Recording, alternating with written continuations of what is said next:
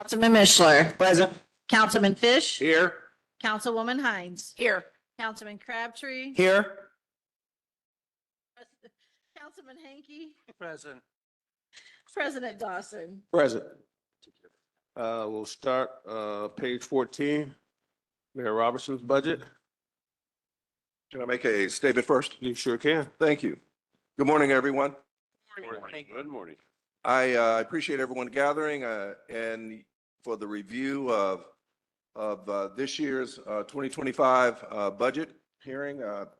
I want to, first of all, start by thanking Jamie and his department, as well as Bradley Tracy, our Chief of Staff, and their work that they put in throughout the last 8 weeks. I shouldn't say 8 weeks, probably a year since the last time we sat in front of you and bring you what we think is a very responsible budget.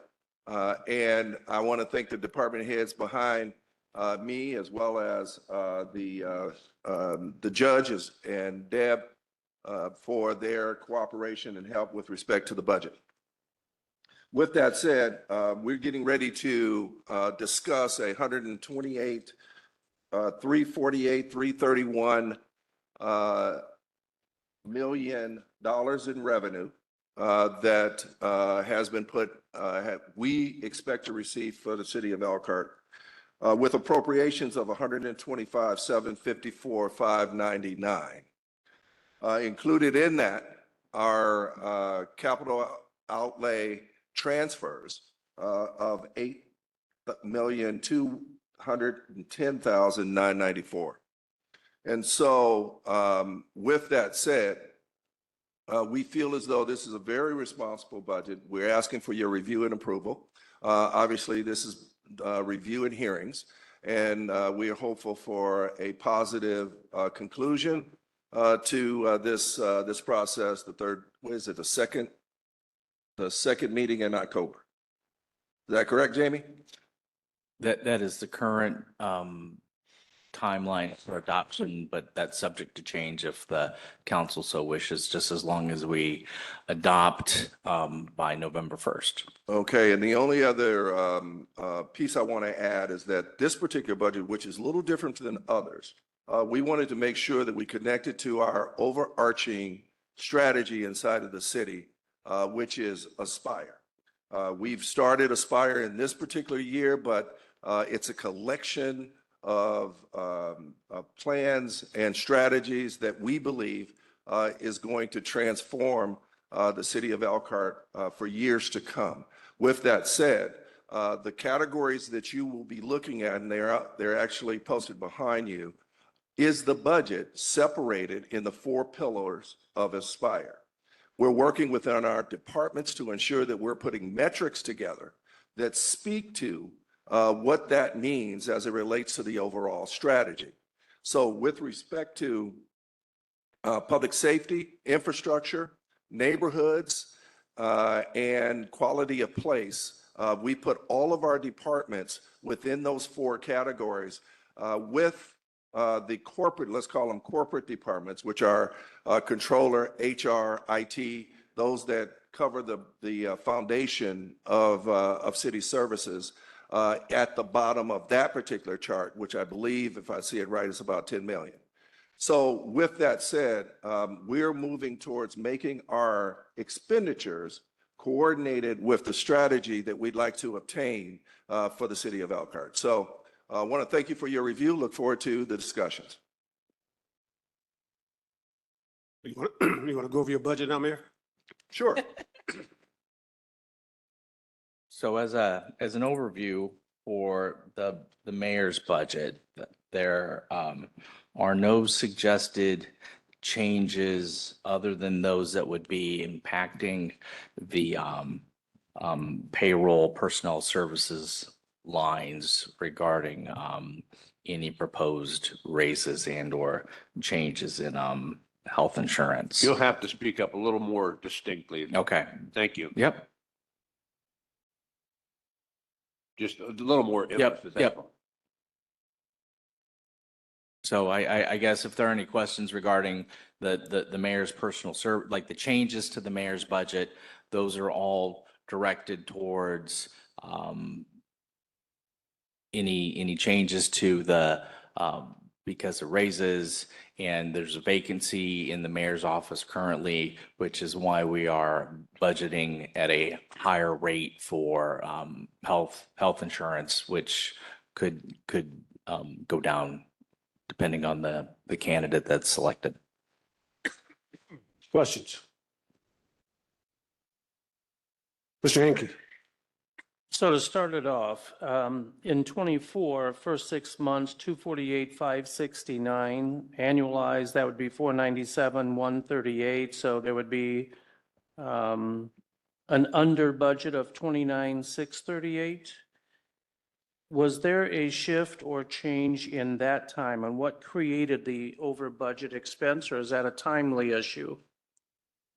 Can you clarify, Mr. Hinkie, what you're referring to? Who asked that question? I didn't, I didn't see your lips move. Sorry. Yeah, it was me. So the 6-month activity? So the 6-month activity I show is 310,559. Yeah, ultimately, so that would have been annualized. I'm just going on the full-time line originally. Correct. So there were some changes within the office that would have resulted in a decrease in pay due to a shift in responsibilities. Okay, it's still fairly tight if you would Yeah, look at what you annualize your 613. I suppose the 310,559 would be 621,118. And then you had the increase of 28.7. So, it's still a very tight budget. The next question I would have then is under professional services, if we could go there. Yeah, that's a timing issue. That All right. zero is based on a transaction that is currently on an annual basis in the late Q3, Q4 timeline. And then membership and dues, other services and charges. The budget in '23, or the actual expenditure in '23 was 354. In the first 6 months of '24, it's 246, but now we're going up to 5,000 there and 5,000 on education. Do we expect a big increase, or is it just a placeholder? Those amounts have remained fairly consistent. You'll see that there are no changes in the amount requested. The other services and charges account line for the mayor and any other department that would be have one is to allow for some flexibility within the budget. So as I'm sure everyone is aware, I have the general authority to transfer funds between account lines within that major category, within any major category at the department's request on the presumption that it's valid. But those amounts have, especially the other services and charges account line, has remained consistent from year to year to year to year that goes beyond, I believe, this administration. So it does, but the over budgeted amount, even though in the large picture, it's a small amount of money, it does provide that flexibility. But then how is the best way to trend all of those interdepartmental transfers? How would we reconcile ultimately? So those are not presented necessarily in the budget due to the size of the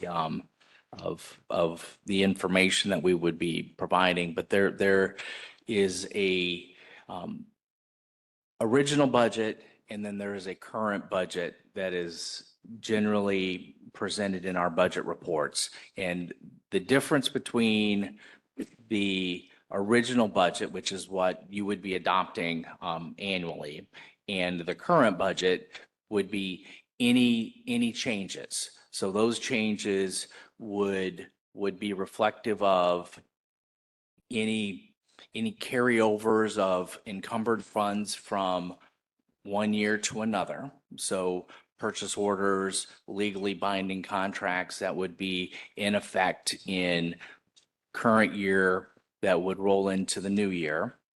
Any additional appropriations that would be approved by the council would be another component that would add to any difference between the original budget and the current budget. And what you're referring to, Councilman Hinkie, is the department, the transfers within the group would also then be reflective there, where you would see a decrease in a current budget as compared to original, and an increase on the other side, but a net no new change. Is it fair to say that the interdepartment transfer budgets from 23 would then be in actual measurable expenses as listed in 23? 24 would also then show per line item, and maybe Correct. that's the way. Can you tell me, is there any extra vacation days allotted in this department? Not that I'm aware of, Okay. that benefits would not run through my department. Any of those requests or modifications that had been granted by the council would run through HR as a directive from the mayor's office, and would not be reflected in any budget, because vacation is a base benefit for a salaried individual. And unless there's impact to overtime, which for the personnel that would have qualified underneath the changes that were adopted, it shouldn't be impacting either. So HR should be the correct department to ask. right? Hold on, I'm not quite sure the context of the question. Oh, the context, there was a law, there was an ordinance provided that the mayor can add vacation days to employees in general, I believe. That's what you're referring to? I am referring, and is that reflected anywhere? How would we know? That is not reflected in my budget. Okay. I have no more questions. Any other questions? Seeing none, Motion for tentative. I'm going to take the motion for tentative approval. I got a motion from Mr. Hinkie, second from Mrs. Hines for tentative approval. All those in favor signify by saying aye. Aye. All those opposed, same sign. Motion carries. Moving on to the city council, page 26. Questions? Wait a minute. What page? 26.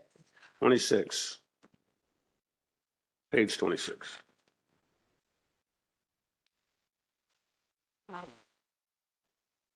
The questions? The council budget has been reduced. Pardon?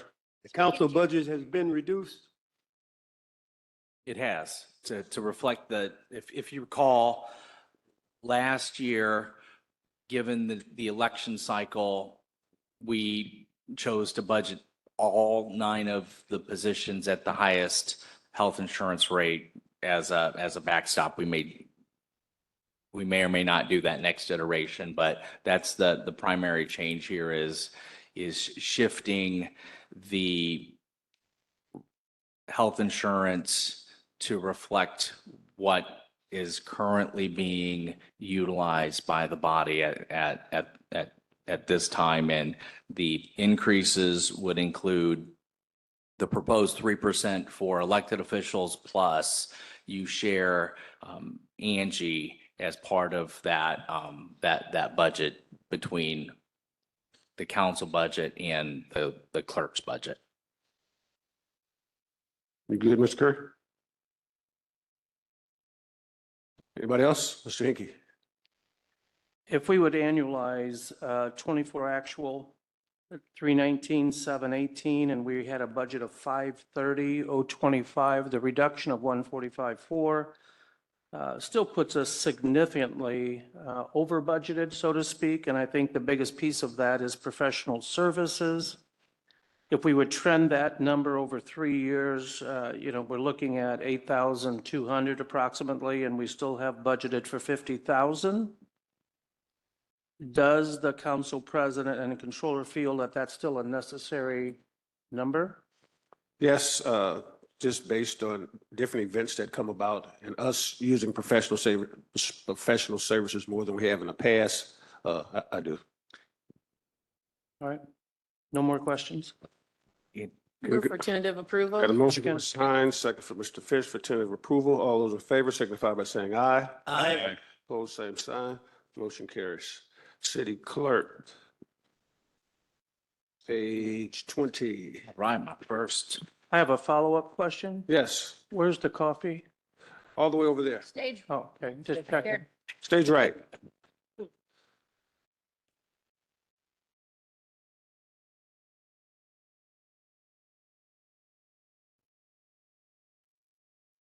One other question.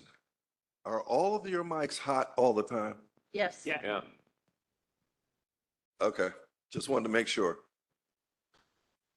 You want me to start over? Did you not hear me? I didn't say that.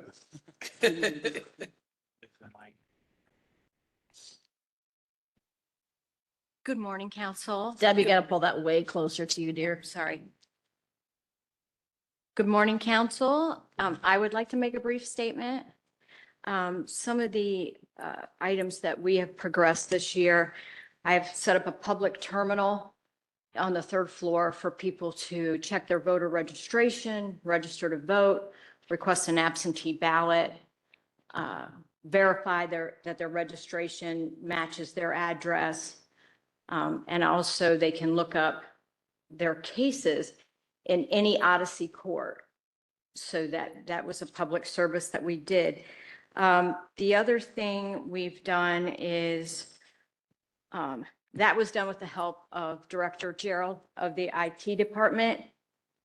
And it was done with no extra funds. It was equipment that IT already had, so it didn't cost any additional money to provide that service. We also added to the city clerk page a table which has the agenda, the video from the previous council meeting, and approved minutes. So people can go to my page and it will take it all the way back to where we started doing that. And they can see what they need to find. It's like the 3-click rule. I read an article that says people don't want to click more than 3 places to get where they want. So this is a general place for them to get what they need quickly. And we, last April, signed up with the Indiana Tax Refund Intercept Program. This program intercepts state tax refunds for unpaid traffic tickets. Doesn't do ordinances, doesn't do misdemeanors. But to date, we've collected $42,289.36 in outstanding tickets through that program. Could you repeat that number, please? Yes, $42,289.36. We pay no fee for that.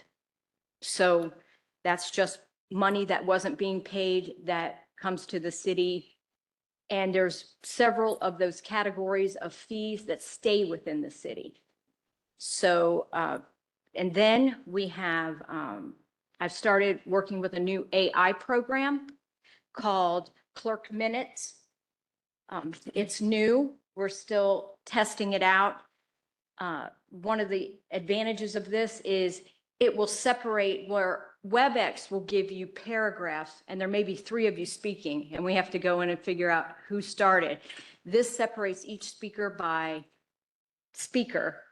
And then you can go in and say, okay, speaker 1 is President Dawson. So every time it hears his voice, it goes in and inserts his name. It's still in kind of like our beta test. They are working with us.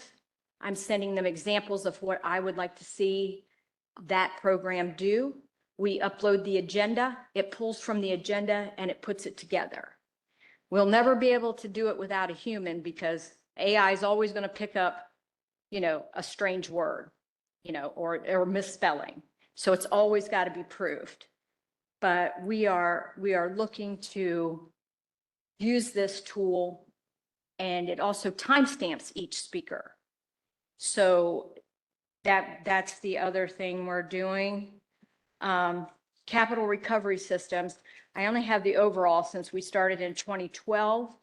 We are currently at 3,974,41 overall collections. Again, this cost us no fees. This is all money paid into the city coffers, but it does go back to 2012. So our goals for next year are, I met with the controller, and the Records Perpetuation Fund is funded by user fees. So we have moved as much of the general fund budget for the clerk to be paid by those user fees as possible to free up that general fund. I would like to say that I'm never going to have to ask you to move it back. I can't promise. It depends on the revenue, and I am so grateful for Jamie and his guidance on this. But so we are trying to utilize that account to the benefit of the taxpayer. And that's where I put the new permanent part-time position that I had requested from all of you, that I told you would be in my budget. We've put it in records perpetuation to be paid by user fees. So my overall budget has went down. But the changes to the website and the public terminal and so many other things come to us with Director Gerald and his professional team of IT, and they are quick and they are always willing to help. They send people to show us how we can upload things to the website because we didn't know. And I am just very grateful, and please give them everything. That's it. Thank you. Any questions for Deb? Mr. Mishler? Yes, thank you. Just a quick question about the contract services line that we have on Yes. here for 2024, and it's not in the previous activity or budgeted for future. So just a question on why we have that for year-to-date activity through this year. So my recollection was that the council had approved a transfer to assist with the part-time temporary help that we were receiving, and that's why we would have activity. Okay, gotcha. Thank you. Questions? Mr. Fish? Thanks for being here, Deb. Let's go back to that $42,000 figure where you, I think you had mentioned, it sounded like that's some new money. Is that correct? Is that? Yes, sir. Well, Back in the- since April. In your mic. Since April of 2023, that's how much we've collected. And what they do is they hold the state tax refund. They give them an opportunity to pay that balance due. But again, it's only traffic tickets, and that's a lot of money for just traffic tickets. If they don't pay it, then they're charged a surcharge by the state, but not by us. And we get all the money collected to pay off those tickets. So that's a state statute connection. Yes, Okay. and it's through Odyssey Courts. So Very good. through that Odyssey program, we are able to collect that money at no fee. Okay. The second question I have, it's one time when government really is working. Yes, sir. Yeah. Are we up to date with our recordings, both physical and videotape? Are we up to date so the public could access those things for review? Yes, sir. And we try to upload the agenda before the meeting Uh-huh. on my page. And then we try to upload the video within 48 hours of conclusion of your meeting.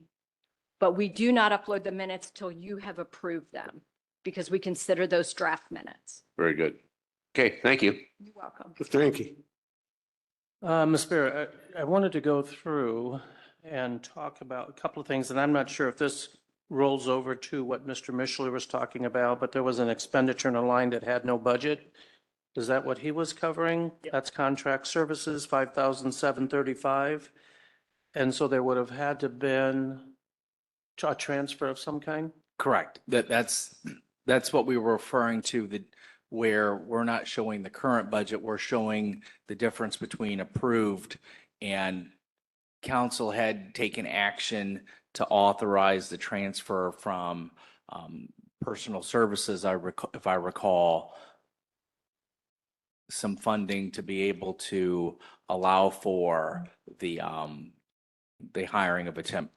In times like that, would it not be prudent to have just a note of that nature on Schedule A? We can, I mean, that way it flows Sure. and there's not a question such as Yep. this. I think Oh. that just would, for perpetuity, would be helpful. So also, how many full-time people are there in your department?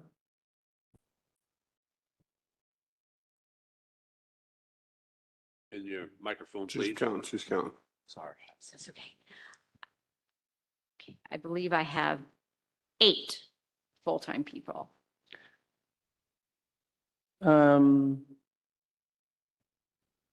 So there was an increase of 23,009, Sorry, where are you? I'm sorry, where are you, Mr. Hinkie? full-time. Increase to align, current salary levels and proposed performance reviews. So are people actually getting a written performance review? Yes. All of the staff have been completed. The reviews were completed this week. I have 2 of my administrators that I still need to do, but they have all been completed as of today, except for those 2. All right, if we could have the ranges, because if I would take that number divided out by the number of full-time employees, it's on average of 2,987.50. And I'm sure there's a fluctuation based on base pay. There's got to be something else included in that number, or I think we have some pretty significant increases. Can we just clarify? So the general theme across all departments with employees that would be participating as part of the performance review and merit raise process was to embed a maximum of 4%. So there was a 4% pool that was included in each department's budget for those employees that have participants within that raise. And which would be, you'll notice that the full-time line is changing by less than 4%. There's some rounding in there, and that also takes into account some of the share that I referred to in the council budget as to having the clerk to the council being included as part of your budget, and any potential changes for the resident incentive. Because the latitude, and I realize not everyone gets a 4% then, I'm guessing, but 4%, it's a little over 4% if you go by actual trend activity, January through June. It's really tight if you get to actual 24 approved and moving forward. So I appreciate that. We try to be as precise as we can. Sorry? We try to be as precise in this area as we can, because it's one of the core areas that is generally the easiest to forecast. While we can't forecast vacancies, we can generally presume that a current employee is going to receive no more than what they're currently getting paid, and that unless there's a life event that would cause their benefit plan to change, there should be some relative consistency, especially in small departments like Deb's, mine, legal, but et cetera, versus those that have larger groups. Then finally, if I would annualize the first 6 months, it's 866,562. The budget is 929,700, and we actually had a decrease in ask. So the surplus areas are just those thoughts that you have to maximize the possibility of cost per line in the services line. Well, Is that appropriate? I'm sorry to interrupt, Councilman, but you'll notice that there, as Deb had indicated, there's a transfer into the Records Perpetuation Fund where we're utilizing the methodology, I guess, or the philosophy of spending the most restricted funds first. And in leveraging the user fees that are created through the Records Perpetuation Fund, Deb and I work to transition some of the funds that are currently in her general fund into the Records Perpetuation Fund that'll absorb that. And I believe that's next on the agenda as on page 78, that will be part of it. Agreed. If we would look at Schedule A, it's just about a wash. I think, 10.5 on the services line is the increase after the reductions. And then the transfer pretty well takes it to a net hardly any money, right? Am I reading that correctly? Yes. Yeah. So that's why I looked at the It's a net 866, decrease. 562. Okay. Mr. Missler. Thank you. Jamie, quick question here where we were talking about the merit ranges. Is there a minimum, or is it if they do very poorly, there's no increase required? Or is it like a 1 to 4, or is it a 0 to 4? What's the range for merit? The matrix that we had, established is kind of complex and not super easy to explain without the visual. But we have in certain cases taken the approach that if you're an extremely poor performer, then it's your raise, if any, is going to be significantly less than someone who is at the midpoint of our desired hiring range as a comp ratio, and is meeting expectations. And so it's a multi-tiered matrix that I can share with the council to help better understand and Thank you. then field questions regarding it. On top of that as well, are we doing any cost of living allowance increases on top of the merit, or is merit the only thing folks are It's seeing? embedded. So in theory, it's a 2 and 2, but it is really looking at the anticipated cost of living for Social Security was in the 2.57 range last I checked, and this is pretty consistent with where we were at last year. So we may change internally what if any cost of living is kind of guaranteed versus the level that is performance based. Okay, so maybe cost of living, merit, as well as the residency bonus for those who live in the city is what our employees will be seeing, correct? Correct. Okay, thank you. Just a follow-up, please. Okay, hold it, because we're getting away from Deb's budget. I want to make sure, is it about her budget? Was it about, okay, all right, Well, I guess it is, it's all the budgets. all right, well, So let's clarify when we get to HR. Let's do it then. Yeah. Yes, all right, but I want just back to your budget. Is there anything more regards to her budget? Motion for tentative approval? Second. I'm sorry, may I say one more thing? Yes. A new law went into effect July 1st that requires an automatic expungement for people who are arrested and never charged, for people whose cases are dismissed, either through pretrial or other means, and for people found not guilty. We support this. People shouldn't have to answer, but they retroed it to July 1st of 2022. So right now, my chief deputy and my staff are working diligently to identify those cases because they do not have to request this. We are supposed to do it. And my staff and my chief deputy are working diligently. And while that is not as cumbersome, there are 9 different agencies that have to get this expungement so that it does not turn up and people have to answer questions that they shouldn't have to, whether they're renting an apartment getting a job, getting a professional license, it is supposed to be removed. So it is a big project that we are currently working on, but we will get it done, and then we will continue monthly checking those. But the big thing right now is the backlog. And it just went into effect, so we will take care of it. And, you know, if it only goes back to July 1st of 2022, but we want to make sure that every individual that's eligible gets that benefit. It's a good program. It's a good program. Mr. President. Yes, Mr. Curry. Yeah, will we know how many people that affected in our area? We are still working on that, Councilman.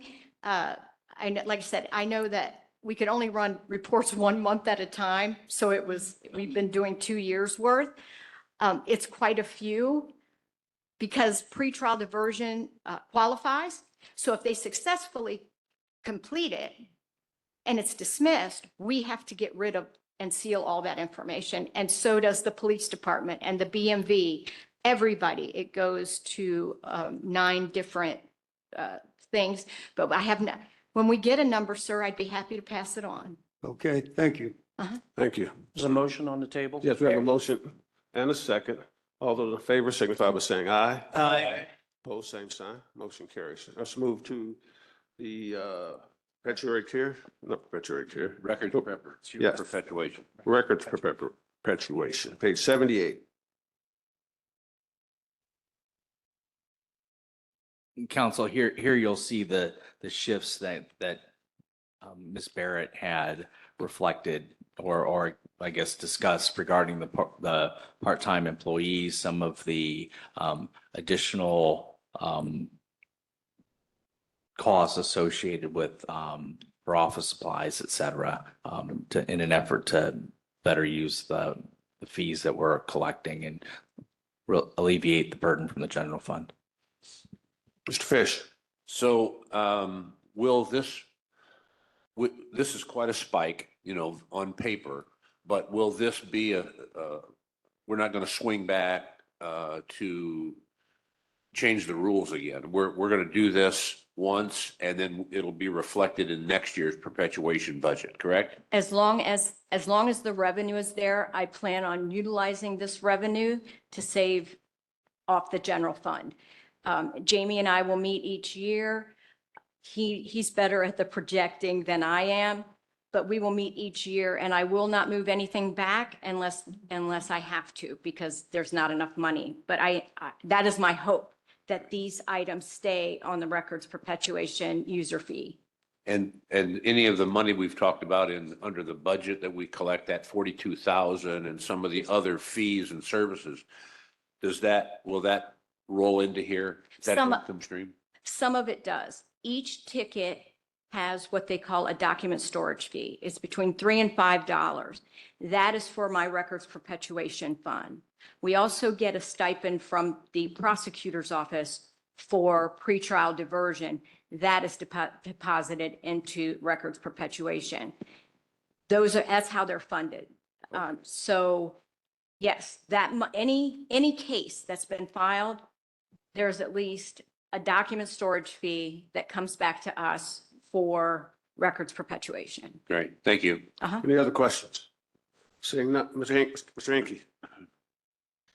Just checking, let me make sure my math is going to work.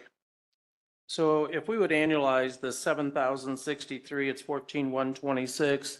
The add of 21,500 and 45, I think, not 45. The add of 33, yeah, it is 45,800.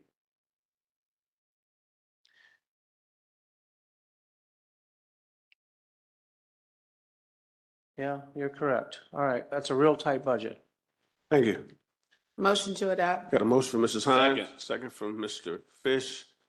All those in favor signify by saying to give tentative approval to it. Tentative approval. Tentative Sorry, approval. motion for tentative. Thank you. And I'll second. Okay, all those in favor signify by saying aye. Aye. Opposed, same sign. Motion carries. Thank you, Deb. City Court, page 22.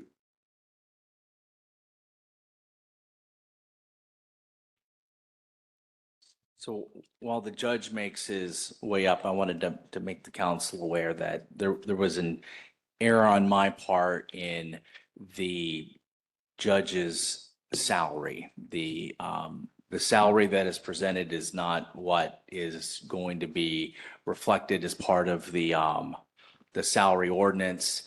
The spreadsheet that I use as a base spreadsheet had been based off of the presumption of a 4% raise, and I failed to make that adjustment. But as much as the judge would be in favor of I figured that I was worth the extra.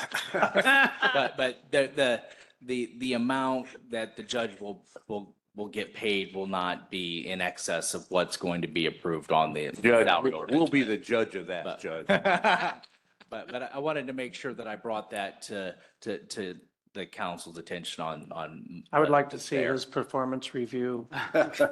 I think the voters will be doing that or have already done that, right? I did that. Thank you very much. You know, I love Good comeback. being on this stage.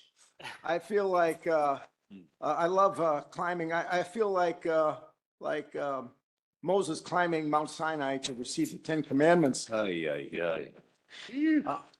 Also, I did notice from the audience that the stage lights were bouncing off the three bald heads. It was very distracting. Oh, He's on a roll today. Oh, judges. what, He's the judge. how much should we cut, Mayor? How much should we cut? That does remind me, years ago, I complained that the city council chambers didn't have curtains on the windows, and it truly, there was backlight, and you were all, at least I can see you now. Some cases, I'm sorry that's the case, but nevertheless. Order in the court. A couple of comments that are legitimate if you're okay. The budget which we talked about, and where if you're found not guilty or for other reason, cases are dismissed, is long past due, that should be, that should go away. We're in a country where you have to be found guilty, at least for a criminal offense beyond a reasonable doubt. And if that's not made, then you shouldn't be, your record should not be besmirched by the mere charge. In line with that,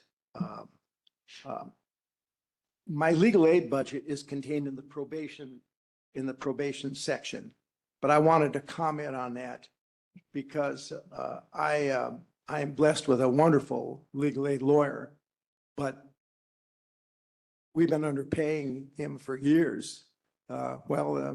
Sometimes you have to bite the bullet and do what you have to do. And I believe that the defense ought to have the same salary as much as possible as the prosecutor. The defense ought to have as strong a defense as the prosecution has in his case. And the adjustment in the legal aid fee certainly reflects that. And you'll see that when probation comes up. But I wanted, since that's more of a court matter, I wanted to bring that to your attention. And I just want to reaffirm that you're not guilty until you say you're guilty or till I hear the evidence and tell you you're guilty. Until then, you are not guilty of anything. And I believe in that. And if the prosecutor doesn't bring it, I don't care if the person did it or, I mean, obviously I do, but legally, I don't care if the person did it or not. I only believe that the person will be convicted if the prosecutor brings the evidence. We're in America, no evidence, no conviction. Now, of course, for the burden of proof is a little different. If it's an infraction like going through a stoplight, then the burden is by a preponderance of the evidence. It just has to be more likely that you went through the red light than you didn't to find that you have to pay. But for a criminal conviction where you can lose your freedom, it's beyond a reasonable doubt. I believe it, and that's what I practice. Lastly, I am, oh gosh, I hate to say this, he's so close to me. We are blessed with a wonderful controller. He is, I mean, you have a question or you have something you want to do and he's on it. I've been through many controllers in my almost 33 years on the bench. And the one I'm sitting next to is a wonderful asset to the city. In addition to that, we have a very technical minded clerk. This is a very complicated system. The new state system is just complicated. The reason it's so complicated is it's made made for all the courts in the state. We don't use some of that stuff, but we still have to abide by it, and it's so complex. But she is on it, and she is on it with this new requirement, which I agree with, by the way. Well, I already said that. And lastly, I've had wonderful cooperation from the administration. So life is good in city court for us, and I think for the people that use it. And lastly, I don't know why, but by the beginning of next year, we'll be the only court left in Elkhart, the largest city in the county. Go figure. Can't. Okay. Questions for the judge? Don't be afraid. He won't do anything to you. I move for tentative approval. Got a motion by Mr. Fish, a second by Mrs. Hines for tentative approval. All those in favor signify by saying aye. Aye. Any opposed? Same sign. Motion carries. Thank you, Judge. Thank you. Now we're moving on to probation. Page 24. Thank you again. You're welcome, Judge.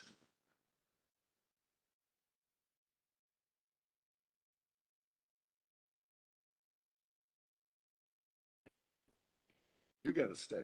You have to stay until everybody leaves. Don't get a chance. You gotta sit out there till everybody leaves.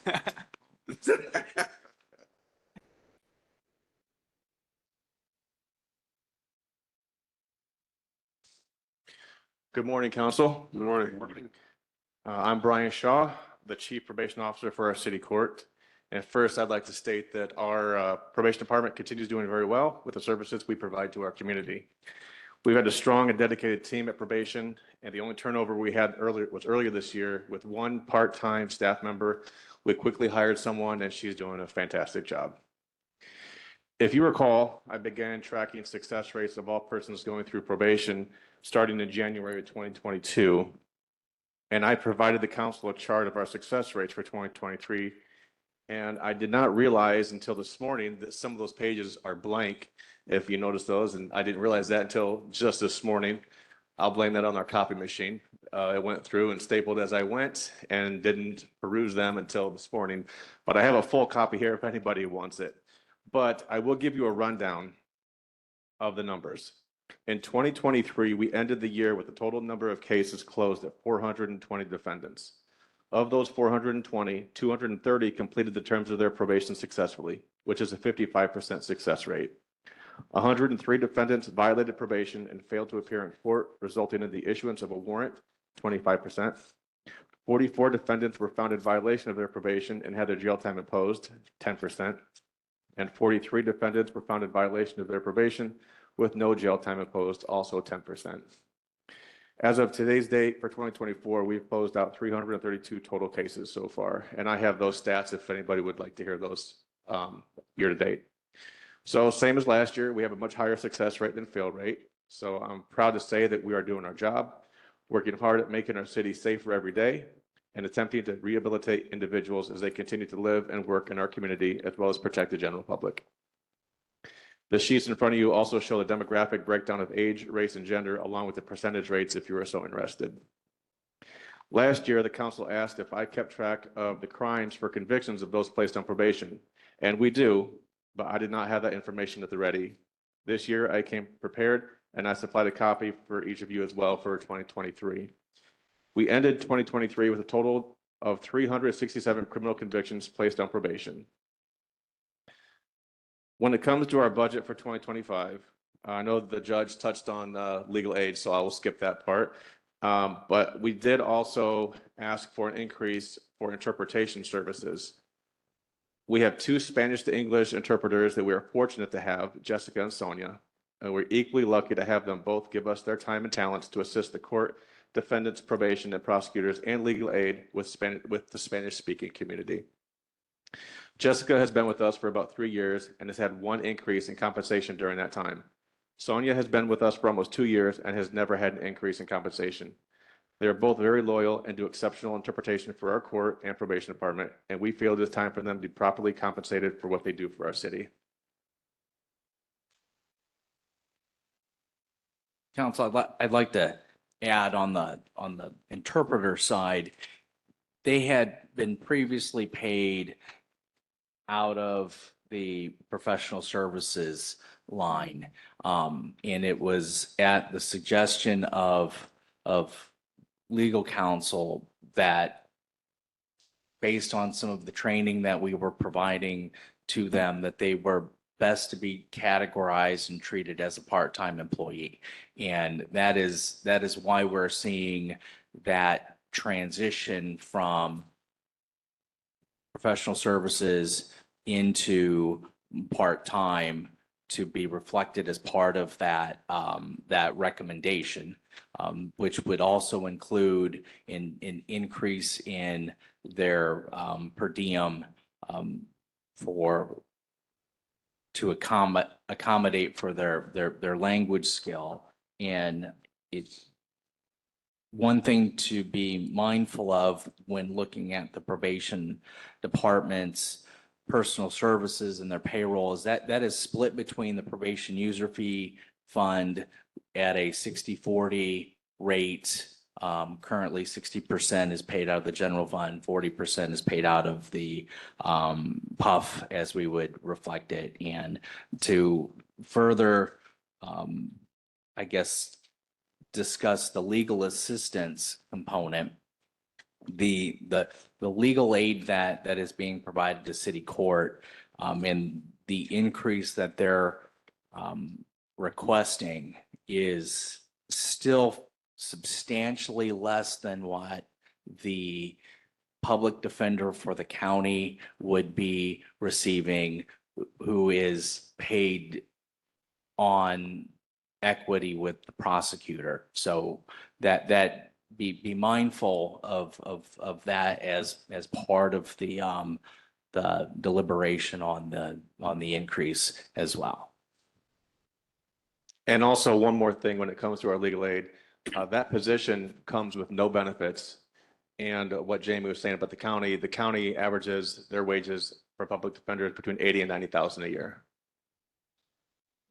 The chief public defender for the county was paid $165,000 a year, according to Gateway's 100R report. And it's my understanding that there was a statutory requirement that had the chief public defender also be paid on equity or the same as the county prosecutor, so that there wasn't a discrepancy in the talent that was being brought forward. But that's not necessarily germane specifically to this, and the time that they're being provided for legal assistance is different. The types of cases that are being tried in the city court are different than what are in county court. So I think all of those need to be taken into account, but just on the surface, that I think helps to provide the some of the backstory as to why we need to have a solid representative for the citizens that need representation in the city court. Thank you. Mr. Commissioner. Thank you. Just a quick question regarding the interpreters. I know you mentioned Spanish-speaking interpreters. Is there another service available that we provide for those who might speak Dutch or Punjabi and need assistance? And what line does that come out of in the budget? Those funds would come out of the interpretation. We do have professional services enough in there for those type of unusual cases where we have somebody with a Russian or any other type of language besides Spanish.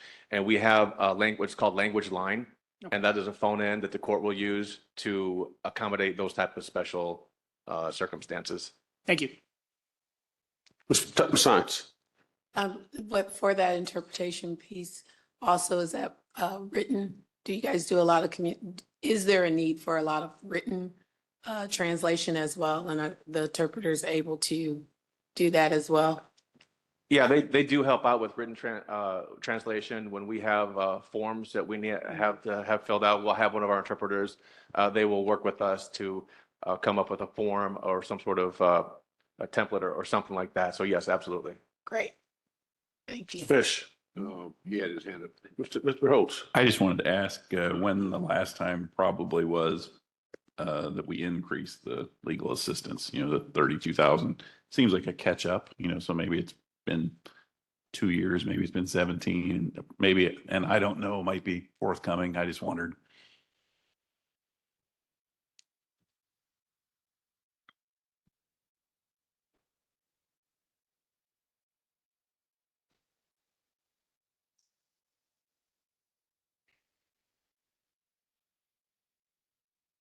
So last year, there was a request for a $3,000 increase. Thank you. Mr. Hinkie. I'm trying to find some trends here and looking at the police department arrest trends comparison to yours, I would have expected a greater number of people in the probation area as opposed to those that have been arrested and must have satisfied themselves in city court or maybe county court. And maybe that's the area. I'm just trying to understand that. If it's an arrest made by the Elkhart Police Department within the city limits and it's a misdemeanor, it most likely will come to our court. But the discrepancy in numbers that I think you're talking about, a lot of those cases will go on the prosecutor's deferral program, will never come to probation. Okay, so there's that part. And then also, I appreciate the trend 23. I'm wondering if we had a trend for 6 months of 24. And I'm wondering if, since you just started this, and I appreciate that because in future years, I think this will be important. Do we know, and is there a way to track or query homelessness? So if they don't have an address to provide, is that something that can be added to your trend? That'd be something I'd have to look into. I wouldn't want to give a confident answer on that just yet. I'd have to explore that option. I don't know at this time. I think this would be important for administration and council to understand as we're looking at homelessness and putting laws into effect to try to curb and control the number, but at least then we'd be able to track actual somewhat on these records as well as court records, how many people don't have an actual address or the address belongs to a business, for example, and that would help us understand our true population. Yeah, I understand. And we do have plenty of people on probation that do state they're homeless. And a lot of times they will give an address that they receive mail. That happens almost all the time. They still have an address to give. Like P.O. Box, or they have a real? Not really a P.O. box, but a family member or someplace they used to live where they So can that still would be receive tough. mail. And we put that down as an address in case we ever have to send them any type of notice. And then by percentage, I think we have some built-in pieces. If I would annualize your first 6 months, and then add the add-ons, we're still 59,645 over projected expenses. So there may be some things that you were underutilizing, like repair and maintenance of building would be one of those. And we have a place setter there. Is that just still something that you feel should still be in place because we don't know? Are there risks of the building that we don't know? So I would I would say that provides the probation department some flexibility, given that they have their own location. And if council may recall, here in the recent past, their air conditioner was vandalized and the copper was stolen, and we needed to leverage those funds to be able to be reactive. And in the event that we would need to remove it, and a circumstance would come into play that would require us coming for an additional appropriation, we would have a potential unnecessary delay in being able to move forward with any repairs. And Yeah, you would think that there would be like a CUME fund if that's the building city-owned or municipal-owned, and we're responsible for all of its maintenance. There may need to be a CUME fund of some type. I could certainly, if it's I'll talk it with the administration, if the council would like to see a pooling of funds within the Board of Works or somewhere to provide for that flexibility when necessary. We can look at that for future, but I think it also, that the downside to that is it doesn't provide for the tracking or the ability to look at the total cost of operation for a department, and the cost of having a building that is being utilized for one department, whether it's probation or buildings and grounds or here at the theater. Having that be embedded in their budget helps us to better understand the cost of the expenditures. And so that would, I think, would be a potential downside. Now, this is a rather trivial amount for the budget as a whole, while it's not trivial for the probation budget, but. Agreed. The other area of that, if every department in the city of Elkhart has this same mentality, we have a significant amount of funds. If it's there, less trackable intra-department transfers and things that can go outside of the budget, of course, and it doesn't help us as we look at, and my biggest concern with this budget, I think it's a very tight budget, but it does not incorporate, in my opinion, known expenses that we have and how we're going to pay, and separation of utility dollars to municipal dollars. It's still the same ratepayers, taxpayers that will be affected. And so their overall cost of living will actually go up when we're talking about a lot of need of low-income housing. We're driving that to a great degree. And I'm wondering if there can be CUME funds to address these things, and that would include the safety building, that would include the $250 to $300 million of CSO that we have to go through yet. And we can say they're separate budgets, but the Lerner Theater should be a separate. All right, budget. David, they are. The school should be a separate budget. You're way off track here. You're way So off the track. tracking and trending is what we're looking for. Dwight, No, I'm withdraw. I'm good. all right, any other questions? Move for tentative approval. Got a Second. motion from Mr. Crabtree, second from Mrs. Hines for tentative approval. All those in favor signify by saying aye. Aye. Any opposed, same sign. Motion carries. Let's go to proposal probation user fee, page 74. And this just represents the remaining 40% of their payroll budget. There are no other items included in the PUF at the moment. Questions? Move for tentative approval? Got a motion Second. from Mrs. Hines, second from Mr. Crabtree for tentative approval. All those in favor signify by saying aye. Aye. Opposed, same sign. Motion carries. Thank you. Corporate you. Counsel, Thank you. page 32.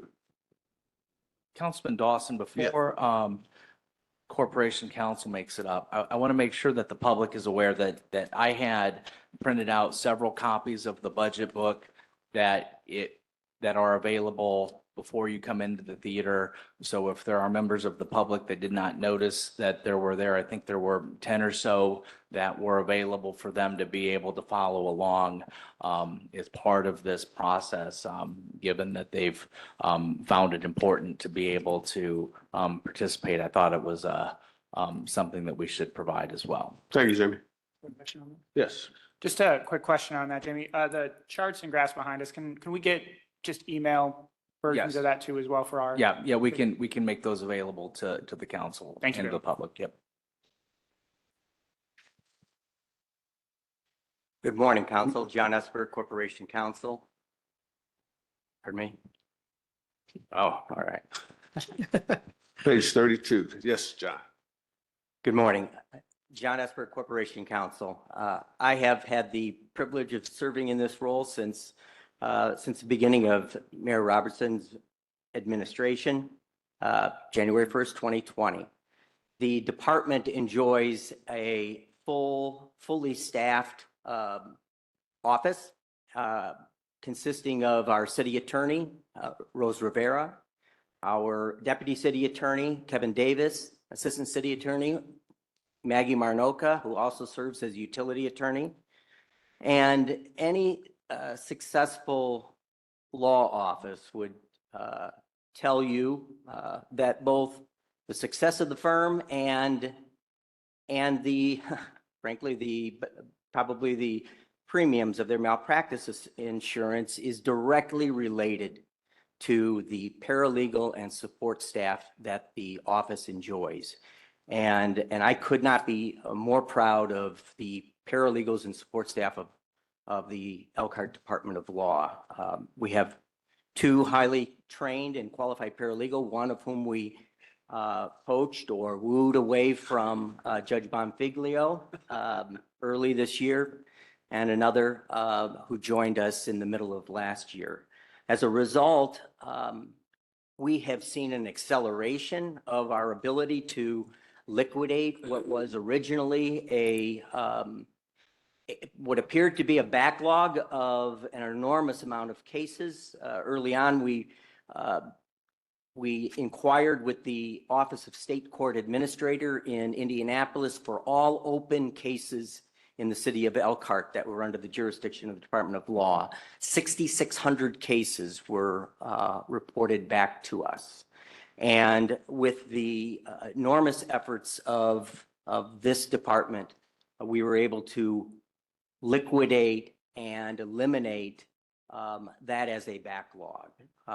And as a result, we are also in a perfect position now with the data we've been able to accumulate to develop the benchmarks for our expected performance and benchmarks to demonstrate where we can exceed and excel as a department.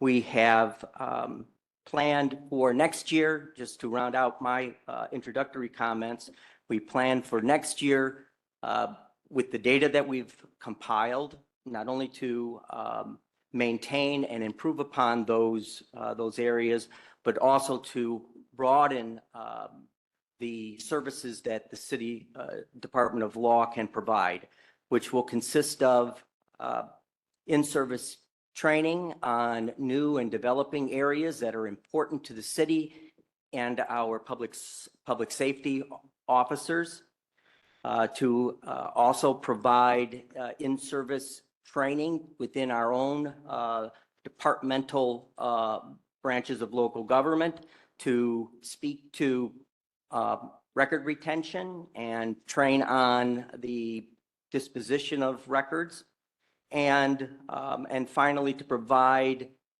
to our boards and commissions a form of a primer or training on parliamentary procedure and substantive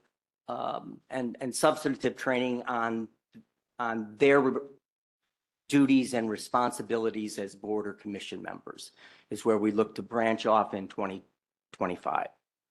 And with that, I'm prepared to address 2025's budget in any way that you may wish. Mr. Mishler. Thank you, and thanks for coming, John. I just got a quick question on the publication of legal notice line on here, which looks like it's kind of jumped significantly. Well, it's similar to 2024, but it's at $5,000, and I see year-to-date is $971. To my understanding, we're just required to use the Elkhart Truth for public notification, or are there other avenues that state law is now allowing us to do that? I know there was some discussion in the State House to potentially allow cities to move away to more digital, potentially cost saving or more expensive yet other means. Are we still required to use the Elkhart Truth or anything else? We are still required to use a print publication in general circulation of the city. We use the Elkhart Truth.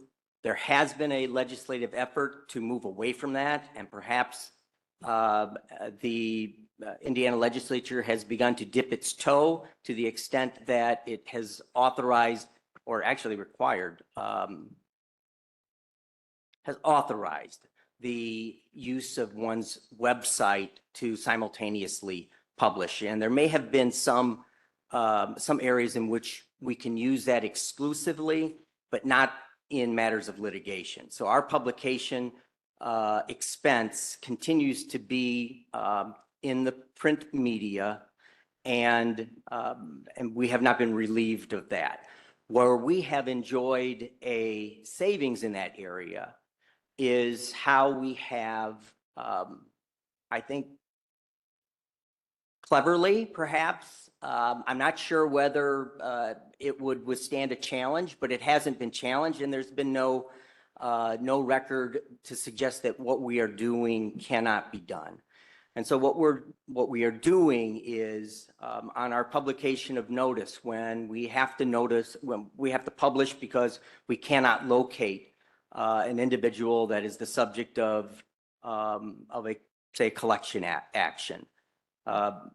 We have compiled those cases and then consolidated the notice that would ordinarily go out as a printed publication of just exactly what you would see on the summons if the local civil service or Elkhart police officer were to deliver that complaint, that legal action at one's door.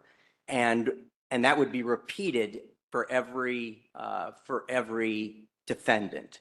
What we have done is we have created a combined or consolidated caption so that the name and case number appears as one, but then the general language of the summons, which brings everybody into court on the same date, is stated one time.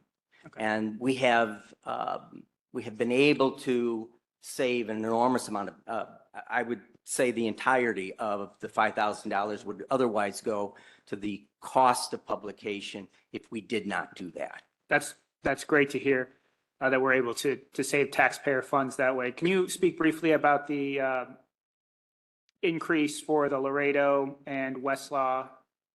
Is that just them raising the prices for availability for the software?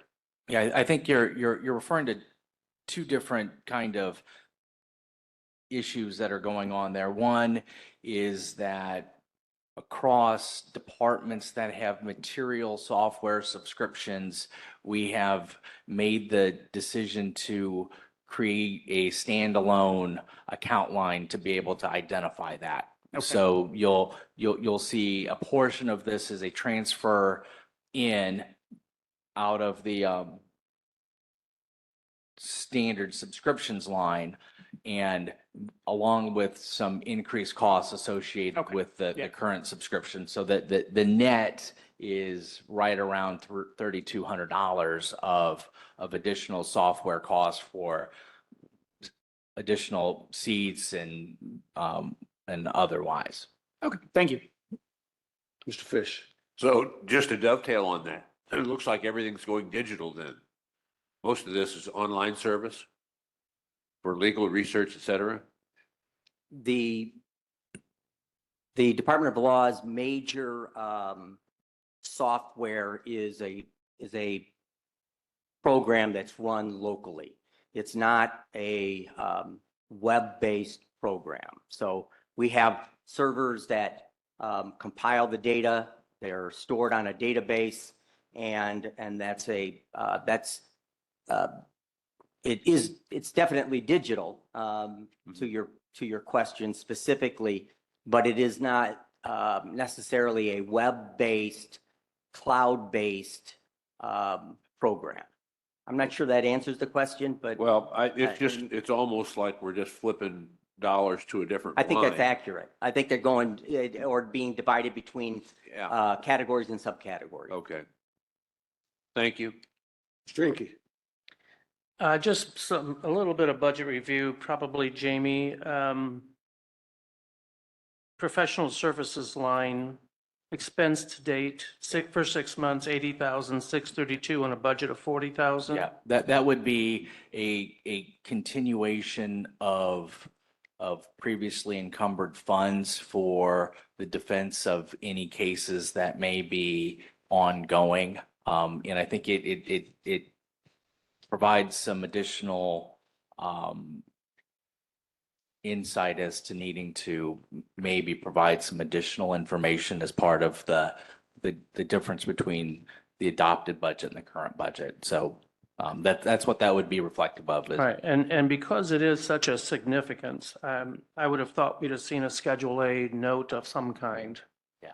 Just to denote, I mean, it's, Sure. you know, That would be an 200%. expansion. Yeah, that'd be an expansion of the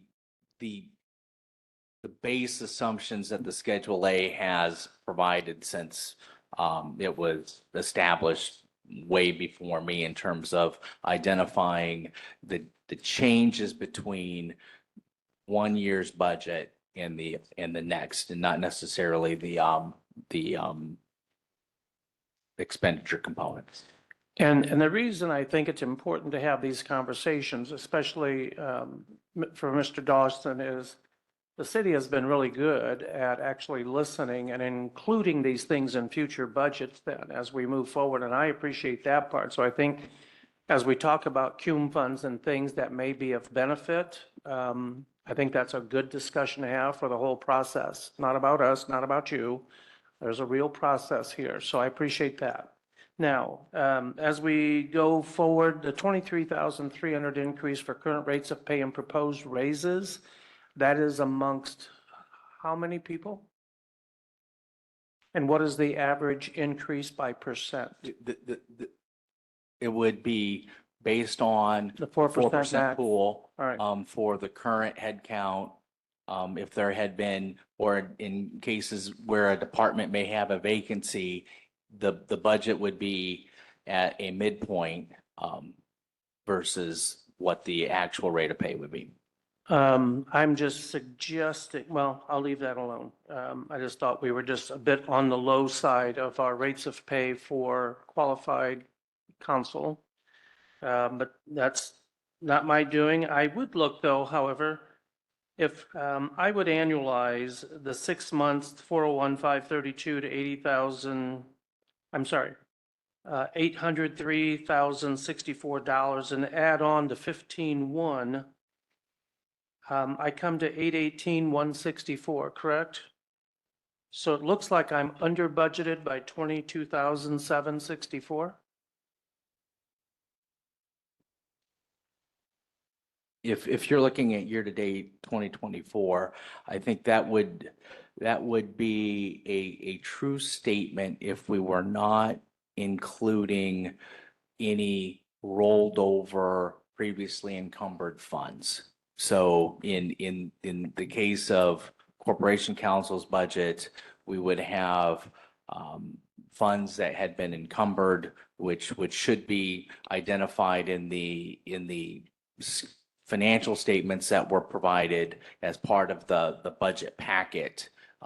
As of the budget report would show the amount of current encumbrances as of 6:30, along with what the current budget for the year would be, which would be reflective of any intercategory transfers, appropriations, budget increases due to the Because otherwise, these numbers are hardly trendable if they don't include some of those transfers on a Schedule A, because then we can't really use the trend. Based on this report, the numbers are within 20% of accurate if I would just look at this without a Schedule A notation. So I guess what I'm looking at, if I would have an understanding of professional services being twice in the first 6 months, more than twice the amount budgeted, and I don't know what has been encumbered, I don't have any reliable numbers to say that's a good budget number. I can't get there, and I should have a rollback of some kind that I can satisfy or validate the trend. Because I'm saying you're under budgeted by 22,764, but I don't know what has been transferred. Yeah, it's duly noted, Councilman. I have it written down as an action item to look at how we can include a current budget or some other function that may not be the Schedule A, but would provide the type of information that you're looking for to be able to more easily discern what, if any, trends or concerns that you might have based on what is being approved. Because you must have a transfer report. Yeah, we can provide all of it.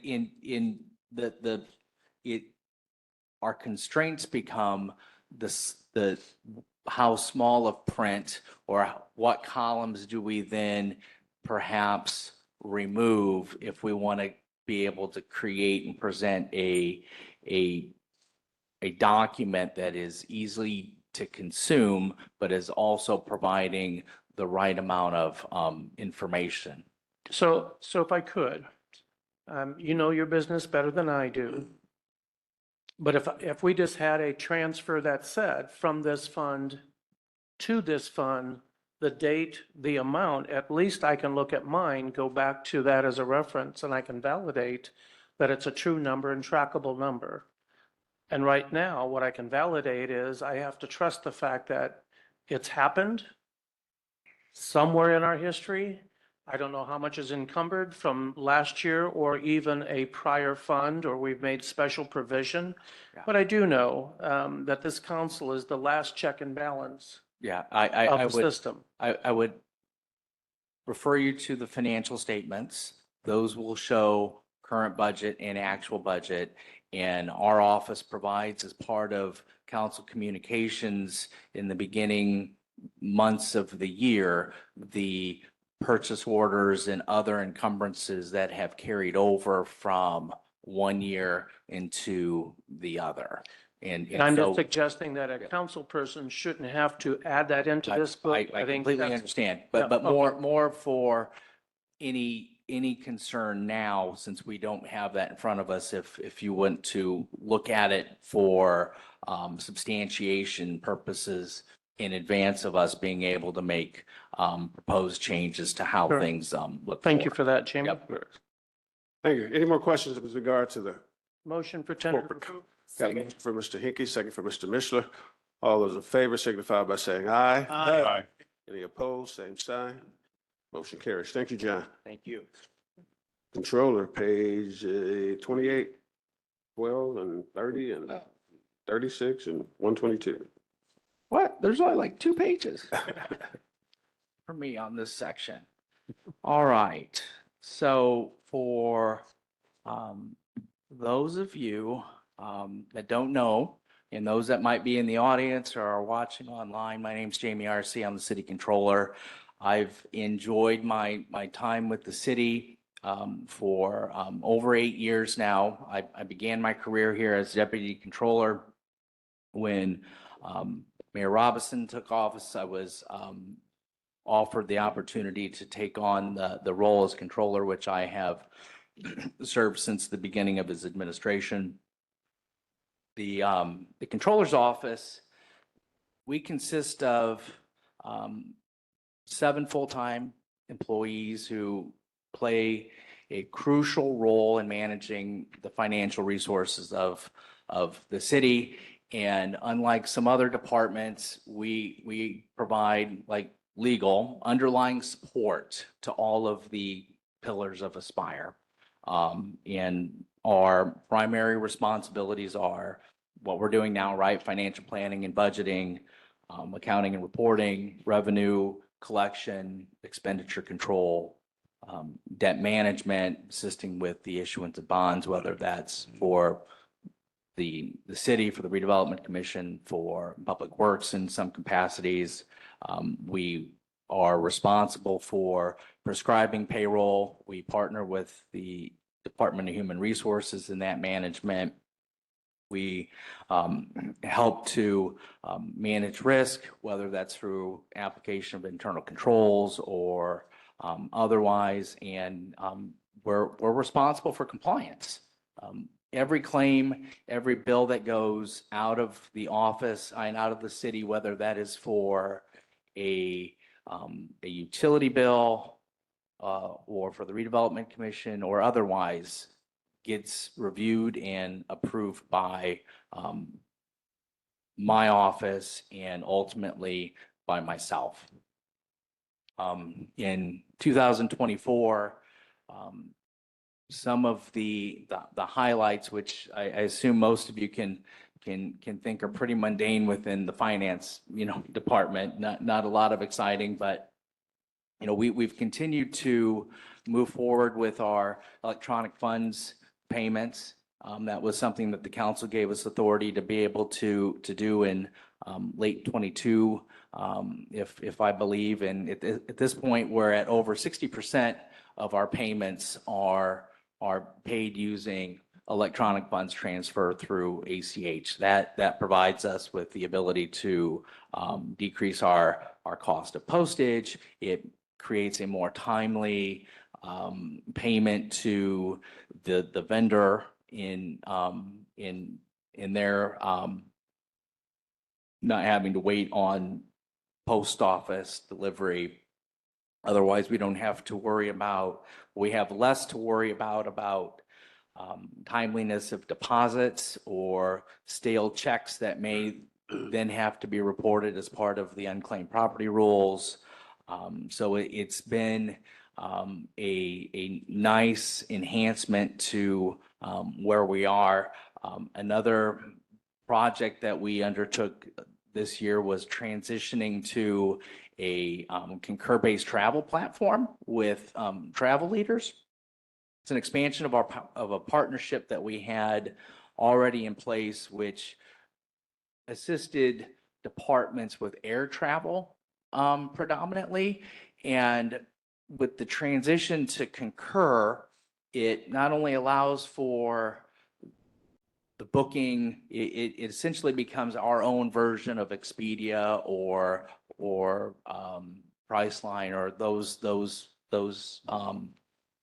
platforms, but it is controlled through our policies. So a department who may have had the ability to book their own travel in the past, if they had inadvertently booked business class or a seat that would not have been compliant with policy, it would have been harder to police, or we have to now worry about how do we collect and enforce or those things. So it allows for us to have a more consistent and equitable application of the policies that we have in place to make sure that to the best we can, everybody's playing by the same rules, which has alleviated some burden on my staff from having to assist in booking of travel or providing things. So those are the two kind of core highlights for 24. For 25, we're looking to implement the automation of our accounts payable process. And that will be a paperless transition that will be supported by our current ERP accounting system, in which it will allow for an easier flow of information. The workflow will be no different than what is current, except for we will no longer need to have paper claims and signatures be delivered to the office, hopefully lessening some of the burden between travel between departments to the controller's office. It'll help to alleviate our document retention in paper form. Most of these payables have a 7-year retention policy, and when we're doing thousands of transactions a year, that eats up a lot of space that we have paper down at the well field in a storage area that we then have to manage on an annual basis to have destroyed. And so that is something that we're really looking forward to being able to have implemented. The hope is to pilot it late this year and then move it on into a more fuller implementation in 2025. And I believe that the budget that we presented helps to support all of those initiatives. Questions for Jamie? Mr. Hinkie? No, I appreciate that, Jamie. It sounds as though it's not, because when you said automated payment system, I assumed that it would automatically, without human input, send out certain routine payments of some kind. But if that's not the case, you're talking paperless and trackable, cloud-driven. And I appreciate that as long as. And AI assisted. So the process internally will not change, but for the need for paper. The individual that's responsible for creating what we would consider a claim or who's already entering in that information into the accounting system would still be responsible for that, except for they will now be scanning that in. The system will then scan the invoice, try to auto-populate as it can the information provided, the vendor, the invoice number, some of the routine, easily identifiable items. If there's a purchase order attached to it, it can pull that. But all of that will still, like in the case with the clerk, it will still all be at the control and the approval of that initial individual that would be responsible for entering in that information. The approval before it would come to the controller's office would still lie with the appropriate responsible person within the department, whether that's the department head at the cemetery, or if it's a more senior member of a larger department that would be better equipped to identify that we have received the goods that we're paying for. But that workflow will remain the same that it is, except for it being paperless, and we will no longer have to retain paper. It will make our requests for documents a lot more efficient. When the Board of Accounts comes in to audit and they request a list of expenditures, or we'll be able to provide that more easily without having to pull paper and then worry about putting it back, and then the storage components and all of those other pieces. So at the end of 7 years, do we then print it out or come up to another electronic storage for perpetuity? At the end of the 7 years, we could then choose to destroy it digitally. Okay. Or we can make the decision if we want to keep it longer. I think there's a high likelihood of digital hoarding. I know I'm personally responsible for hoarding things that I have, digital documents that I may have scanned for some purpose that it's no different than it being buried in the back of a drawer somewhere. But within our accounting system, it would allow for us to then go through a purge of some sort that would allow for it to free up necessary space. Okay, Mr. Mishler. okay. Thank you, Jim. One thing that I don't necessarily mind the digital hoarding as much because it seems significantly cheaper than potentially hoarding it in physical space, as well as it provides future councils the opportunity to look at a historical record of this data, as well as those in the general public who might want to have it 50, 100 years from now. The history will still be there. It will just not necessarily be the actual Cintas uniform receipt for $200 for the week of, whatever week, right? So the historical data will be there. Okay. It will just be the underlying detailed support would go away in terms of being able to view the invoice itself or the check stub itself. Understood. Thank you. Thank you. Ms. Ranky. Going back to your budget, I guess this would be a good time to say that the area of appreciation, especially Jamie, Deb, was to look at government operations in a different way. Don't stay in the box. Look at efficiencies, look at cost reductions. We've not done that in past administrations, so I appreciate that a lot. Because I think there's a lot that government has to catch up with to the private sector in that regard.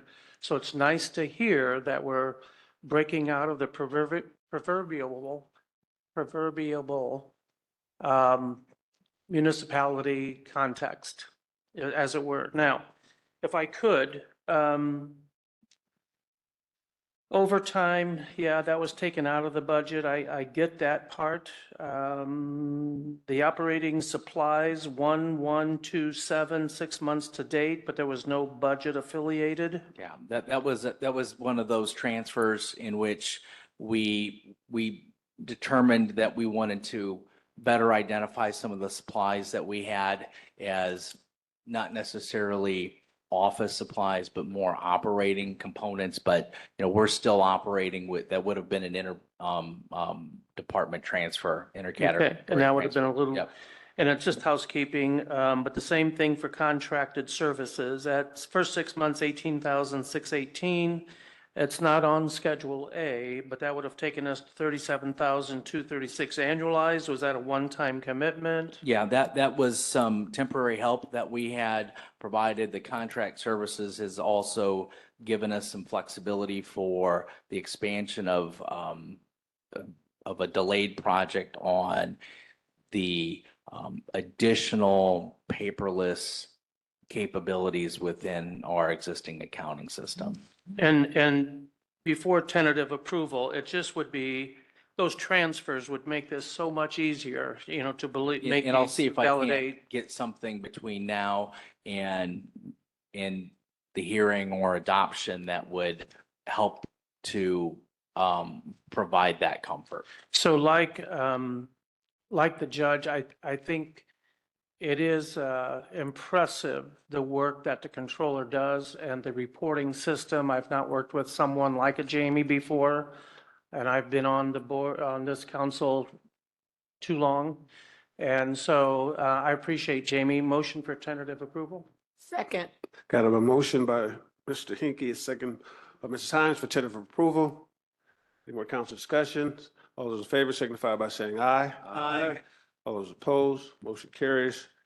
Go to page 12. Mr. Hinkie, are you drinking decaffeinated coffee? Okay, just checking, No need. just checking.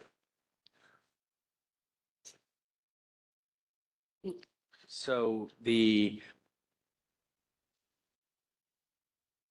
transfers, which is essentially what these are considered other financing uses. You'll see this across some of the departments in which we are moving money from one fund into another. And there will also be a correlating revenue component that would be embedded within the department that would be receiving it.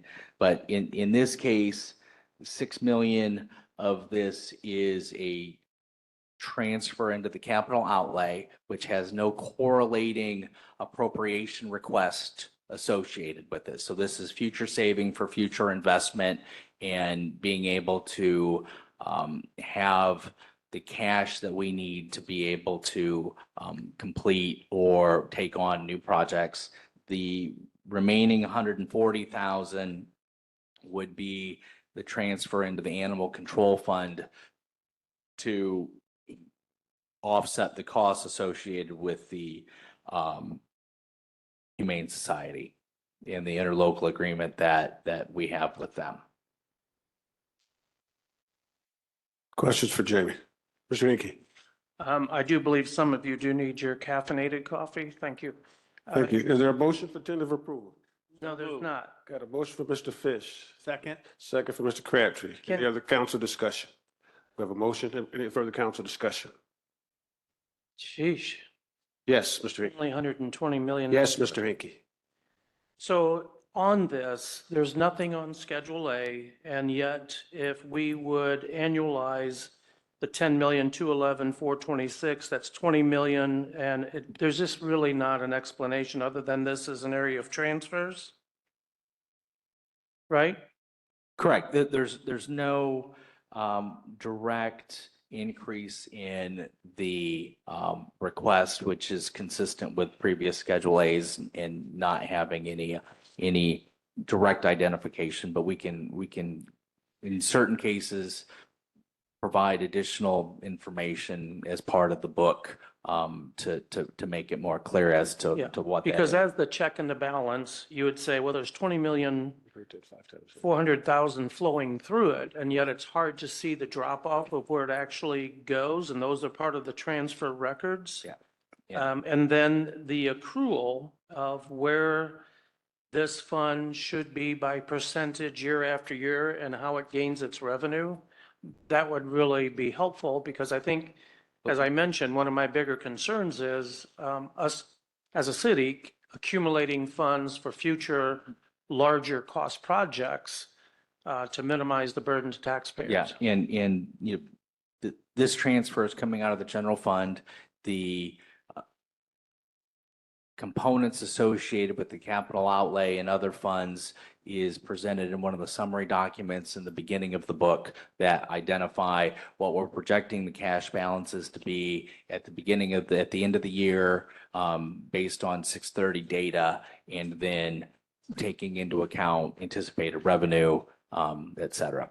So you're starting with 6,140,000 as a budget, and that's reflective of accumulation of funds So this is, or an automatic transfer of funds? this will be just an automatic transfer of funding into the outlay fund for the 6 million for future purposes. And does it ever accumulate? Yes. Okay. Motion for tentative We approval. already have a Second. motion and a second for tentative approval. All those in favor signify by saying aye. Aye. Any opposed, same sign. Motion carries. Human Resources, page 30.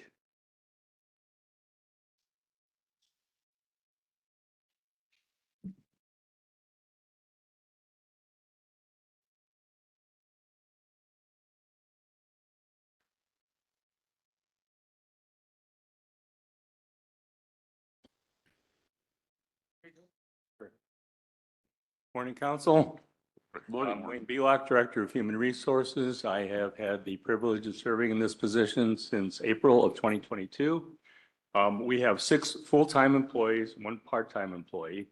We serve internal and external customers, providing the following services: talent acquisition, payroll, employee benefits, workers' compensation, FMLA, employee leaves, labor relations, employee discipline, employee training, and safety and risk.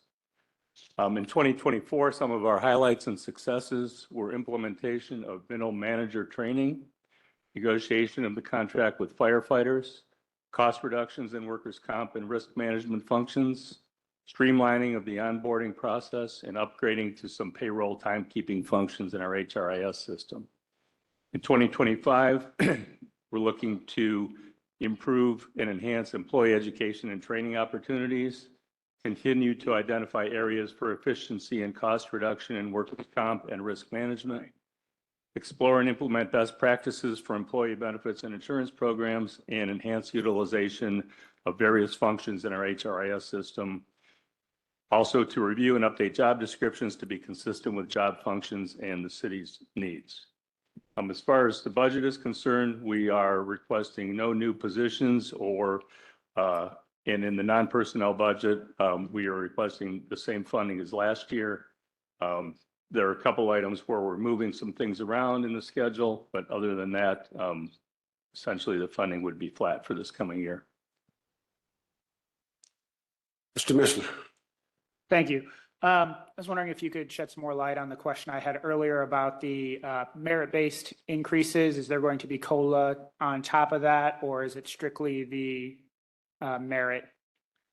Historically, the last couple of years, there's been a COLA component and then a merit component with that. So assuming the 4% and assuming a 2% inflation-ish rate, that would probably be, the COLA would probably be around 2%, and then the merit component would come out of that additional 2%. So the ceiling would be 4%. With both of them combined? Correct. Okay. Yeah.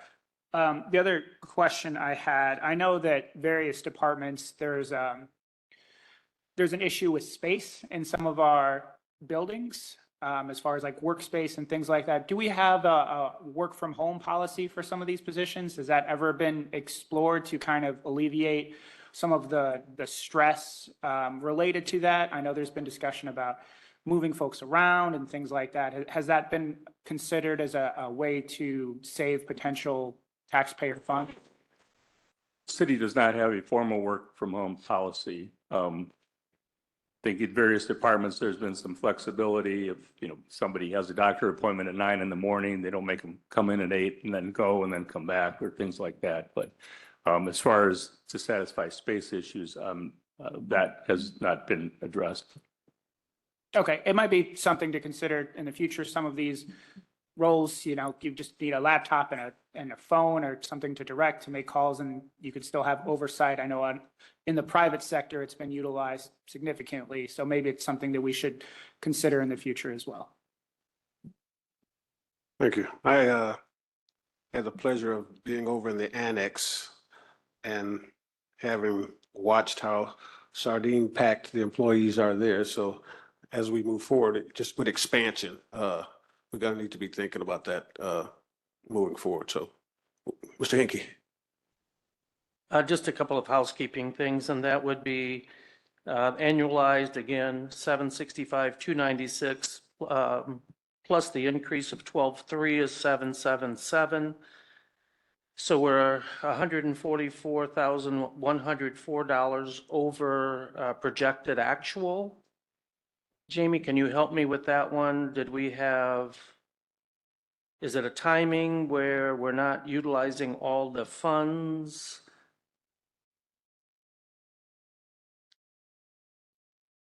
So you're referring to the total 382 times 2 in essence?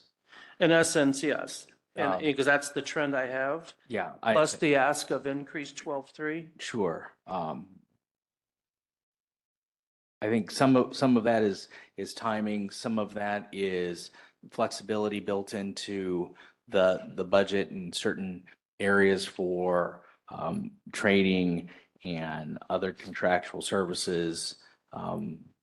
Professional services as needed is one of those areas where we don't know when we might need something, but want to be able to be reactive, especially when we're looking at HR, if we need to bring in a moderator or for mediation with an employee or otherwise to not have to worry about having to, put a pause on certain things like that. But Wayne and I sat down and went through the budget and made sure that we were comfortable not just with what the needs were for the department going forward, but also that we weren't providing unnecessary capacity that we didn't have an intention of maybe needing to be use. So that's been a philosophy that we've tried to implement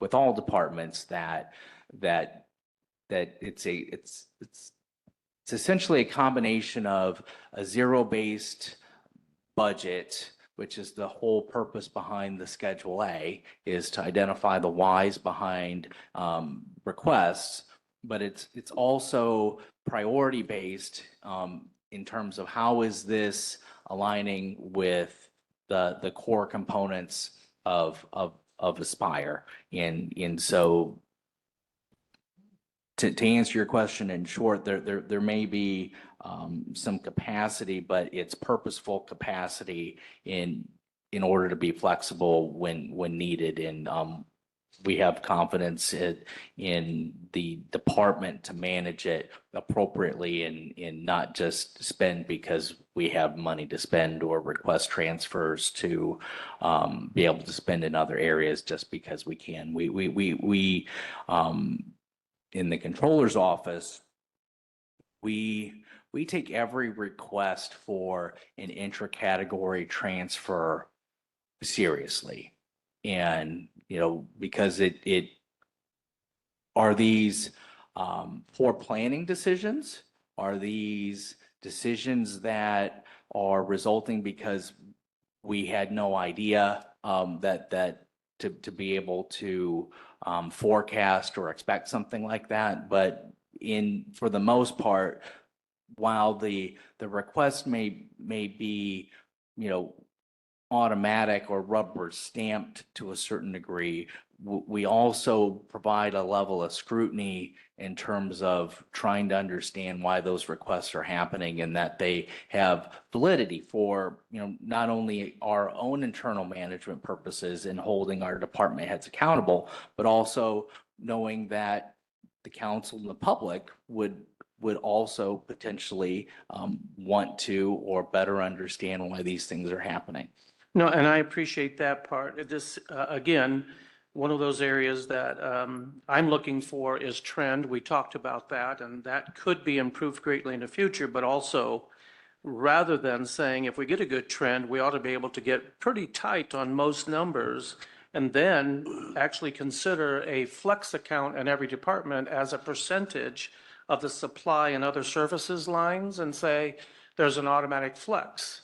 And that's your protected account. And if you had to flex something, if something came up unusual, look at your flex account. Yeah, and in some cases, we do build in some contingency Yeah. into these account lines that may need some additional. So we would identify that, as let's say for professional services or some other contract services, that we have these knowns.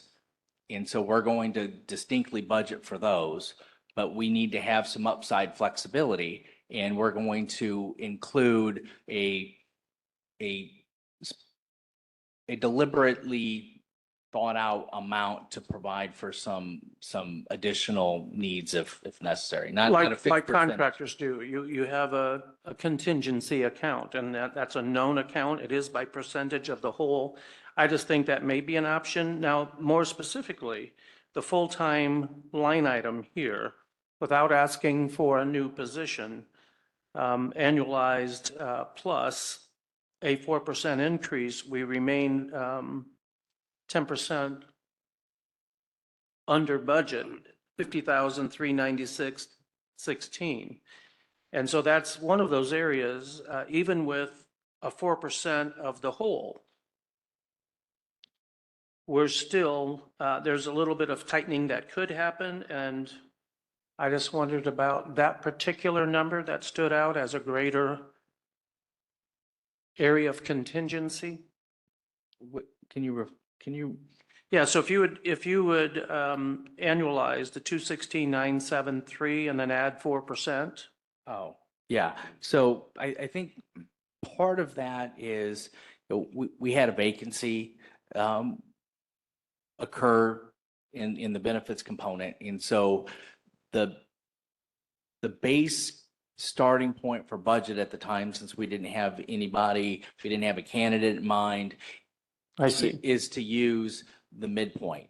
And given the tenure of the previous employee that was there, they were beyond midpoint. So we're seeing some reduction in essence because of going back to the expectation that we would be starting at midpoint because we didn't have any additional information based on candidate. That makes sense. I just would say that during the contract discussions I've had, I think we have a good find and a good department head, and I appreciate that.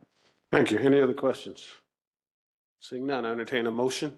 Motion for tentative approval. Second. Got a motion from Ms. Hines, second from Mr. Mishler. All those in favor signify by saying aye. Aye.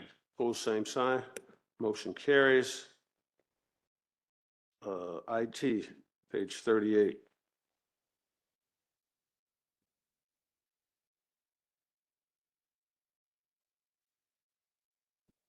As James is making his way up, I want to highlight that this is one of those funds where we split fund it between the cumulative capital development fund and which is a more restricted fund and the general fund. And given some of the changes in IT's budget, we made some transfers or changes in how those expenditures were going to be funded. And, in following the philosophy of spending most restricted first, trying to spend what we're receiving in the cumulative capital development fund so that it's not unnecessarily without at least a given purpose accumulating a reserve, that we were spending that first, which is why you'll see some transitions between account lines and they should be noted within the Schedule A's, but high level that's generally what has happened, and it's essentially a flip flop in the software subscriptions and in capital. For that, I'll turn it over to James. Good morning, council. Good morning. Good morning. My name is James Gerald. I'm the Director of Information Technology here in the city. Our staff is consistent of 13 full-time professionals, and the IT department supports all city technologies across 23 sites and approximately 750 users. We focus on unparalleled service by ensuring all departments are responded to quickly and ensuring their technologies function efficiently. Under the Aspire program, our initiatives span quality of place, infrastructure, public safety. We're tightly integrated with just about every department in the city.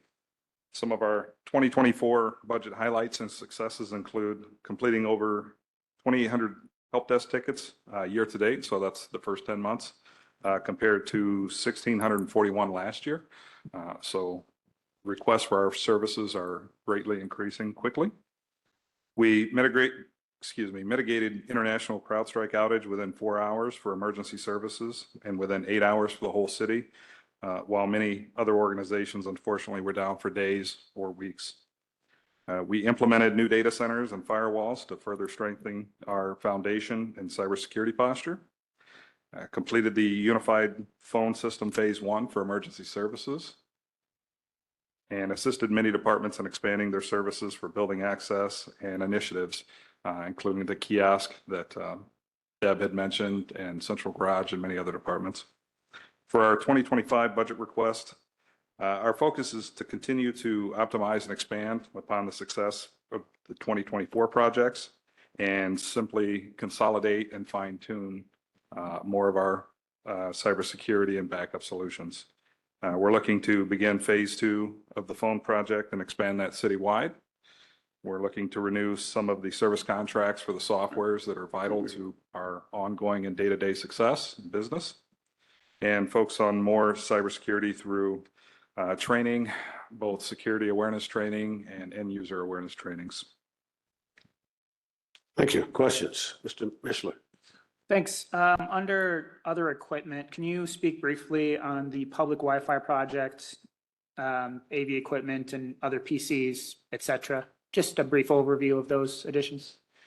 Sure. With the ever expanding events that we have in the park right next door here. We're looking to try to consolidate and get better coverage for both the vendors that are offering their sales and also for the constituents that are out there trying to enjoy the different events we're doing, like the Grand Prix, many of the parks events. And that's going to give them better Wi-Fi, better coverage over that whole area versus a very small, oversaturated area. As far as the AV event equipment, we do a lot of different events throughout the city that aren't always in a facility as gorgeous and robust as the Lerner.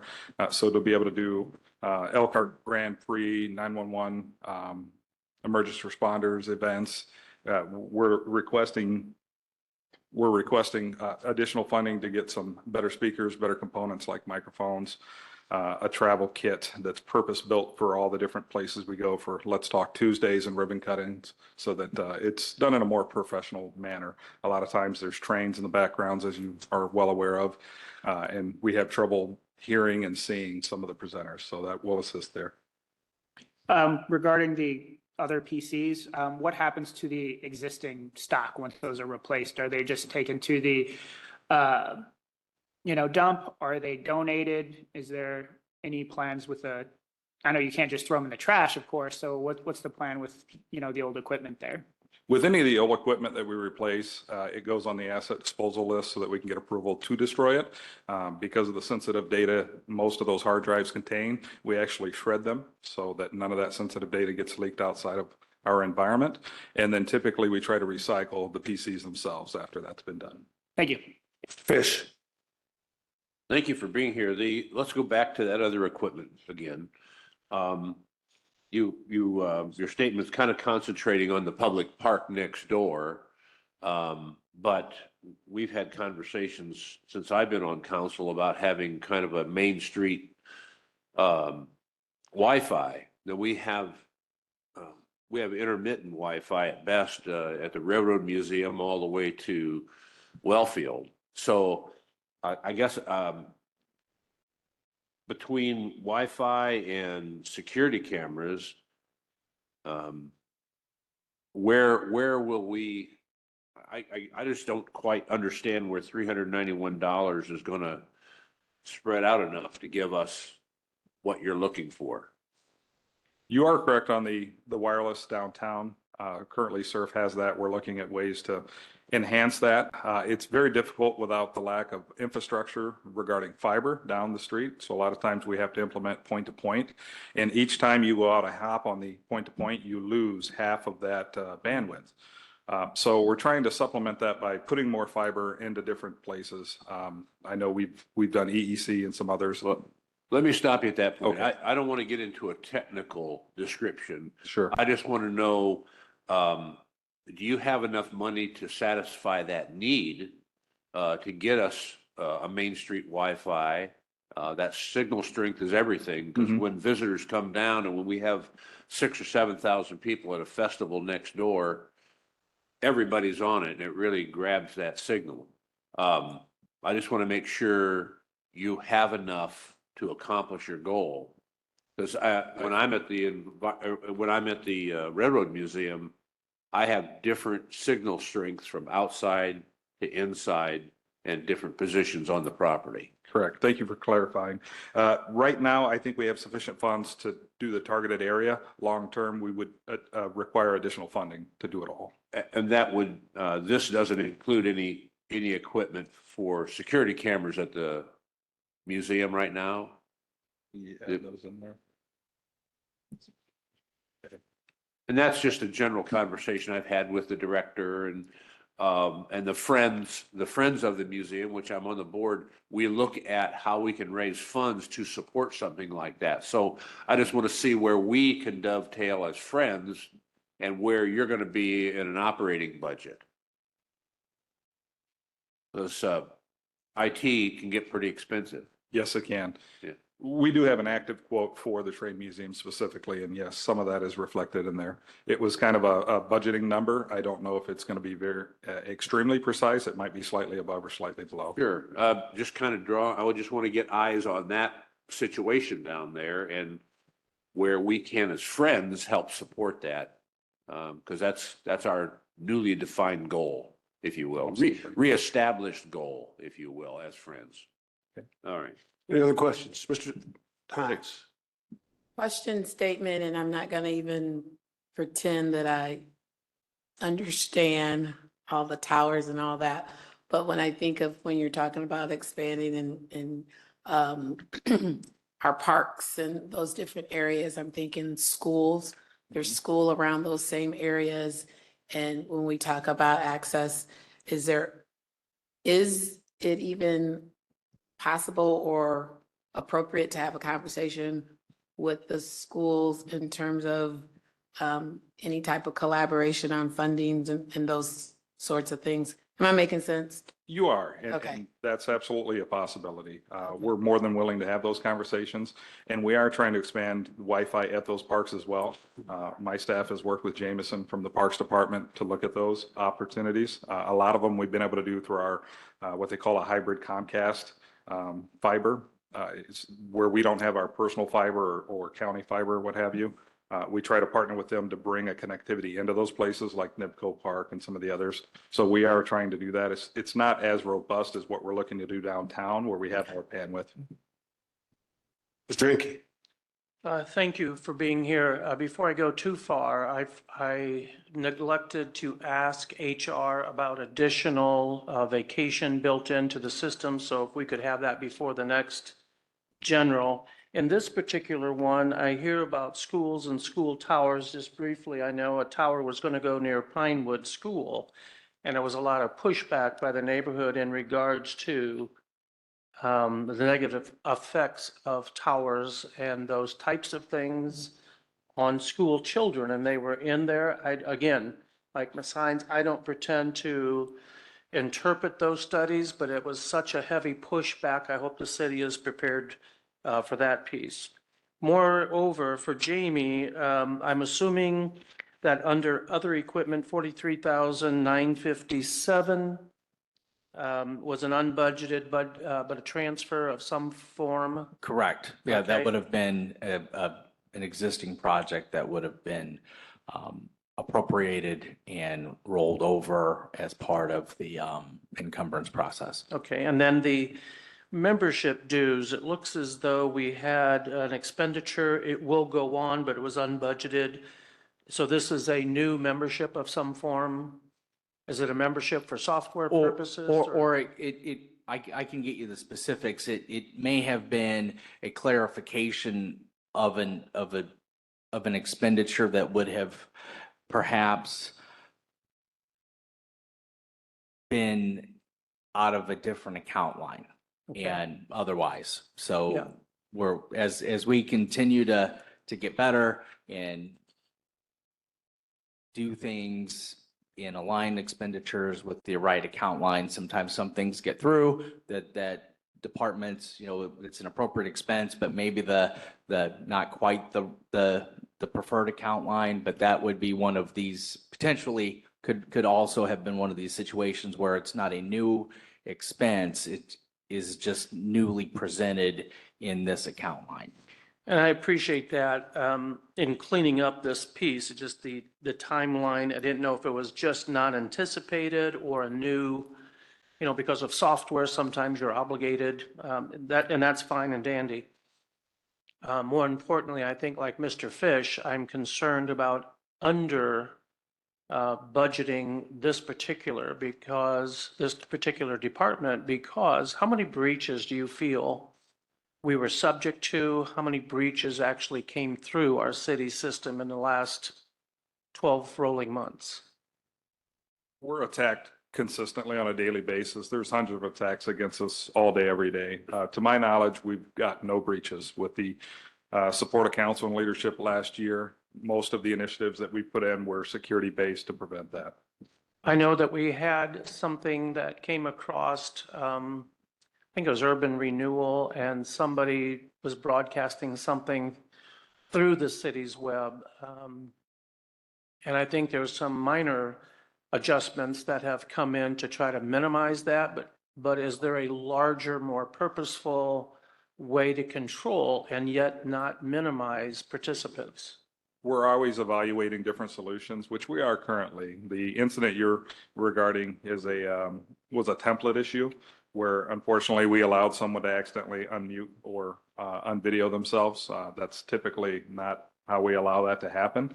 So we're looking at safeguards to be able to prevent that in the future and make it streamlined so there's no confusion, yes. Because as Jamie pointed out, his department is going more cloud-based, so, you know, and some outside people are really good at digging into that, whether they can transfer funds or just exploit funds. I don't know. I depend on people like you to help us. I just want to be able to measure the risk, so to speak. Absolutely. Thank you. Mr. Mishler. Just a quick question here. I know that I've received concerns about public parks as well as like the river district here. Is something like adding surveillance cameras and things like that, some CCTV, just so police have that available? Is that something with our current Wi-Fi structure, public Wi-Fi thing that would be supported with the current network? I know we worked with Comcast, for example, at the dog park to make sure that they have coverage there. But if we were to expand that to give our residents a little more ease of mind when they use those Riverwalk and other things like that, would that be a large push for IT to do something like that? That would be a large initiative. It would be costly. And once again, it goes back to the fiber infrastructure that we don't currently have in place to accomplish that. So we could get some cameras in those areas, but not to the point where we would have complete coverage and we would have to limit the number due to the bandwidth restrictions under Comcast. Okay, thank you. Mr. Fish. So not to get technical, but you talk about fiber. So we're not, a few years ago, we had a fiber presentation and we've got with the county and all the connections we have, but so our network of fiber is sounds like it's far from being complete. Yes, and we're having internal conversations about how to expand that on a daily basis. I work with Ben Hudson from Elkhart County Highway Division, and we try to find fiscally responsible ways to get it to the most important sites in the city. So who's making the priority? Well, it depends. It's kind of a dual effort on both parties. So they're going to put it anywhere that they need it for county purposes. And if it happens to fall in line with some of the things we're trying to do, it just works out that way. If they're running fiber down a street they have no interest in or value to them, then that's where they would look to us to support that. Do we have to have a separate conversation and a separate budget for a relationship with SURF for their fiber? I'm open to any conversation. I think that's a leadership question there. Oh, so that's not something that's like in conversation or in negotiation? Not currently, no. Okay, all right. Bishop. Just a real quick follow-up on that. Has there been any cooperation with the state or federal government regarding the Broadband Equity Access and Deployment Program, the BEAD program? I know there was a large federal push to expand access to fiber and broadband. Has there been any federal funds from that, or speaking with the state or federal government about receiving some of that support to expand our broadband and fiber? Not currently. That's been brought to my attention. I work with state officials quite a bit on several other initiatives. That's something I can investigate. Thank you. Okay. To get tentative approval on. Councilman Dawson, Yes. I have one clarifying, to Councilman Hinkey's question regarding the subscriptions, that's a recurring expense that had been a transition from, a different account line into this new account line. I appreciate it. Thank you, Jamie. For the Mr. general President, move for fund. tentative approval. Second. We got a motion from Mr. Crabtree, a second from Mrs. King. For tentative approval. God bless you. All those in favor signify by saying aye. Aye. Opposed, same sign. Motion carries. Cume Cap Development, page 122.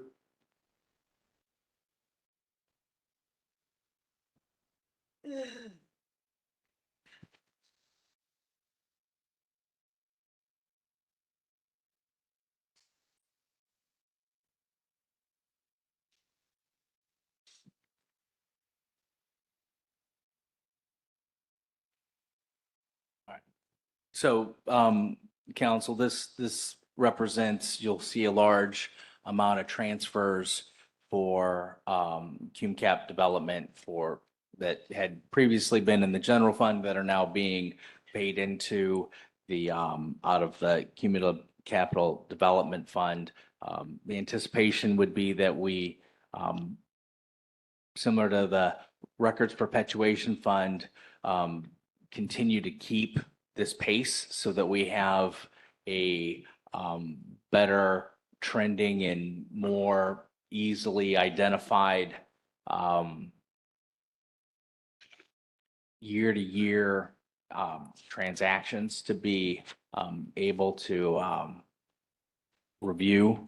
But that's the base, and James can answer any of the details.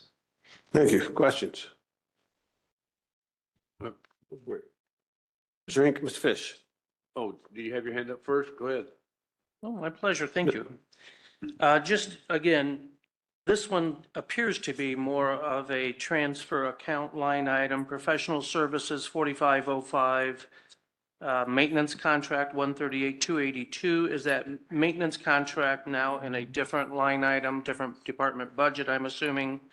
And monies were transferred to cover that and other services fees at the tune of 143,037. They were covered. I'm assuming they were transfers. But does that maintenance contract, which doesn't happen to be in Schedule A, is that contract no longer needed, or is it a transfer to another account? Give me a moment and I'll see what detail I can pull Okay. up on that. And that could very well be included as part of the software subscriptions piece where we're transitioning budget into that space. And then we had talked 2 budgets ago in regards to this department charging out its services, and you had mentioned earlier in this budget conversation about knowing the true cost of departments. So do they charge their time back to the appropriate costing unit? So at present, we do not have any department doing a direct charge back to any other department, whether that's the garage or IT or otherwise.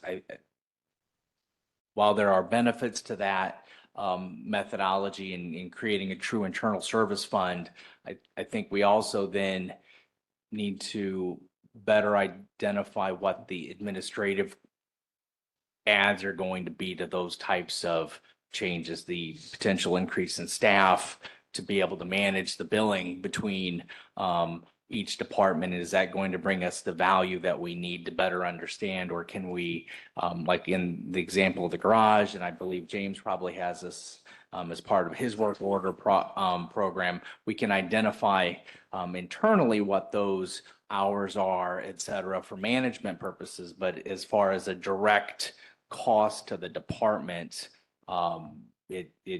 it's not occurring currently. I appreciate that, and I realize there's a pushback on that, but based on its dispatch and work orders, 2 years ago, we had mentioned about 60% of the time was with the Elkhart Police Department because of the technology utilized there. But at least there's one way to say, here's the department, here's the real cost, but here's the savings of an internal program as comparison to an upgrade of software or maintenance contract outside of ourselves. And that's kind of only the trending. And again, you would know more about that, but trying to get your department to a net zero base, charging all of your time and services to other departments. You know, the equipment really is for the use of others, and you are the managers of the equipment. And so 2 different methodologies. I'm not saying one is more critical than the other, just suggesting that as an option of a zero-based department. Thank you. Any other questions? Mr. Fish. So when I look at your software subscriptions, I go, ouch. Because in our history, they've been quite a bit low. And I guess, and I know things go up, but 1.3 million, are you, as he alluded to, other departments, are you managing all the software licenses now for all departments? And are we all getting screwed over? we are managing most of those subscriptions. And I don't know about screwed over. Yes. Well, anything it's with. not just the city. There are Right. businesses that complain too. Yeah, Technical it's term. going up crazy. On average, about 7 to 10% every year on software subscriptions. Is there a plateau at all where we could, I know we have to stay current and security is very paramount. I got a few more phishing emails this week, you know, they're always trying to get through, and I don't want to, it's not about this, it's just about, wow, these costs really don't taper off. I think they will to a degree. It's never going to go down probably, but hopefully we can evaluate solutions and find efficiencies. And that's what I like to do. I try to negotiate every kind of contract that we look at, and I renegotiate them year after year to see where they're going and if we can get a lower cost. And we do realize some of those savings when we kind of bundle with different services, especially like Civic Plus, where we have several modules. We can, ask for discounts for combining those. Well, yeah, just let's keep doing the best we can. Yeah. Thank you. Thanks. Can I get a, For tentative approval. got a motion for Mr. Mishler? Second. Second for Mrs. Hines for tentative approval. All those in favor signify by saying aye. Aye. All those opposed, same sign. Motion carries. We are now adjourned for lunch. Lunch is from 11:30 to 12:30. We will reconvene at 12:25.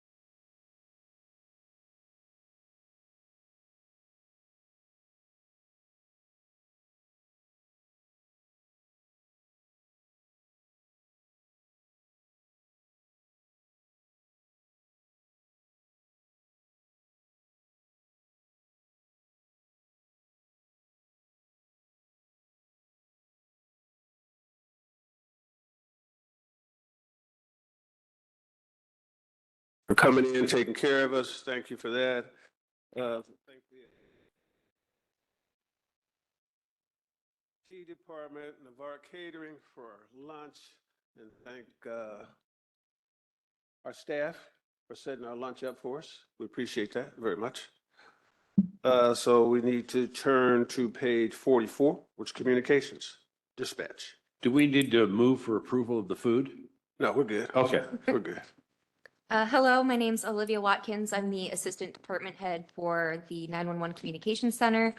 I began my employment at the city in April of 2018, and I was appointed the Assistant Department Head last August of 2023. We currently have 17 full-time employees, and so far this year, we have done quite a bit of things throughout our center, using our current staff to create committees such as the Public Education Committee and the Standard Operating Procedures Committee that's helped update and solidify departmental policies. And we have the public education and the community outreach has also allowed us to expand our recruitment. I believe this year so far we've had like between 280 and 350 applicants for 3 positions in our center. And those are actually going to go up for conditional offers on Tuesday. So we have 3 applicants coming in. Hopefully they're starting next month. So this year or this coming year, we're hoping that we can get the funds to replace our phone systems that haven't been replaced in 9 years. They recommend they get replaced every 5 years, and so they're about 4 years overdue. And we also want to increase our travel budget because unfortunately, a lot of our continuing education opportunities, you have to travel out of state. So we need to be able to compensate for the travel and the housing of our employees. Thank you. Questions? Mr. Fish. So, explain your overtime proposed category. That looks like quite a jump. So. And I don't mean that in a defensive way. Yeah, Councilman, I'll work with it since Dustin, who Olivia is standing in for, and I were working through this with, it was really to accommodate the vacancies that they had. And when we have vacancies in a small department, it generates a lot of, overtime that has to be accounted for. And so the hope is, as they get closer to full employment, that we won't need to be able, to have the overtime that they're requesting. But that's the primary component behind it. And I would add, as part of this, the administration in the Indiana FOP local union, which is the union that the 911 dispatchers are part of, are currently in negotiation. And so as such, following past practice, we have not included or embedded any raise as a fact. So that depending on what that ends up being, there may be a future ask once we get through with final negotiations and a contract that you approve. Okay, thank you. Mr. Hinkie. Well, I can concur with that in part, Jamie. However, if we're buffering up overtime as a part of vacancies, we also increase full-time. You'd have thought overtime would be pulled down from that line item because you're fully vested. 1,302,600 if everyone was being paid as they were and all positions were being filled. But collectively, as I look at full-time actual usage, 6 months, amortize that, 1,098,448. And then that gives me an over budget of 245,452 beyond trend, but I'm also picking up overtime at the same time. So I have a unused money in the full-time account and foreseeable increase in overtime because of lack of filled positions. And I'm not quite understanding why we bumped both. Because it looks like then we're double covering what we anticipate. There may be some of that, from that perspective, but All right. at the end of the day, we're, adequately funding a major category that is unable to be used for purposes other than employment. And And all I'm suggesting that is that it's the percentage that kind of says we need to speak to it because it's 245,452 just in the full-time account. That's with 4% increase across the board. And then if I would add the overage of 30,000, actually more than that because of unused overtime, the budget, and we went from 120,000 to 159,800. yeah, I have just about a $300,000 anticipated over budgeted. So that just for the sake of understanding that, and I'll leave it at that. yeah, I think if we look at prior year budget or prior year actual for overtime was almost 175,000. And so if we were to realize a $175,000 of overtime in 2025, we would effectively be under budget. And so we took the position that we weren't going to budget at what 2023 actual was, but also recognize that there's a possibility if the staffing solutions don't come to fruition, that there could be additional needs to be able to transfer out of the full-time or otherwise. So what I would ask the question, our anticipation, because any department of that size that is averaging, I mean, like in 23, $175,000 of overtime line item only, when the cost of each position, you may be better off having a float or a PRN pool or per diem that you could call in at a greater rate just to reduce the overtime, but to manage overtime with the history there's got to be another action step in there somewhere. Keep in mind that the dispatchers are part of a collectively bargained group, so our flexibility is a little bit different than it would be for a normal position. All right, so because they are collective, there's some inefficiencies that we cannot address. Is that what we're saying? Potentially. Okay. Any other questions? Understood. Mr. Curry? Yeah, how many positions do we have that we need to fill in this department? We have 3 floor positions and then 1 administrative or training coordinator position. So 4 total, but 3 dispatchers working the floor every day to cover the 24/7 staffing. So we paying overtime at time and a half, and do we do any double time? Just time and a half for now, sir. Time and a half? Yes, sir. Yeah, okay, thanks. Any other questions? Mr. Enke? So if you would go then to professional services, I don't see it unless I'm missing it on Schedule A. But there was a budget of 1710. That must be an annual rate, so we don't expect another expense in that line? That would be correct. Okay, and then travel is one of those 7557 utilized in the first 6 months on a budget of 10. We're going to 15, and you can pretty well predict what travel is needed in your department. Yes, sir.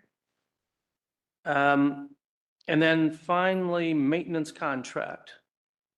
And I'm looking at your Schedule A, it's not identified. The 6-month use was 46,799, which annualized is 93,598, but you have a budget of 65. Yeah, there's been no change in the requested amount. And I realize that the year-to-dates tend to be fairly consistent, but we felt comfortable giving some excess capacity if needed going forward. That means, though, that we have paid the annual premium in the first 6 months, and you don't expect another one, right? That's, I think, Okay. generally correct. That's all I have. Thank you. Got to entertain a motion? Motion for tentative approval? Got a motion by Mr. Mishler, second by Mr. Fish for tentative approval. All those in favor signify by saying aye. Aye. Opposed, same sign. Motion carries. E911, Yeah. Page So the 98. E911 is part of the pittance that we get from the county from the 911 fees. It has direct expenses that we can spend for it. And I believe it's pretty consistent with past years. Move for tentative approval. Second. Mr. Hinky. I got a motion and a second. Discussion. Mr. Hinky. So on 911, my biggest question is, when have we negotiated with the county last for revenues? I don't believe we have Olivia can maybe speak to this, but I'm not sure that we're in a position to negotiate. I know that we have historically tried to work through the General Assembly in getting some greater control over that component. But my understanding is that us being a second PSAP within the county creates a unique situation that most counties don't have to deal with. I understand that part. However, there was a establishment of revenue some years ago. And since that time, based on communications, police and fire calls have gone up immensely on the 911 system. So you would think commensurate to that increase, there should be an increase of revenue, would be my argument. I don't know the relationship, but I do feel as though county government does need to readdress this with the city because we are their backup as well. There needs to be a cooperative relationship. And maybe in service, that doesn't cost them money, but it does cost us as well. They transfer those things to us as a cost and a need of public service. It seems the revenue should be commensurate based on those allotted calls. Noted. Thank you. Any other questions? Seeing none, we have a motion on the floor for tentative approval. All those in favor signify by saying aye. Aye. Opposed, same sign. Motion carries. Thank you. Thank you. Fire Department, page 40. 84, 124, and 138.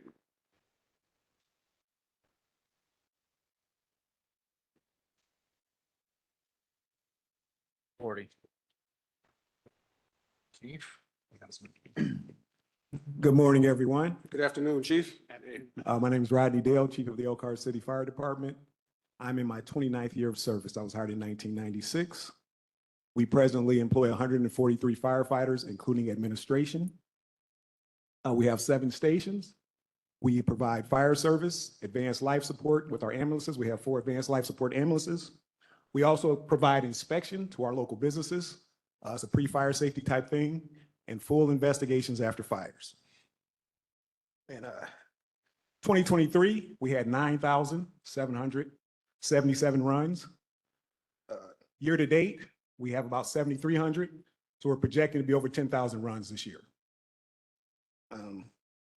Per our contract, the new contract took us from 63rd in pay in the state to 24th approximately. At the end of the contract, we'll be 12th. Also, depending on the benefits package, I actually think we're in the top 5 with the contract. Per this contract, we need to hire 4 people just to honor it. And then I'd like to get ahead of the hiring with fire station number 6. Mr. Fish. So, Rodney, I just see one that under scuba that just dropped off, 90,000, and you're not budgeting for 25 for scuba. I don't see anything in that line. I think those monies are being moved. And we can give you a detailed explanation of that. That's going to be all under one umbrella. Yeah, so this is part of our transition to the right type of account line. And historically, scuba, which I believe the $90,000 reduction that you're looking at 0 had been in the services group when they are really supplies. And so in anticipation of some changes within the State Board of Accounts, regulatory basis of accounting in which they're going to begin auditing and reviewing transactions, not just for appropriateness, but also for appropriate major category and account line. We're continuing our drive to matching things to where they need to be. That's being driven by the State Board of Accounts to Well, track it differently? In two ways. It's being driven by generally accepted accounting principles in which we want to have supplies being paid out of a supplies group and not out of a services group.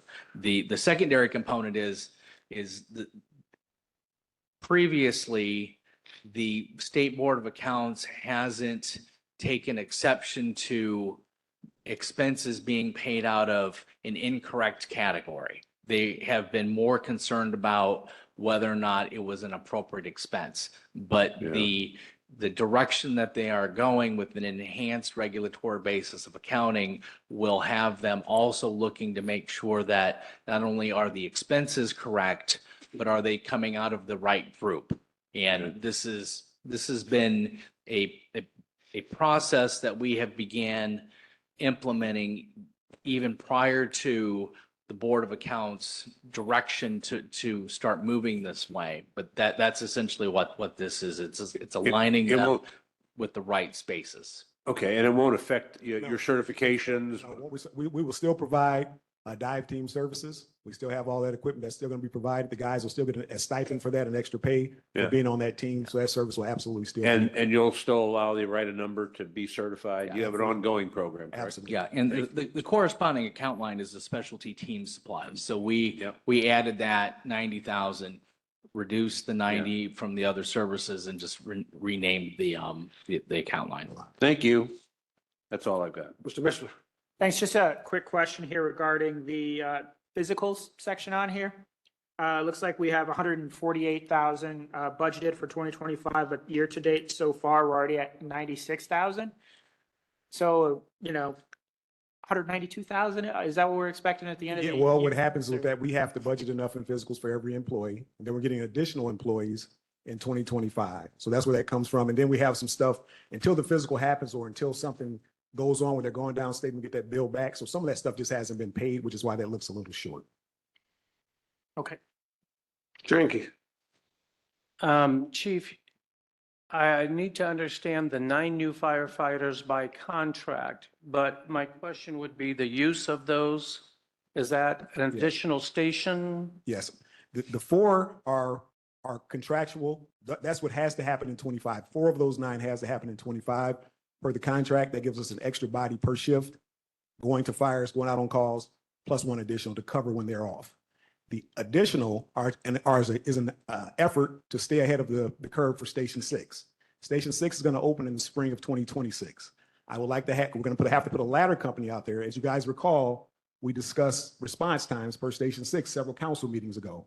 And I went through NFPA 1710 and discussed those response times. In order for us to stay within those response times, based on where Station 6 is located, we have to have another ladder truck out there. Per shift, that's 4 people per shift, which gives you 12.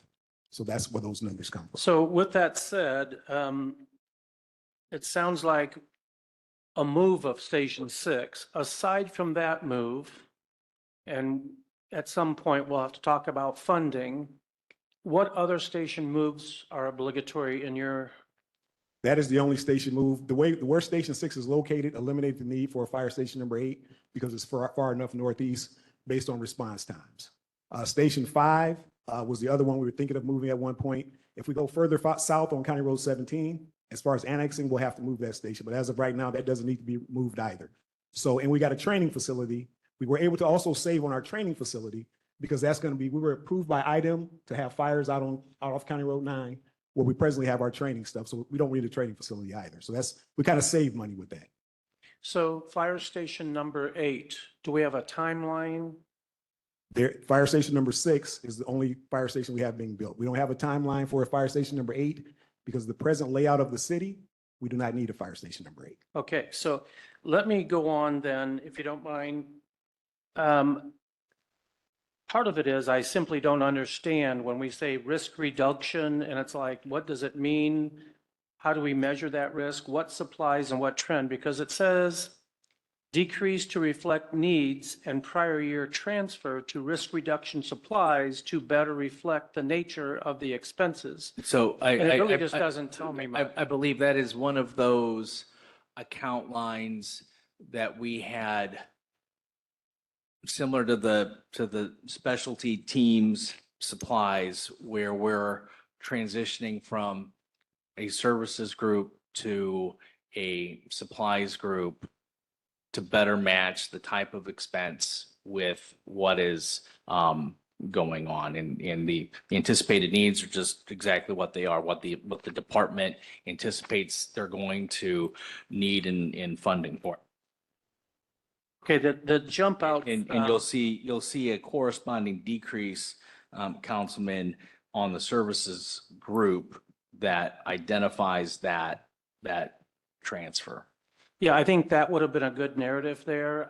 I couldn't follow that line. It really didn't tell me a lot. But if it was a transfer, I would have understood that. Yeah. Now, just to go to real numbers, overtime, annual projected, which in the fire department is hard to do, but it would be a 1,054,918, if 910, I guess. And we're still projecting 735. So my question is, how do we manage and control? Is that underfunded? Overtime projection is tough, guys, because this year, for example, we had up to 8 people off on medical leave. And those numbers are always hard to predict. Right now, we're understaffed. We're trying to catch up on the numbers, which is another reason for overtime. We have a minimum staffing need each day, so we can't just shut a rig down when someone doesn't come in. We have to staff it, and that's normally with overtime. To get our numbers to where we need to be eventually for Station 6, we'll need to be around 160, and that'll should stop the overtime. And the way we hire kind of causes some problems with overtime also. In Councilman, one of the other components that we determined was important was the FLSA component that we're hoping that we're going to better control as part of the new agreement. And that FLSA piece is the halftime of any firefighter that works in excess of their 106 hours for the pay period. And so that had been blended into the overtime number in some capacity. So the overtime that you would be looking at would be the combination of both the overtime and the overtime FLSA. And given our goals or the department's goals to better control FLSA and other overtime with the approval of the new contract, we felt it was a nice way to be able to measure the success without adding or an additional way to measure the success of the contract and management. So overtime, is that at 2 times or 1.5? It's 1.5 if you're called for regular overtime. The only time you get 2 times is when you are held over, meaning you weren't scheduled to work overtime. Too many people called in sick or whatever, so they have to call someone. They have to tell you basically at the last minute you have to stay. All right, and we discipline accordingly for the last minute call offs and the frequency of those? Yes, they have a time frame. They can be written up or more if they don't call within that time frame. They do have a time frame, but they have some leeway. Okay, so that's overtime, and these could be quick answers. Again, I think Mr. Fish asked about the specialty hazard pay annualized, it'd be 243.8, but the ask is 714.9. Part of that we're realizing is the language of the contract defines that the specialty pays get built into the hourly rate. And so they are currently being paid out of the full-time line because of the way that the payroll process works. We're unable to roll it in at the moment as a separate specialty item. So in general, it's full-time includes specialty pays. And that is really, if my recollection is correct, only the hazardous materials pay component of it. I'm going to move on to a couple of smaller numbers, which it's just a matter of trending and understanding, and that would be office supplies, annualized 3758, but we're at 13.5. In 23, there was a pickup, twice the prior year. And I just wondered if we have anticipated needs or that's a buffer just in case? This could have been a request from the controller's office to combine account lines that were very similar, stationery and printing or other account lines that were synonymous with being an office supply. I understand that. I just would have thought that I would see that then on Schedule A. Vehicle repairs, and my understanding is we have newer vehicles now, but we have significant increase in vehicle repair parts. What is that about?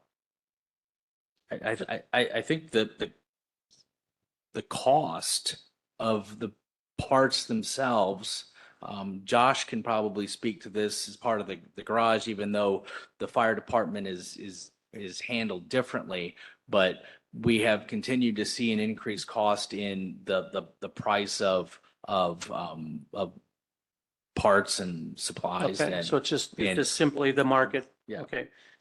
And then could you, just for my education, tell me what the risk reduction supplies are? Are those gloves and masks and things of that nature? All of that, gloves, masks, supplies for the schools, you name it, anything basically you see a firefighter with that can be rolled into that. Yeah, and the professional services, I see that there was a reduction there and appropriately so. Travel, so if we had prorate that for 12 months, 64,806. Department spent 32,403 in the first 6 months. So the increase in travel is secondary to what? The increase in travel is for training. They travel. We had a new TRT team this year. We had to get them all up to speed to operate that rig properly. So was it just that we didn't anticipate that much travel in last year's budget? Yes. And then overall, if I would amortize and then add on the request, I find that we're 1.5, just about 1.6 million over budget to anticipated actual costs.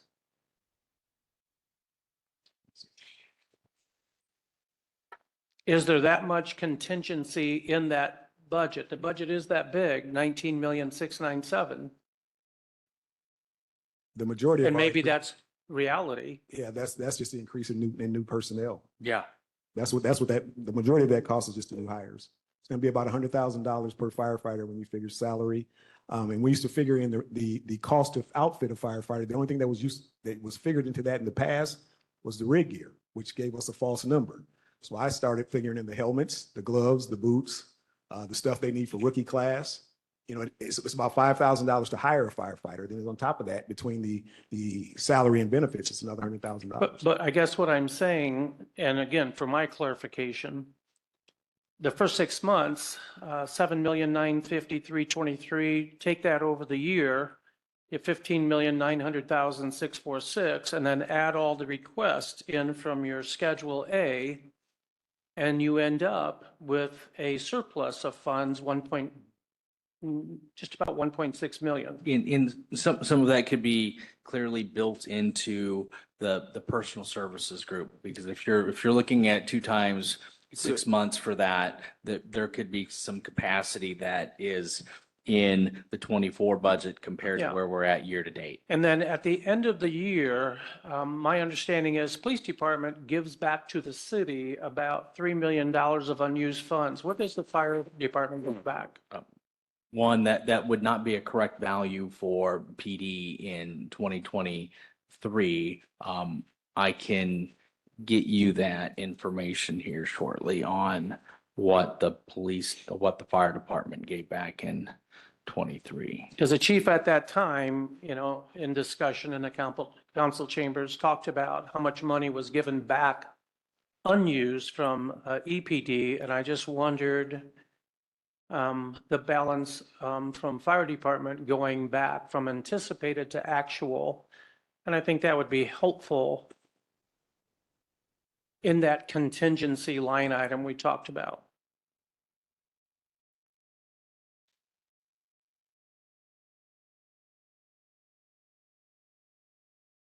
It's a very big and expensive budget, which means it's just harder to manage. Yeah. So if I didn't mess up on my report. But you could even get it, before we Yep. actually do the final, and I'm fine with that, Okay. sir. Yep. All right, thank you. Any other questions? Mr. Mishler?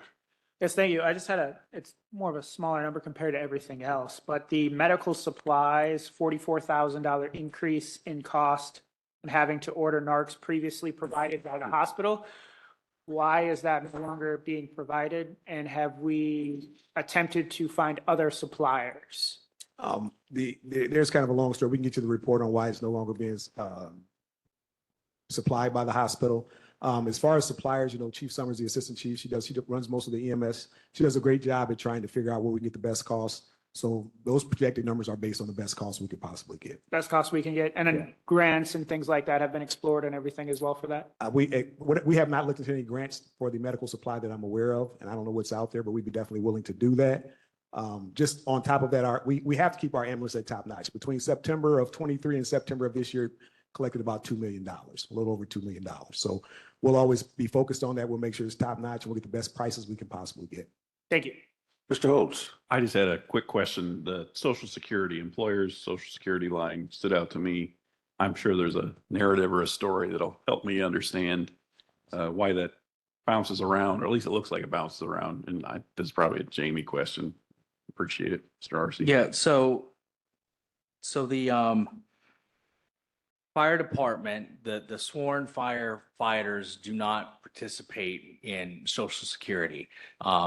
Chief previous to Chief Dale was what we would consider a civilian chief, and he was subject to Social Security, in which Chief Dale is not, and their other administrative staff would all be subject to Social Security, Medicare, just like the rest of the and that's similar to police officers as well. I appreciate that. Thank you. Mr. Crabtree? Chief Dale, thank you for being here. Just followed up on Councilman Henke's. Could you give us a 30,000 feet overview of the age of the vehicles? We have some newer vehicles we're looking to replace. We have a 2001 at Station 5 right now. We're looking to bring water back downtown. A NFPA pumper means 500 gallons with cross lays back downtown starting in January. The rig we're going to have to use for that is a 2009. So it just gives you an idea. And then we got two squads that are 15s and 16s. It could take up to 2 to 3 years to get a fire truck now. That's just the way it's working now. So we got a couple that we have in mind that are coming down the line pretty quickly. We may be able to scoop up. So with the cost of repairs and just the annual cost of things increasing, that's why that repair line is a little bigger now. Thank you. Mr. Henke? With that said, and given our history, we still have, how many aerial trucks? I think we have 3. 3, okay. We only one's in service. The city of Elkhart has one in-service aerial. That's all that we have in service. So we had a 100-foot aerial that Correct. has had not a great track record. Absolutely. I would suggest a new one. So the old one was actually more functional than the new one, and we gave up warranty for whatever reason or another. So sometimes, how many miles? Because I know these trucks run a lot. They don't really drive a lot because they just run a lot.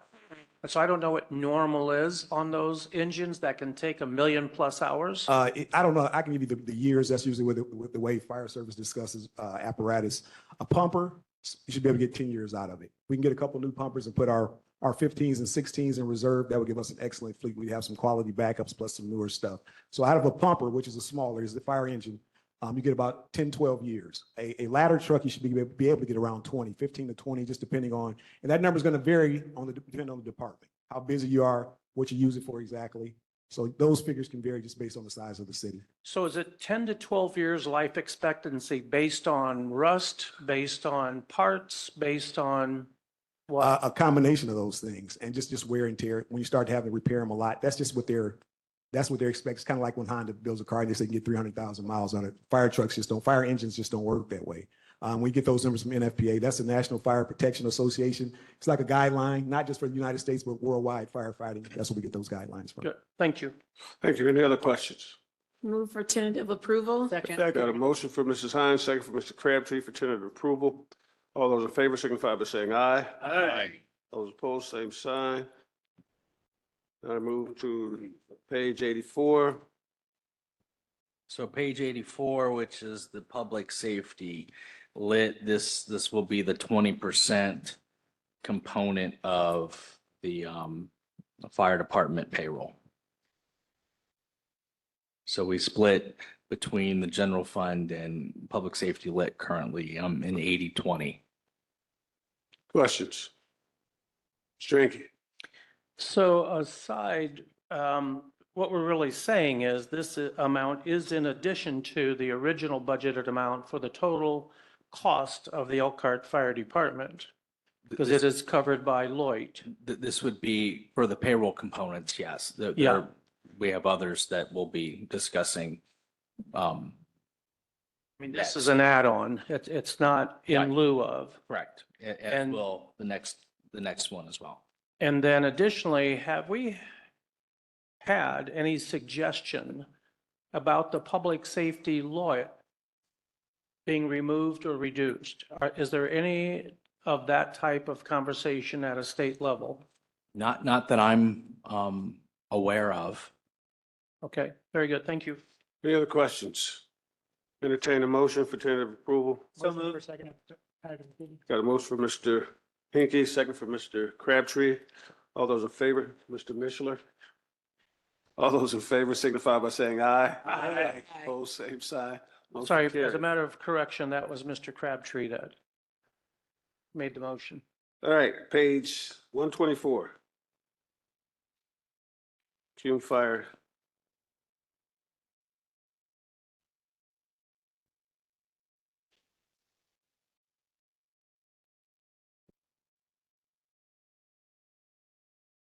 Questions?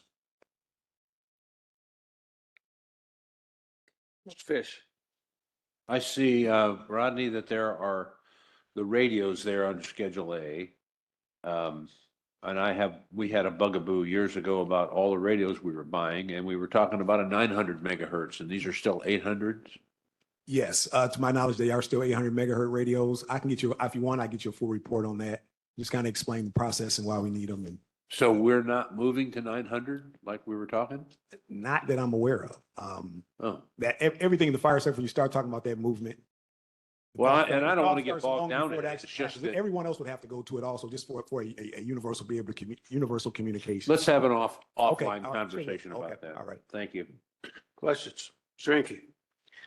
So if you just help me somewhat quickly go through irrigation system replacement of carpeting at Central Station, and that is coming out of Fire Cume.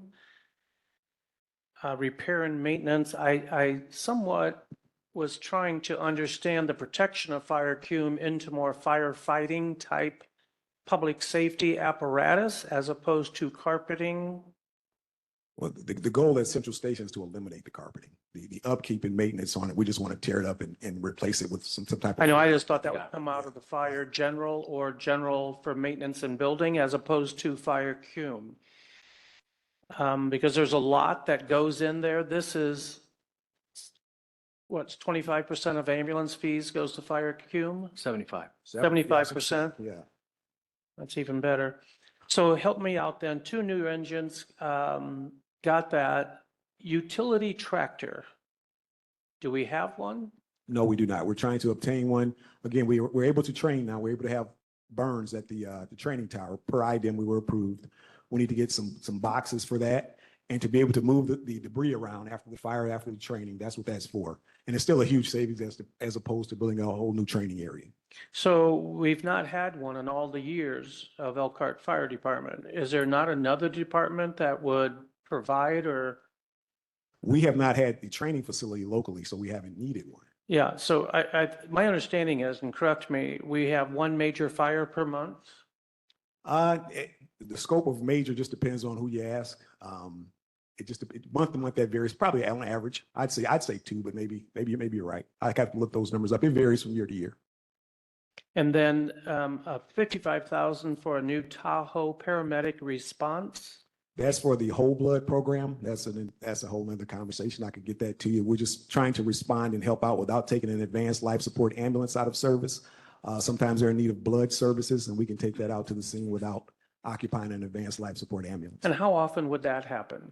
It's a new thing. Some cities around us are doing it. South Bend started to participate in it. Some cities south of us like Indianapolis, Fort Wayne. I don't have the numbers, but I'll get you those. Because I do see a red, large 16-passenger van, I believe it is. Yes, that van is pretty old, and we're looking to replace that also. Okay, and then we had a Tolson bus. I don't know whatever happened to that. That was about 22 passenger.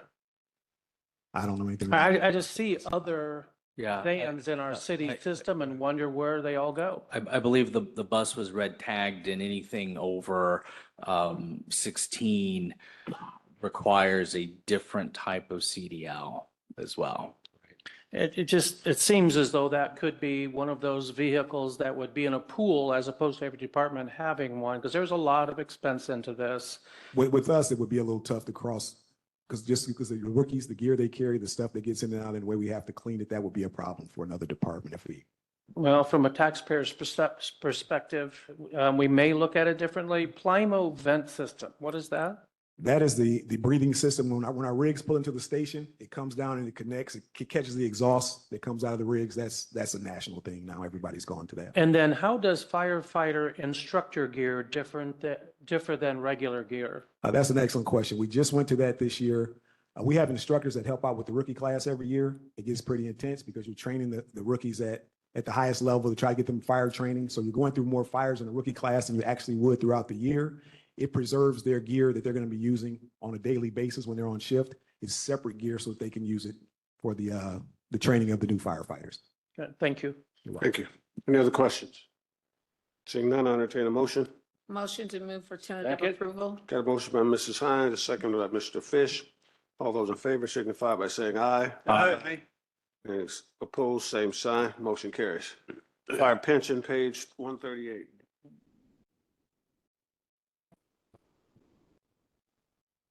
All right, so the fire pension is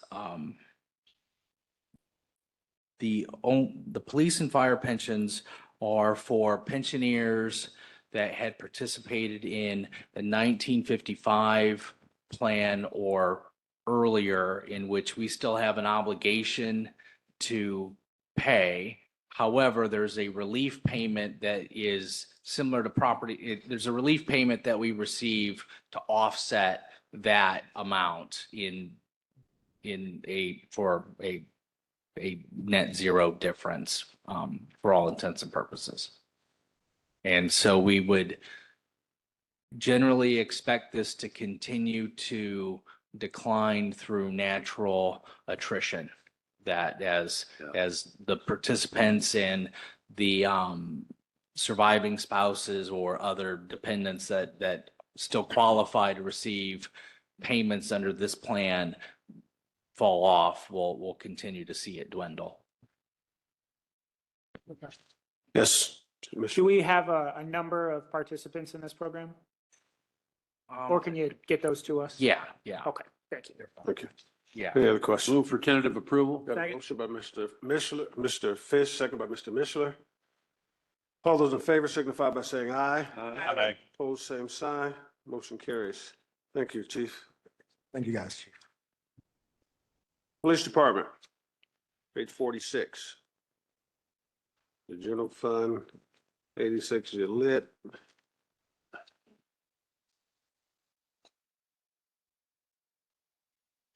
I don't think you should wear a gun up here because there'll be less questions.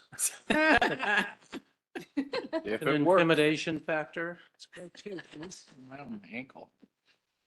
I could say so much. Whatever works, I right? don't know. I may not be the only one up here with a gun, so just saying, sir. Good point, chief. Thank you. Good afternoon. My name is Dan Milanese. As you know, I'm the chief of the Elkhart Police Department. I've served in that capacity for just under a year and a half now. My total law enforcement career is just over 23 years, starting on my 17th year of service with the city of Elkhart. And we have currently right now, we have 147 employees under my department. Not all of them are sworn officers. So, and as of today, we are approximately 21 officers short. So we are still working diligently to recruit, and you'll see some of that reflected in the budget today as far as what our efforts are to do some of those things. And the council has been great on supporting that and supporting us. So we appreciate that. And I'm here for any questions you have.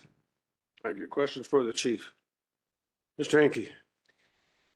Okay, again, and this part would be probably a Jamie, but if I would amortize prorate the 6 months and then add on the request under personal services, I remain $1,646,206 under budget or over ask. And I'm just wondering, to that level, let's say it is 10%.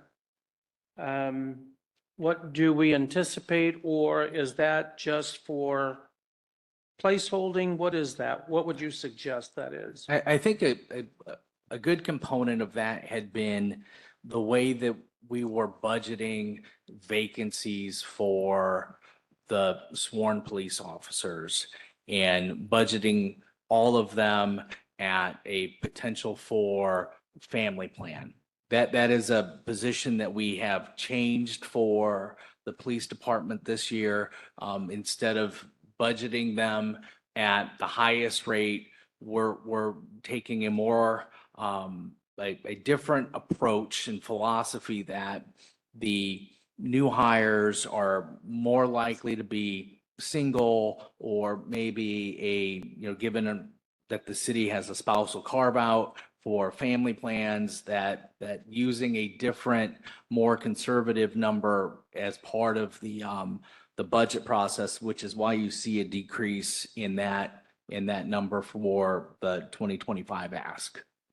And then if I would go to operating supplies, again, prorated, 369,202, but I'm budgeted for 37% above that. And so I just wondered, maybe it's difficult to budget something that is uncontrollable. I think one of our concepts on that is we weren't really sure what was going to happen with inflation.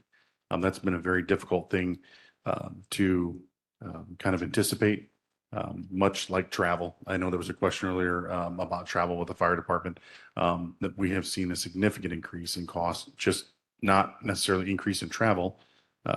We've seen some increase in travel with us having newer officers that we've had to train and send them to trainings, but just the actual increase in the cost of travel has been pretty significant for us. And your department uses the same travel guide that the rest of the city does? We're all under the same umbrella, sir. Okay.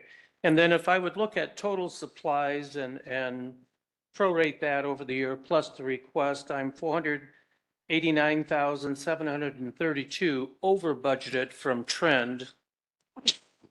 But if I would add that to the original, I'm now 2 million plus over trend and request. So that's 2 million in the first between supplies and personal services. And I'm just wondering, at what point do we trend downward and get it more in line, or take actual and push those overtures to that flexible or? Sure. I think we have some contingency built in the gasoline line, where historically we have a an underutilized to budget number. But that also then takes into account how many officers we have, what they're doing on the road. If we look at operating supplies, which is the other major component that year to date doesn't track to what the request is, but overall, historically has caught up. And again, this is one of those areas where we could probably even budget better, tighter, and that if we had a contingency account that we would understand as a percentage of the whole. I'm just doing the calculation here, and we end with over $2 million in excess funds based on request and trend. And we can say that a piece of that, now this includes no, it does not, sorry.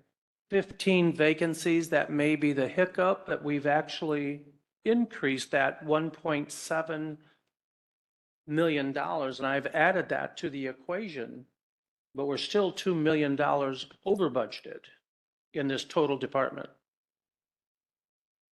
The annual cost would be $22,277,906 on a budget request of $24,436,275. And it gives me basically an over budget of $2,158,369. Now, if we do that with police and fire, we're at $4.5 million between the two. And again, these are uncontrolled departments. I get that because it's based on public demand and need and all of those things that we don't control. But a contingency may be helpful for us just to better manage real numbers. Yeah, for conversation purposes, last year, the police department returned just $378,000 to the general fund. 146,000 of that was full-time. 460 was in the supplies, which was primarily made up of the gasoline components. And then we had another 230 amongst all of the other services and charges group. And so given how near precise we were on the personnel component of the 2023 budget to actual, and the chief's drive to reduce the vacancies, that's why we're seeing for the first time in a while a real ask in the police department. If you recall, the prior years of no new numbers had been eaten into because of the approval of a new contract, which had significant increases for our officers. So we're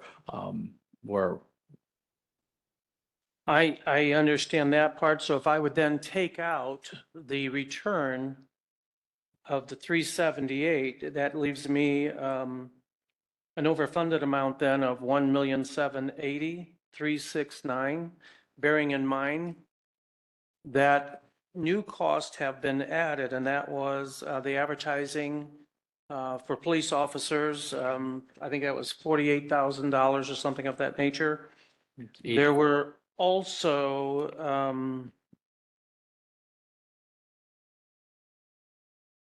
the sign-on bonuses that were added in there as a new cost. And it seems that, you know, the budget for 24 was 30,000, the new budget is 60,000. But again, if those things were actually being useful and we were getting that, you would think that one of these line items would come down as opposed to all pushing upwards. So the advertising, the sign-on bonuses, but the cost of the officers by full-time line item is also going up. So it looks as though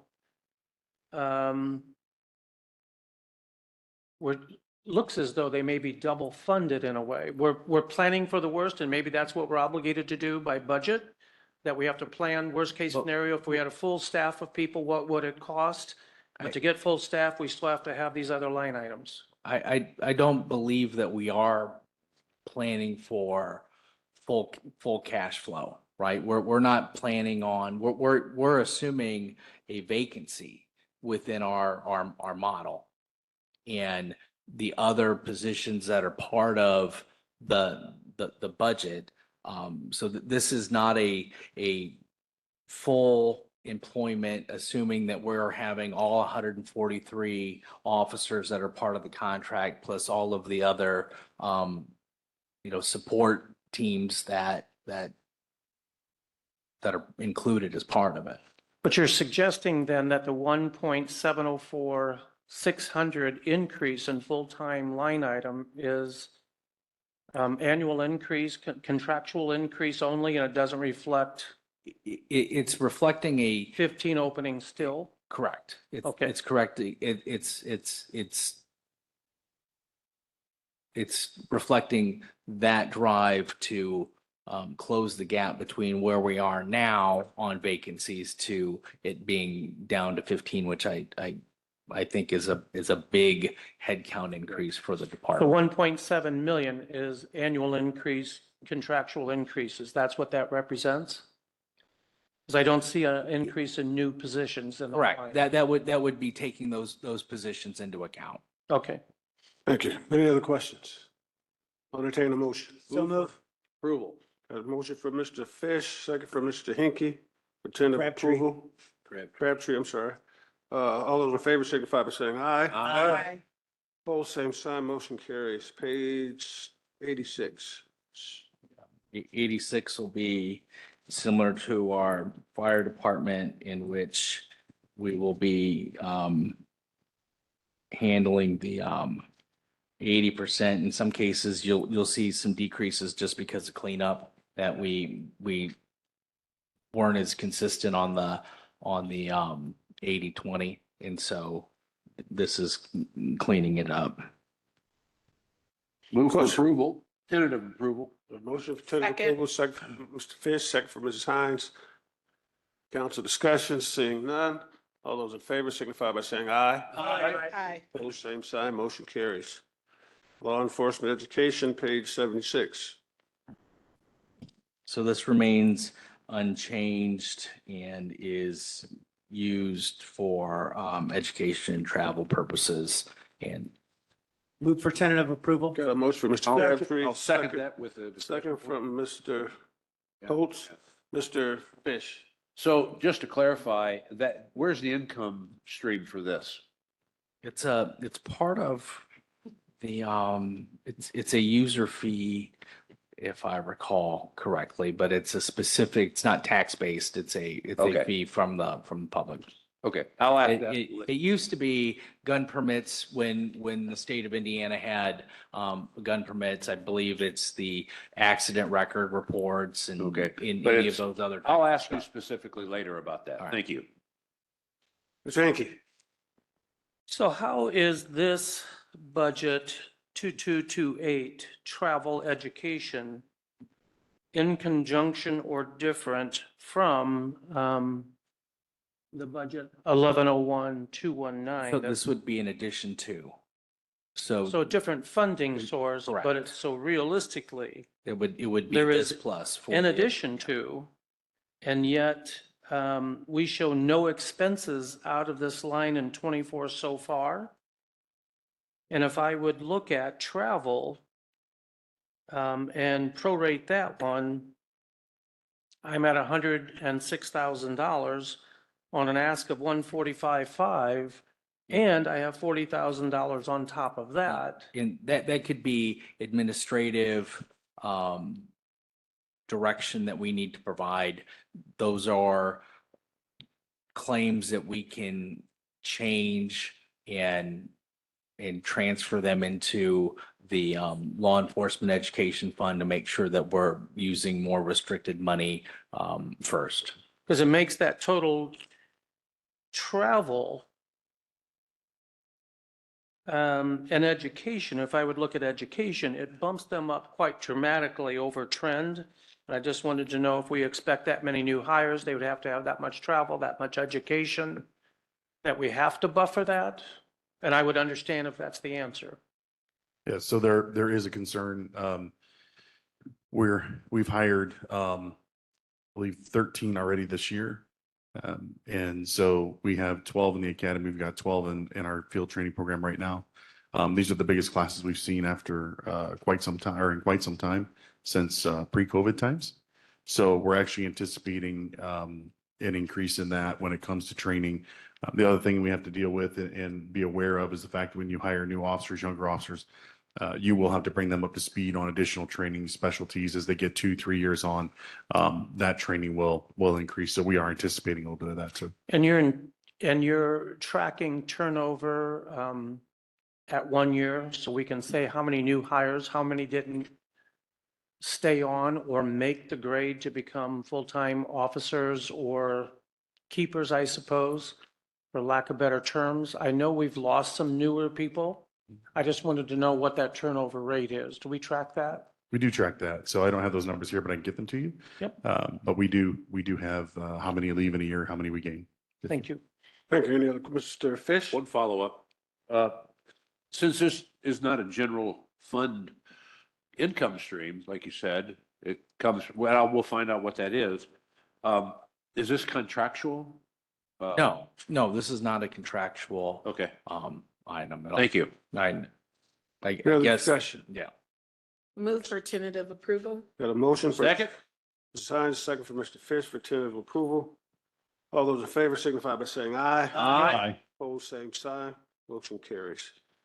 Page 114, Animal Control Ordinance Fund.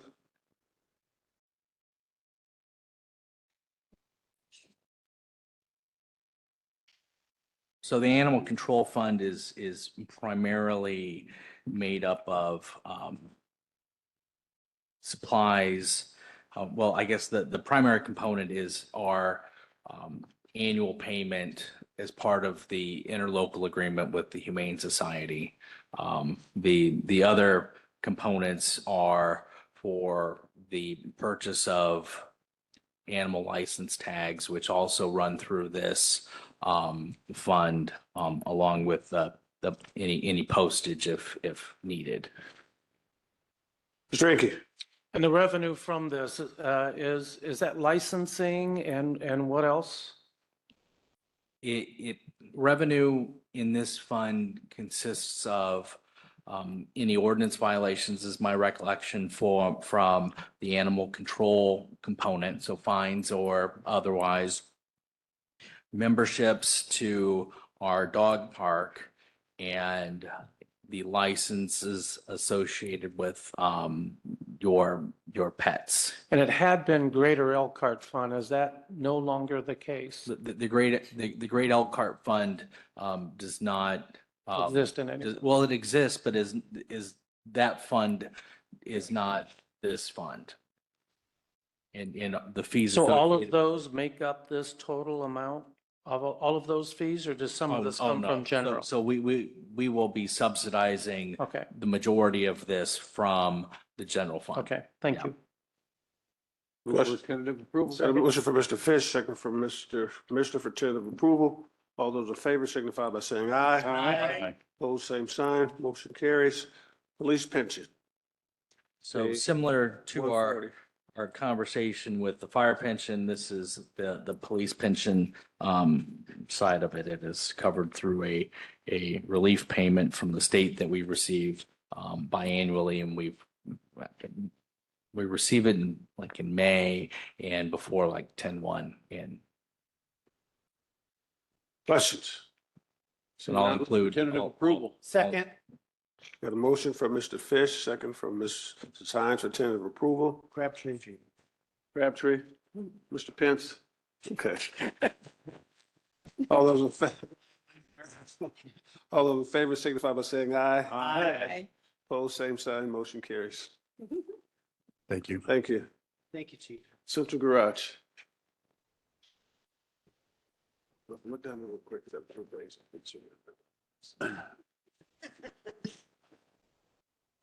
Let's kick those ahead.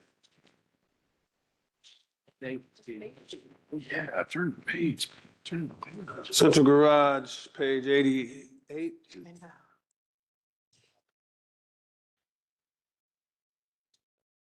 88.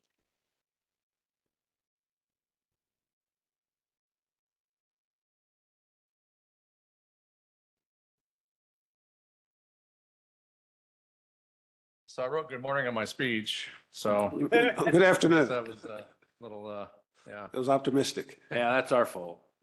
No, it's no big deal. Way it goes. So, good afternoon. I'm Josh Holden, the Central Garage Fleet Manager, as I know most of you guys know. It's my 4th year here, and I love every minute of it.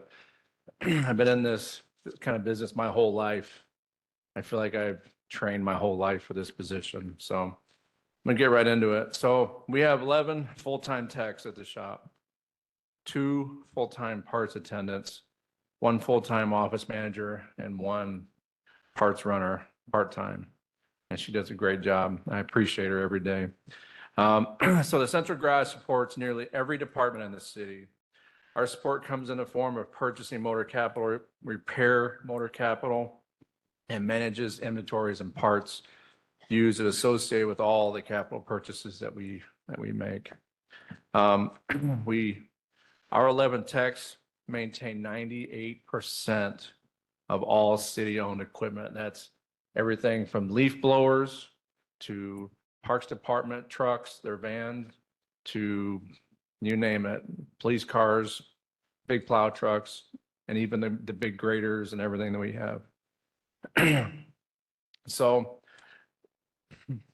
far this year, the Central Garage is open and completed, and this was about a month ago, so it's increased since then. But when I wrote this, we had 2,440 work orders that we have opened, repaired, and completed. It accounts for 7,631 man hours up to that point. And again, the repairs range from taillights on a street department plow truck to the complete engine rebuild of a Bobcat skid steer that we did, which was a huge deal. Also, I lost my place, with the average outside repair shop's labor rate reaching $150 an hour. This is what International and Freightliner and even EB Ford, what they charge their public. They're up to, some of them are over $150 an hour. But by doing what we do at the shop, we have saved the city $863,000, actually almost $864,000. And this was a month ago. This is what we have saved the city alone. So far this year, we have rebuilt and completely restored the NIDCO Flyer. We have added 37 new police units. We have purchased a new Zamboni for the Parks Department that will be here soon, and it will be amazing. We purchased a new street sweeper and the city's first EV pickup. We have also reduced insurance costs related to claims by 32%. That's a huge undertaking. We have also, and you'll like, some of you like this one. I instituted a policy. We buy a trailer, we get rid of a trailer. That's a big deal. We've gotten rid of 4 already this year. We started department monthly meetings this year for all the departments to address our department with every other department, so we can address their needs, what they want, what they think the shop should do, and all of those things that we associate with the garage. Our focus continues to plan and provide improvements under our infrastructure role, under the Aspire role. In 2025, we plan, our budget request plan to continue our efforts by not just maintaining the status quo, but they are about strategically positioning the garage to meet future challenges efficiently and effectively. I am poised to continue our plan to provide unparalleled service and level to our constituents and our public. Thank you. Thank you, Josh. Questions for Josh? Mr. Fish? So Josh, you're doing a great job and boy, thanks to the quick turnaround, the NIMCO Flyer is continuing to serve those people that love the museum, but your work made it possible because we got it back on the track. Thank you very, very much. Thank you. But is this a general statement here? I see some of your costs have gone up fairly dramatically. Is that marketplace costs? That is marketplace costs. And one of the things that I want to address is next year, our insurance costs are tentatively going up. We don't know for sure, and that's the key. I'm hoping that the plan is to return all this money back to the general fund next year, that we didn't need it. But I need to be poised in a position that in case our insurance costs do go up, right now, we pay $1,000 deductible for every accident we occur. Not every accident, but every one we turn into insurance. Let me clarify. And last year, we had 22 accidents that were deductible related. And at $1,000, our budget is where it is now, it's manageable. But if it goes to $5,000, what they're talking about, or more, I want to be poised in a position that we can handle that and that we're not coming back to the council and saying, hey, I screwed up and I need more or whatever. I want to be in a position that we're already there. So you're thinking, I appreciate your anticipation. When do you anticipate this hitting? When does insurance decide to do its thing? The first of the year next year. Yeah. In So 25. correct. We're in that stage of the year where we're working with our broker to better determine, but the communication between the safety and risk manager and the garage has indicated that the insurance company is uncomfortable with the $1,000 deductible in pushing it to a $5,000 deductible for property. But we're not obsessively abusing it like maybe another community would. Correct, but it's still part of the So cost. they're going to Yeah. ding everybody in. Yeah. I think we're probably on the side in which we're an anomaly in that we only have $1,000, in that we're not being pushed to have the first 5 in the game versus the only 1. Yeah. Okay. Thank you. I guess I'm surprised to know that it's $1,000 deductible for a municipality. That's really, really. That's for property damage. Okay. And That's from really what I've good. been told, we're like the only one. Yeah, I was gonna say, it's really good, Yeah. really good. Mr. Mister. Thank you. Could you just walk me through the proposed new assistant fleet manager position real quick? Absolutely. So our fleet is growing. You know, our garage responsibilities are growing.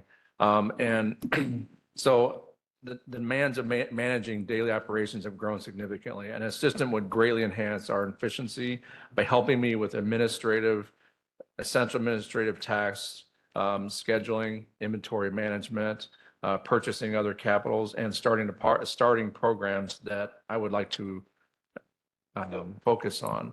It would help me focus on strategic oversight and improve workflow through the shop and the parts department, and streamlining operations to prevent downtime and that kind of stuff. So, Thank you. Questions? Mr. Hinkie? So if you could, in your rolling stock, normally I would ask for rolling stock numbers for the year. I don't know if you have it with you, I don't have it with me, but I can get you any number you need. but off the top of your head, how many vans does this city own? Vans? Yeah. Transports of any kind, 6, 8, 10, 12 So you're talking passenger vans or like work vans? passenger vans? As far as I know, we only have 2 in the city, and one is fire and one is the Tolson bus that you talked about, but that is going away.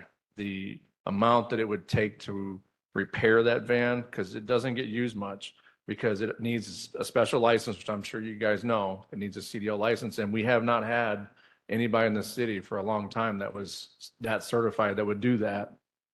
So it needs work, it needs help. What is the value of that van today? Honestly, if I had to guess, and I hate guessing because guessing is not a good deal, but I would probably say probably $5,000 at the most.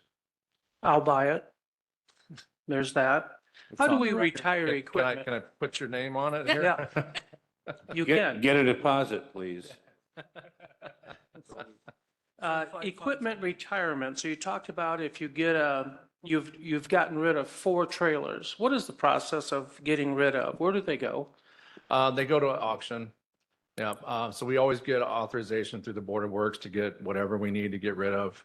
And we have a disposal process that, I don't want to say I started it, but I've kind of refined it. We use 2 auction houses in town, and it goes over the internet. It's pretty big. I think actually the last street department truck went to like Arizona or something. So they go, it's nationwide. All right, and then those funds are returned to, The, General fund. well, they're returned to the fund that would have. had the cost. That would have borne the cost. If Right. it's unknown, then the general fund is the default. All right, contrary to the other budgets, and we talked about, average, and then over-financed, yours is the opposite of that. And so it's really makes me question our process and to say that a couple of these had in the personnel services lines, they had 10% or greater over finance cost to trend plus request. In your particular case, your margin is $6,746 only. So a very tight budget. And I appreciate that because there can always be transfers, there can always be later requests and so on. But it looks very tight comparatively. And then there were a couple of areas, and I think again, Mr. Fish spoke about the repair parts. Prorated, it's $427,258, and the request is $575,000 in line item 901-423-0200. So pretty, and I'm not looking at from budget 24 to budget 25. I'm looking at real prorated cost of 6 months of operation. In that particular case, $150,000. In your department, it's probably not a big deal because one major mess could cost significant dollars. I get that. But the rest of your budget appears fairly tight. The only one, telephone and communication. It looks as though you're under budgeted by a little bit. Prorated, it's $10,430 for this year. And next year, your budget request is $10,000. So I'm not, it appears as though unless you're going to get a reduction of cost, that you may not have enough money in that particular pool. Yeah, that could be timing related based on past history.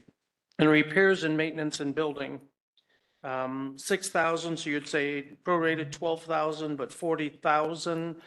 Any big needs there? You're not going to buy another wood burning stove, nothing like that? We're actually. Two of them. Just gonna say. Cheaper in pairs? We are looking, hopefully to do like a lean-to on one of our properties, just to kind of keep stuff out of the weather. That's why that hasn't been spent yet. So it's, I don't want to say lean-to, it's not a lean-to, it's more like a roof storage kind of thing. So. Sure. Yeah. And then membership and dues, prorated 3,700, but the ask is 15,000. That's line item 439,0800. I don't know if that's a timing event, but that'd be a pretty expensive. Do we have new memberships or dues coming up that were not anticipated? The prior years are pretty substantial. My initial speculation is going to be that that's a timing related All right. annual fee that would be post 6:30. Good. Motion for tentative approval. Second. Motion from Mr. Mishler, second from Mr. Hinkie for tentative approval. All those in favor signify by saying aye. Aye. Any opposed, same sign. Thank you, Josh. Thank you. Thank you, council. Engineering. Golden child.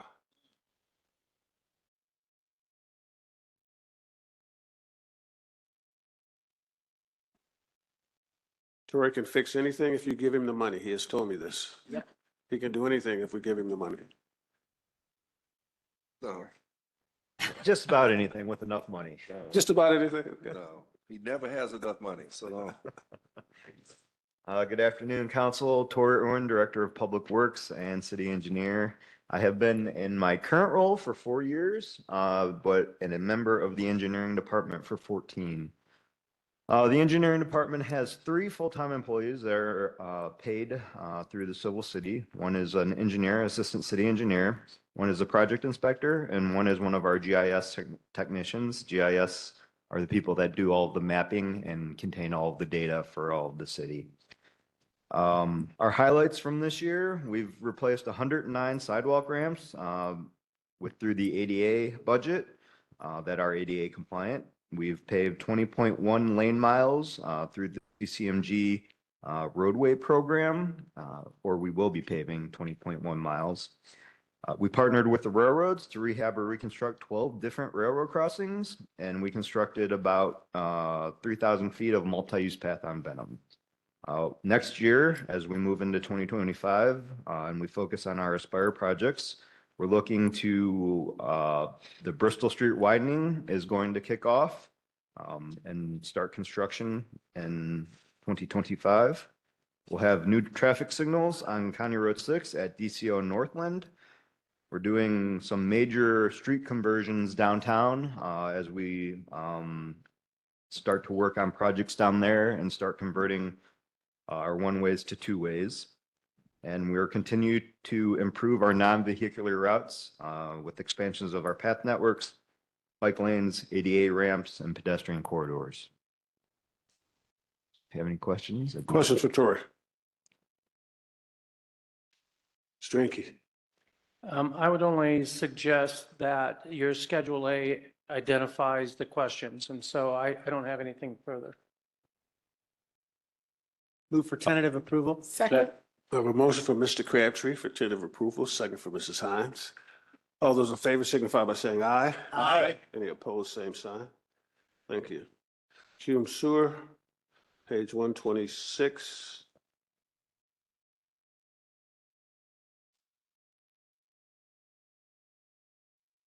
Move for tentative approval. I have a motion for tentative approval, Second. second for Mrs. Hines. Discussion, Mr. Hinkie. So Jamie, in this particular one, again, if I would prorate 120,000, 250 budgeted, just, Yeah, oh, so sorry. these are small drainage projects that we use throughout the city to improve the drainage. They don't fit into the month-by-month category of things. We have 5 of them out to bid right now or awarded that are all going to be under construction this fall. So by the end of this year, this money will be gone. So the transfer to other funds, it says 52,682, but it doesn't identify where it went. So that was an error that was identified as part of our last audit in which there was a receipting error into the wrong fund. And the corrective action was a transfer from this fund to the fund that should have received it. But you know, my response is going to be, a Schedule A would have been question and answer. So that would have been the end of that. Okay, thank you. Entertain a motion?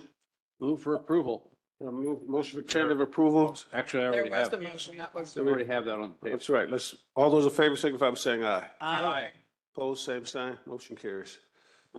Page 120, 132. 32. That's 132.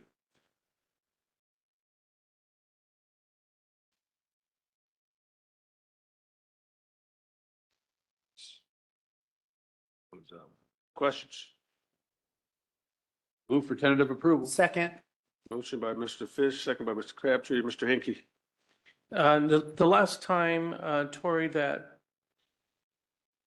our trash service was bid or a house count was 2000. taken, now that we've had quite a few demolitions?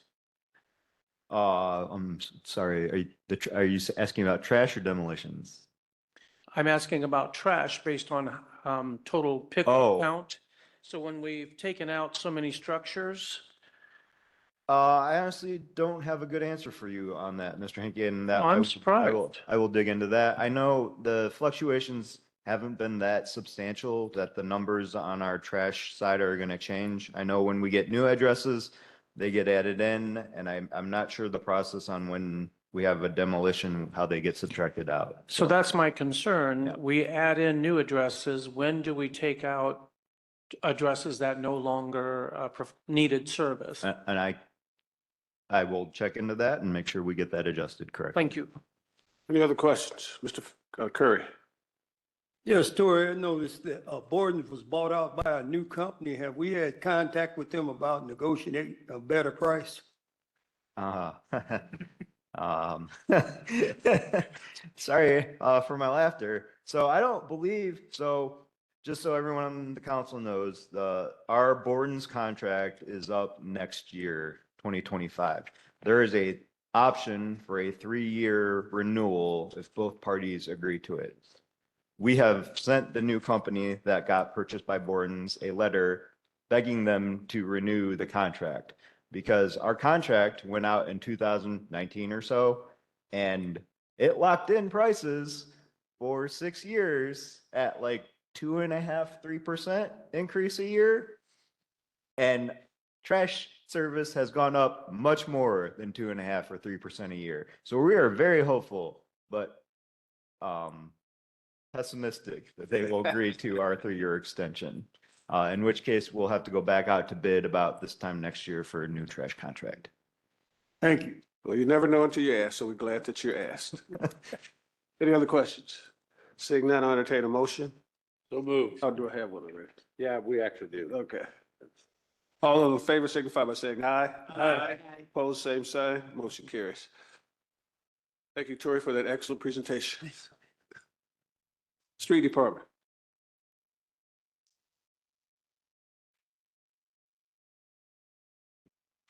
Page 56, 60.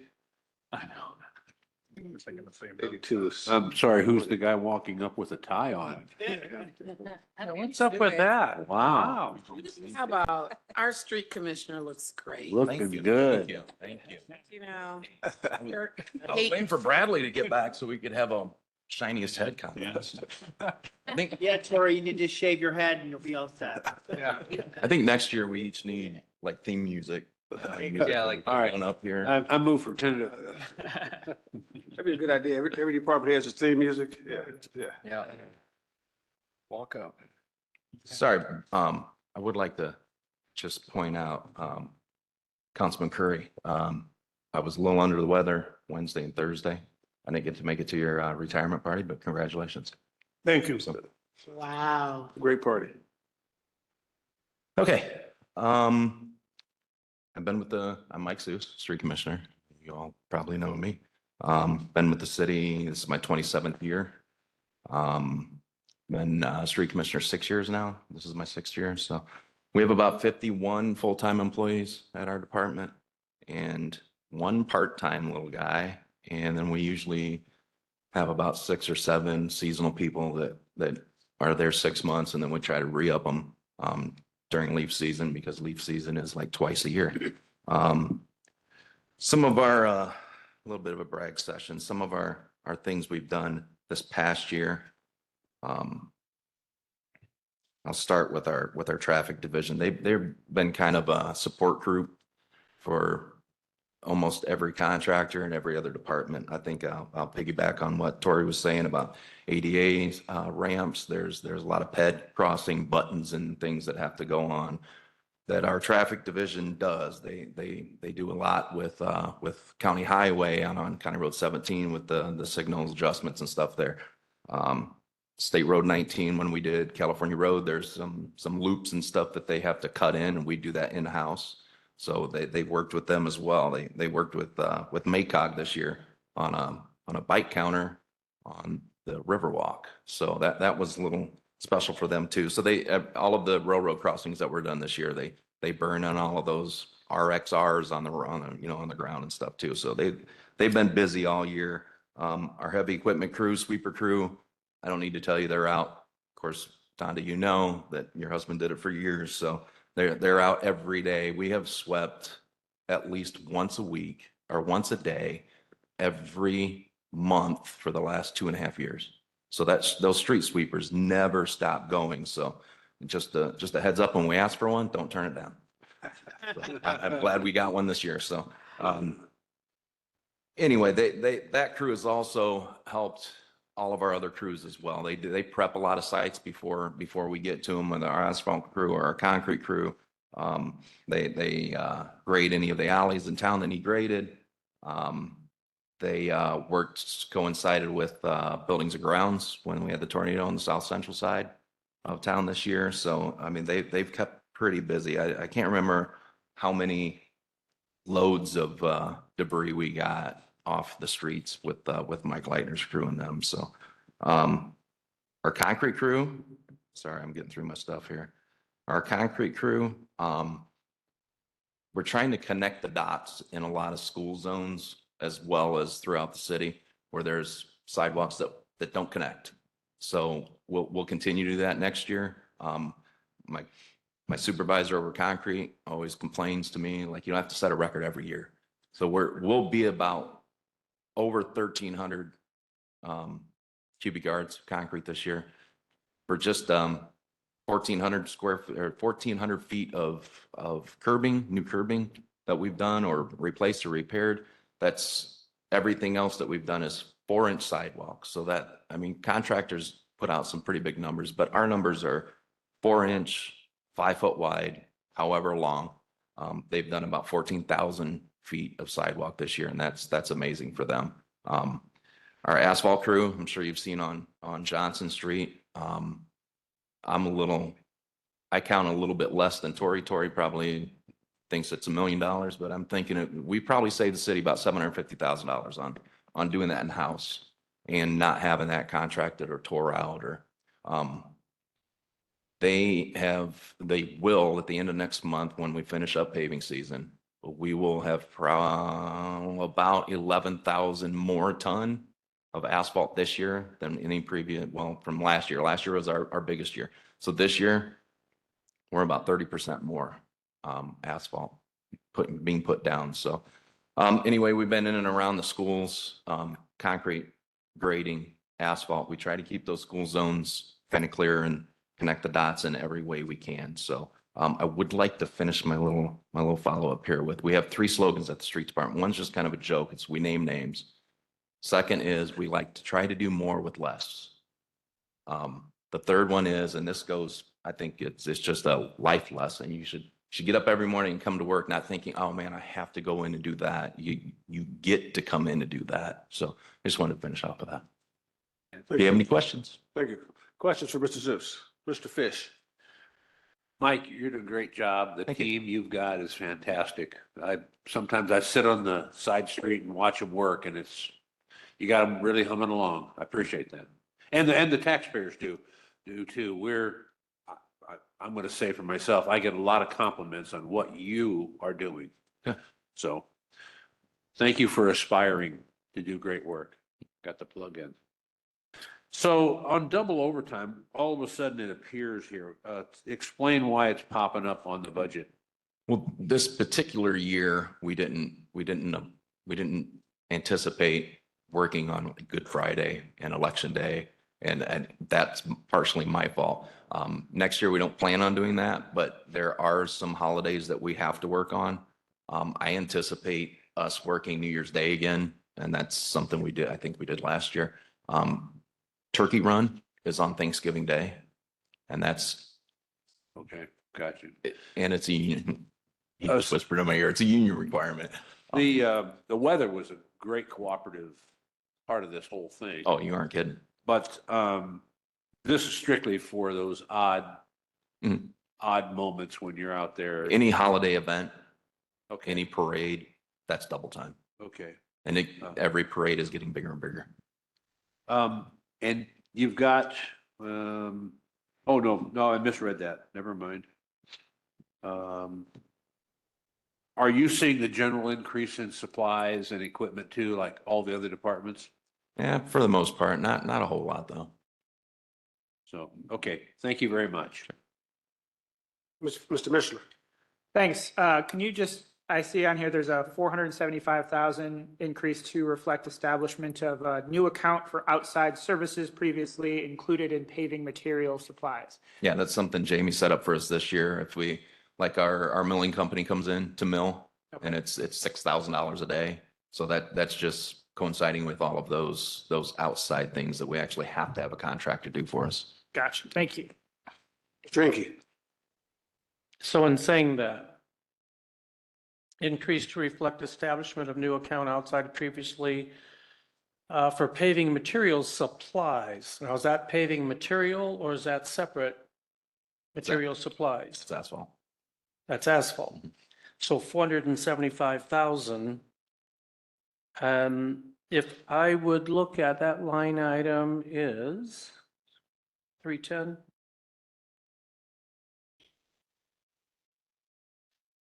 Okay. I'm not really necessarily following how that is written, so I should see 436,0310. I see that it now has a budget, but then I also see paving materials at 423,0111. Yeah, so How is that separate? How do we? So I guess the easiest way would be to say that if we weren't removing the 475,000 of milling and other contracted services from paving materials, the request would have increased by 407, an additional, it would be at 675,000 of increase instead of the 200. But collectively, it's paving material. It's not. It's a service that we are outsourcing to have someone come in and mill up the road, which is not us doing the work or buying the material to do the work. Okay, so which of the two is the outsource? Because wouldn't that be somewhat contracted services? The repairs and maintenance of streets is a contracted service, which is where the milling service is being budgeted out of. And that's the transition. That's the 475. And that aligns with what we've discussed previously with other departments and aligning the type of expenditure with the appropriate major category. So in the future, I'm just wondering then if the Schedule A could say, or there would be a line under contracted outside services, because it looks like paving and materials and repair and maintenance of streets. I don't want to get that confused. Repair and maintenance of streets, contractual service. To differentiate, I don't want to lump those together and feel as though they're the same thing. I get it now. So I'm looking at total supplies, and this could be, I mean, it's a small number. Landscaping, we didn't anticipate evidently. The new cost, is it actual cost or is it actual that much production that created that cost? So was it just a lot more work done that had landscaping involved, or was it the cost increase of landscaping itself? In-house projects that we've completed ourselves. Okay. We anticipate to complete ourselves again next year. Because I do see a couple of these in here, like supplies. Like grass seed, for instance, has went up like almost doubled. I'm like, how is grass seed more expensive? How does that happen? So the supply line, which is 0142, 6 months was 14,000, just about 15, so 30,000. The request is 52. So supplies above. Oh. And I just don't see anything on Schedule A that would reflect it. Well, there's no request in change and, Yeah, it's just that much above budget. That's just one of those. currently, right, as is what we're looking at. On which one? So with the supplies. given General the seasonal- supplies, 0142. Seasonal nature of just like paving materials, right? The June number is going to be extremely low compared to what we would look at now or any other kind of temporary or seasonal component that we would be catching up on. And then for exactly that, paving materials, do we contract when the systems open, when the paving suppliers open, do we have a contract or do we have to invoice it per project? It's a materials bid that we use. So whatever we use daily, they bill us daily. Okay. Yep. So there's not a way to prepay for a certain amount that you would automatically get at a set rate? Okay. Well, we get it at a set rate. So at the beginning of the year, there is as Mike indicated, there's a materials bid packet that goes out that we solicit bids on all of the types of materials that the street department is going to need, and asphalt is one of those. And so Okay. we get a fixed price per ton, or I assume, that we are then able to leverage throughout the season. This past year, by moving the materials bid up sooner, we got a cheaper rate because they could buy their oils and chemicals earlier. So next year, they're planning on a 7% interest. Maybe we could sell them our used oil from street. Oh. That'd be awesome. So traffic supplies, you know, if you would prorate that, and then add what the increase was, it'd be 445,408, but your budgeted, your request is 435. So is there any concern that you're under budgeted in that spot by being 10,000 under, or is that a controllable cost? Part of that was the tornado sirens that needed replaced. And those were 30 a piece. So now that they're all operable and working, it's just regular old maintenance now. And telephone and communication is probably more of a invoice timing as opposed to anything else. I think part of that too is Lucity in the work order program requiring us to have additional data plans that we're in the process of still launching. And then other services, no, equipment leases, sorry, prorated 19,294, budgeted for 16. Is that also timeliness of invoices? Not really. We rent a broom when we mill, and the cost of that has went up, and the cost to buy a new one it would get beat up, and the one we have a backup that we use only on emergency when the company's breaks down. So we paving more, milling more rentals. The more construction you do, the more rentals you may have to have. And again, other services, I just want to make sure I understand what's all in that, because if I would prorate that out, you're under budgeted there too. That tends to be used in departments that we've continued to allow to have this account. That gets used for one-off expenditures that we don't have a already readily identified account line that it would go with. So consistency isn't necessarily the key here as much as it being more abnormal or a contingency component. In some cases, we use the other services and charges account line as our transfer to account to fund an underfunded account across other departments. So finally, contract services, and that's a pretty significant uptick, but the Schedule A simply doesn't help. Increases to reflect increases in contracts and anticipated needs, and I think that is a given. The question is, why is there anticipated increased needs on contract services? I'm guessing from that's 44,000 Lucity, to 80,000. as part of it. Yeah, I throughout the book, you'll probably notice that there were some grammar. But a bit ambiguous. But in some cases, the ambiguity is purposeful because it is a department request that isn't necessarily specific for one thing. But in this case, I believe contract services has been used for their Lucity work order program and other things. I'll look and see what we have in here.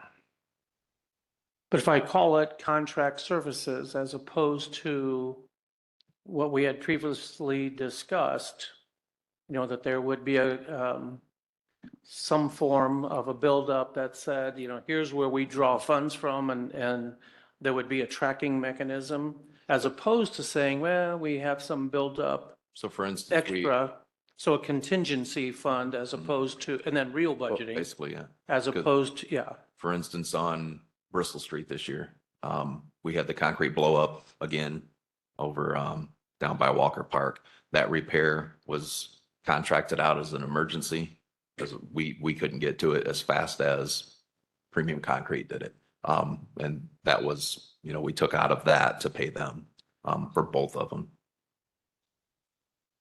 But I hate to think Oh, that yeah, we, guardrails that have been Yeah. hit too. I forgot about those. Yeah, so that account, David, and Councilman Hinkie, it accounts for uniform contract, various items that the traffic services might need that I believe is part of our transition out of traffic supplies and into the appropriate services account.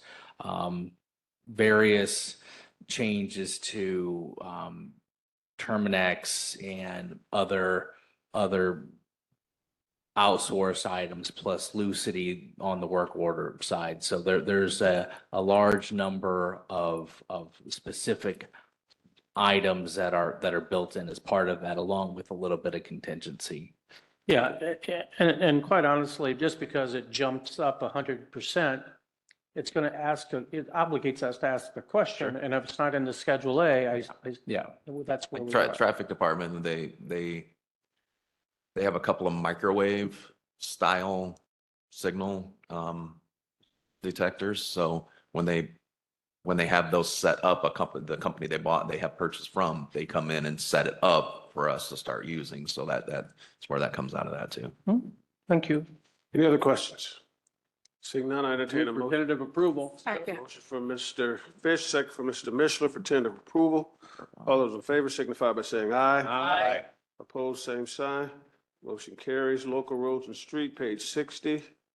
So Move for tentative approval. There's motion, second. Second. Discussion. Motion by Mr. Fish, second by Alex. Mr. Holtz, discussion. Mr. Hinkie. So paving, again, and I realize the combination of, but this is a separate account based on funding mechanism? correct, Yep. correct. Thank Yep. you. Thank you. Any other questions? Seeing none, all those in favor signify by saying aye. Aye. Any opposed, same sign, motion carries. Riverboat Gaming, page 60, page 82. Yep, page 82. Motion for tentative. Same question? Second. Okay, I got a motion for Mr. Mishler for tentative approval, second for Mr. Fish. What's your question, Mr. Hickey? Funding mechanism? So this is a funding mechanism that we're using to continue the same level of service that the street department has been providing. Had been, as we'll discuss next, cumulative capital improvement had long been a funder of the sidewalk program. We have successfully spent that down to the point where we will now only be able to utilize the anticipated revenue coming in. And so this is the strategy that we're using to fund the additional projects. To follow up, if I may. So this is Riverboat Gaming, which used to be a pretty broad use fund. Yeah. And we're using it specifically now to catch up on paving material. Yeah, Right. we've used it. It's eligible uses are any of the government services, and Yeah. this year and last year, or I guess 24 and projected for 25, we've are using it to assist.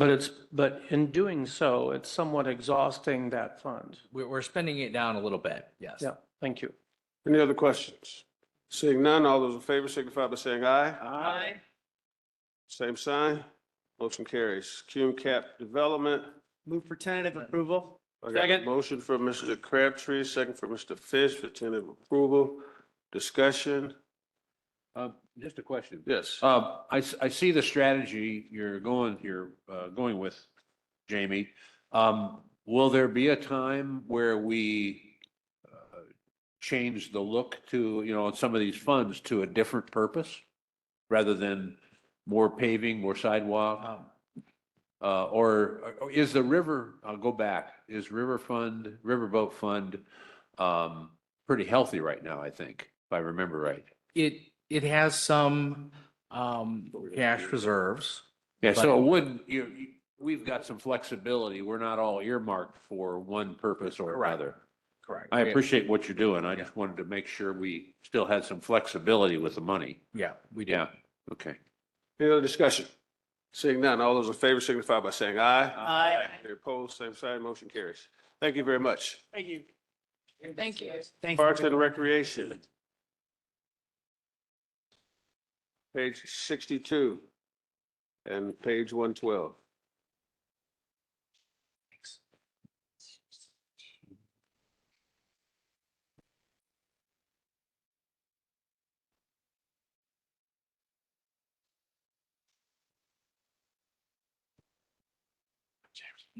Yeah.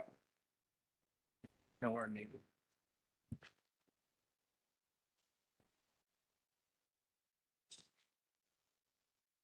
Good afternoon, council. Good afternoon. Good afternoon. All right, well, Jameson Zarnicki, Superintendent for Elkhart City Parks and Recreation. Been in the position since the height of the pandemic, so a few years now. And you'll see that, make sure that's working. You'll see that this year our budget is reflected towards cost recovery. We have dropped significantly in our capital requests. We're focusing on a couple new staff positions, one that provides direct cost recovery efforts through customer service, quality assurance, really focusing in on the business services side of the department. And then the second, moving from a part-time to a full-time. That individual is our special projects coordinator that focuses on the that will focus on the grant writing, professional services throughout the overall operations of the department. Excuse me. Let me back up a little bit for you. The two main positions we're requesting, I'll say, is the full-time business services coordinator. That position is combining, we're taking away 3 part-time positions and combining that into a full-time role. Those 3 part-time positions that we're removing are the concessions manager, the Riverview director, and the aquatics assistant. With the new program assistant that we brought on this year, we've recognized that we've got a little bit more capacity with the program and rec side. Our Riverview softball director is retiring after this year. Unfortunately, our concessions manager has passed away this year, which was untimely. And our aquatics assistant position is able to be absolved into this position as well. And so because of these 3 positions and in their time, we thought it was best to look at this a little bit more holistically for the next year and to focus in on where the benefits are for a full-time position that allow that to continue with the operations. Thank you. So our 2024 budget highlights include the Walker Park updates. You've seen the new playground there. We've increased that play capacity. We are looking to do restrooms there. We've opened up Island Park Disc Golf course. We're starting to do the 2025 master plan for the Our Parks initiative, purchasing a new Zamboni, and we think we're close to getting a sponsor for that as well. And our events have been overfilled with attendance. So we've had a really good year. As we look to 2025, we will be doing new playground amenities in multiple parks, finishing the master plan. We have the splash pad at Ulrey and Lundquist improvements planned, or I'm sorry, the high dive improvements planned, and we're reopening Elliott Park. So I can go into more detail on that with any questions. Question, is that, what is? Mr. Mishler. Thanks. Can you go to any more detail on the Elliott Park portion? Yeah, absolutely. So, Elliott Park, has been closed, as you all know, for a number of years. It needs to be reopened so that we can be in compliance with, the DNR. Additionally, the donors who gave us that property, have been, wanting that to be reopened. The Elliott family, I had a, conversation with, Mr. Elliott's daughter. And it really comes down to, we should do something with that property. And so, it allows us to reopen this, park in a safe way. We ran into some problems in the past with having it a passive park, out of sight, out of mind. And it created some issues where, people could come at their leisure,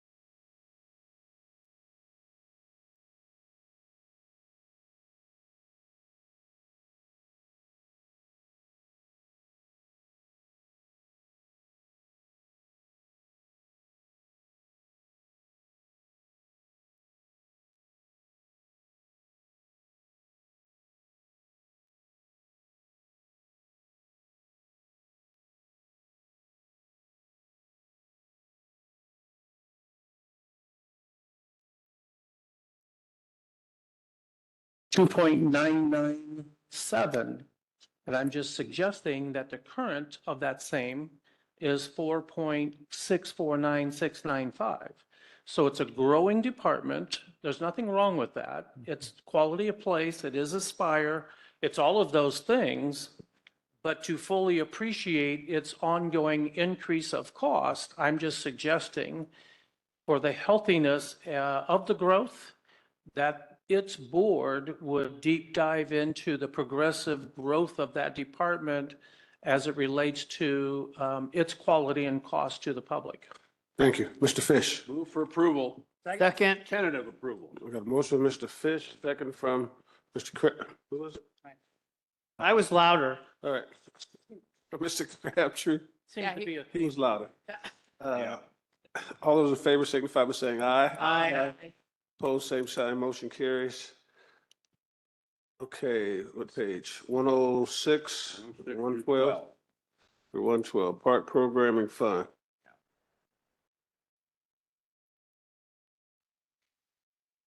So the Park Program Fund is effectively a sub-fund of the Parks and Recs Department. It's the business side that receives revenue.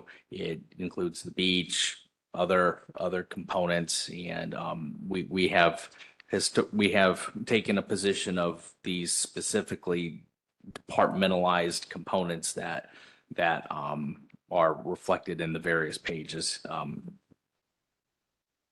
Yeah, and I would say you'll see in the program fund, there's an increase of the sports and recreation side. We're focusing in on the recreational capacity that we have for the city. There's a few increases for concessions that you'll see. The program fund, as Jamie had said, is for the whole department's revenue. And so supplies have gone up a little bit, but we also we are doing more sales in revenue towards our concessions. So we're requesting an increase in that so that we can meet that. You do have to spend money to make money at sometimes, and this is part of that. I think that the primary request as part of this would be the improvements at Riverview Park and the request for the replacement of the 8 dugouts that are currently there. Mr. Fish. So, Jameson, is Riverview going to benefit from any grants at all for those dugouts? Like we talked about, a year ago, about the lights maybe being in a grant situation. Yeah, so we're still exploring the grant opportunities for the lights. And overall, at the park, I'd say the biggest increase that we'll see in benefit is the tournaments. The investments that we make into the park, we're opportunistic for more tournaments. We host a variety of those throughout the year. One of the larger ones is the collegiate intramurals tournament for the women's softball. So putting in the investment like the dugouts into there allows us to be more competitive in those bids when they're deciding where do they want to put their money for their tournaments. And so the grants we're hoping for, but the biggest churn right now that we can say is the tournaments. Yeah, and I think if we consider bringing on your new employees, we'll have better opportunity to look at the grant world out there and assist some of these projects. Is that correct? Correct. Yeah, thank you. Mr. Mishler. Yes, thank you. Again, James, for being here. Can you go over the increase to reflect anticipated needs for Ideal Beach? Sure. So we know that we've got some plans for Ideal Beach and we hope to make some big changes there. In the interim, we know that we're hopeful to have, regardless, there's things that we're going to need to buy. And so lifeguard chairs, supplies, there's a couple things for the concessions that we want to include. So that price is reflected in there for the cost of those. Is there any effort to include corporate sponsors or partners in the community to help with some of these costs? Yeah, so part of that position that we're looking at for the business services side is going after that that revenue side. So increasing those opportunities is part of that, but we don't have those concerted plans for Ideal Beach in the next year, but in the full on redesign, when we do that, that'll be something that we look at. Howard Park, for example, is one that we want to emulate where they were really strategic in their investment. They had partners come in and rent this room or this area for, you know, this much money for 10 years. And then after that 10 years, that sponsor can either recommit or they have the opportunity to find a new sponsor. Thank you. Thank you. Just to follow up. Then we go to the next page under concessions. And we've got a 31,810 increase for anticipation for the facility. I see in the budget, it's gone up that much. And I'm wondering where that's all gonna go. How do you filter that increase in your budget into the facilities and activities? I don't see it specific to, other than it's account 4220150, operating supplies. So as part of the concessions, that would be the purchase of the concession items that are for sale. And right? so, yeah, and that's what I'm assuming it was, but it's a bit of an increase of 46%. Costs going up, anticipation of more activities and selling Right. more. Yeah, so we're already in that line item. We're running pretty close. And we've had to ask for some transfer of funds into there because we've done so much. We opened up NIPCO this year for the summer, and that's been a significant increase in the amount that we've sold. And so that just draws down that line that we spend out of. So we're bringing in, you know, about, I'd say 30 to 40% of our costs right now in sales. So if we spend $30,000, expect that we will make that plus in revenue. And based on just observation, you can see that the parks are being utilized more, the events are much more attended, et cetera, et cetera. So, yeah, that, I would, oh, I'm sorry. Mr. Hinkie. Are we on 508 or 509 now? I hear we talked about Ideal Beach, but are we on 508 or we're just? Well, I had moved on to 580 from the Ideal Beach. Yeah, page. Oh, okay, so you Yeah, went from page 508 to okay, no big deal. Yeah. I think I'll reserve my question then for 509. I was just moving through the pages. No, that's because I okay. see increases. I'll entertain a Different motion. budgets. So move for tentative approval. We have a motion. Second. Crabtree, second for Mr. Fish for tentative approval. All those in favor signify by saying aye. Aye. Opposed, same sign. Motion carries. Order works.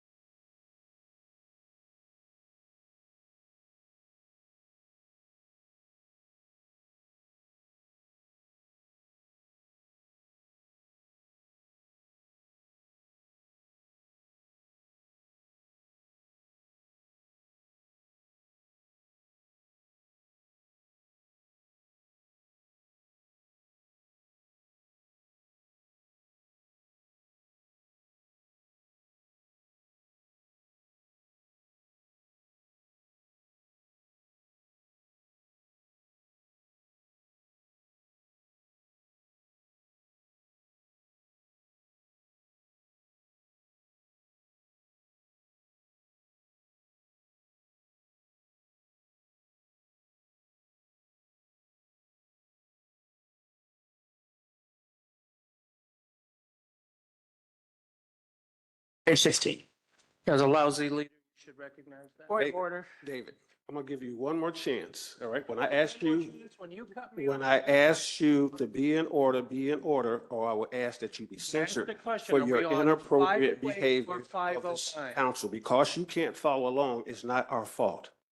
Thank you. Because I can't follow along, seriously. Next, order works. Lousy. Page 16. Yes. All right. So the Board of Works is a makeup, I guess, of support. And the reason that it is aligning within the neighborhood category versus foundation or quality of place is largely surrounding the request for a new neighborhood coordinator position. Jamie, if you could, just a little louder. Sure. A little more. Yep. intense. Thank you. So this is largely surrounding the request for a new position. The other components are hopefully well identified within the Schedule A and comprise of various costs associated to the city that are not otherwise easily identified to a specific department. Question? Yes, sir. Oh, so Jamie, yeah, under those other services and charges, I hear what you just said, but these are they associated with that new employee potentially? Or are they just miscellaneous that need to be included in a budget line? They would just be inclusive of the need for the Board of Works budget and not specific to the request for a new body. Okay. I'm going to clarify that later on. Thank you. Questions? Mr. Henke? So I'm looking, again, with the ask, with the projection of 112,341, prorate that to 12 months plus the add-on, we're at 374,582. The request is 500,005 for Board of Works. So it's seems to be padded, and I didn't know if there was some other than reflective of Indiana unemployment that you may have to put at maximum and based on usage. And the sick incentive, that is the other component that we leverage this as a contingency payout for small departments that may have a retired individual that is going to be subject to a large payout of sick time when they go to retire. Okay, and then if I could, even though it's a small number, I'm just trying to make sense of it, and that is office supplies. I guess yearly at 7246, the request it stayed the same at 11,000. It's operating supplies, 3623 was the question because it has an unbudgeted. Correct, and that's been a request. If you recall, Board of Works houses 311, and this has been a request for some supplies associated with that program. And then the liability, that must be a timing of invoice, liability insurance? Yes. Okay. And then subscriptions, grant expenses. So that is something new and different. I Because we believe- have no expenses in that for first 6 months. Do we have any to date? I'll have to check on that because that should be the costs associated with EnviroCore. And that could very much be a timing issue. Let me look. Which line are you referring to, Mr. Henke? He's referring to, 4340200? oh, wait, no. I thought you were referring to 4390520 grant expense. Subscriptions right above. You mean the grant piece? Yeah. No, I'm not there yet. Okay. Thank you, though. I was looking at the liability insurance. Yeah. 70,000. Yeah, and that was a If timing. I'd say another payment is due, that's 140,000, but the ask is 361. When we're averaging over the prior years, the high was 155,735. That includes some other items. I can tell you what the breakdown is within that liability. So that includes workers' comp components, the premium share related to the liability insurance itself, along with some contingency to assist with deductible gaps. Other deductible gaps. So in terms of, if you recall, the $1,000 to $5,000 jump that we were looking for in certain circumstances, if we have a department that has an insurance claim that requires the payment of a deductible or a portion thereof, this is a funding mechanism for Okay. that. And then if you will, the 4390900. The first 6 months, 3,098. That But we now have 108. I don't have a Schedule A anything. Yeah, that has been the same value for a number of years and is part of a contingency component that is used when necessary to fund other funds and other account lines within the group. Okay, and then finally, contract services. In '23, the total expenditure was 10,000. Right, that's block by block. Oh, so that is the block by block. Correct. So then the question I would have is, how are we placing a value on that $490,000 request? How is that monitored and how does it positively reflect the budgets of those departments that are benefiting from it? Any added manpower?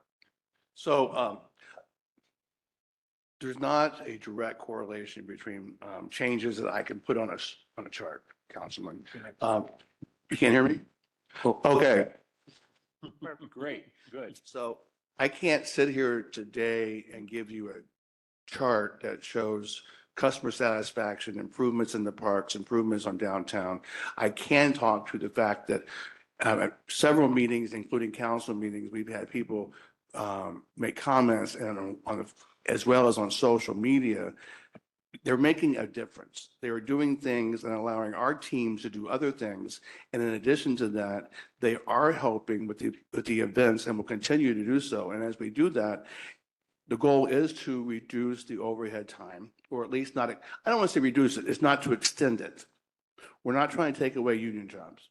What we're trying to do is complement what the other teams do, adding additional people when we're having events on the plaza, either as just being a positive influence, information gathering, as well as in helping clean up and crowd control. On a day-to-day basis, you'll see them downtown, but you also see them throughout our park system doing additional things on a day-to-day basis. I mean, these people have power washed half of Elkhart, and to the point that we can provide the council, if you would like, a generous supply of photographs and comments made throughout the community. So this is truly about quality of place and neighborhoods, and it's not so easy to directly provide you a chart of improvements.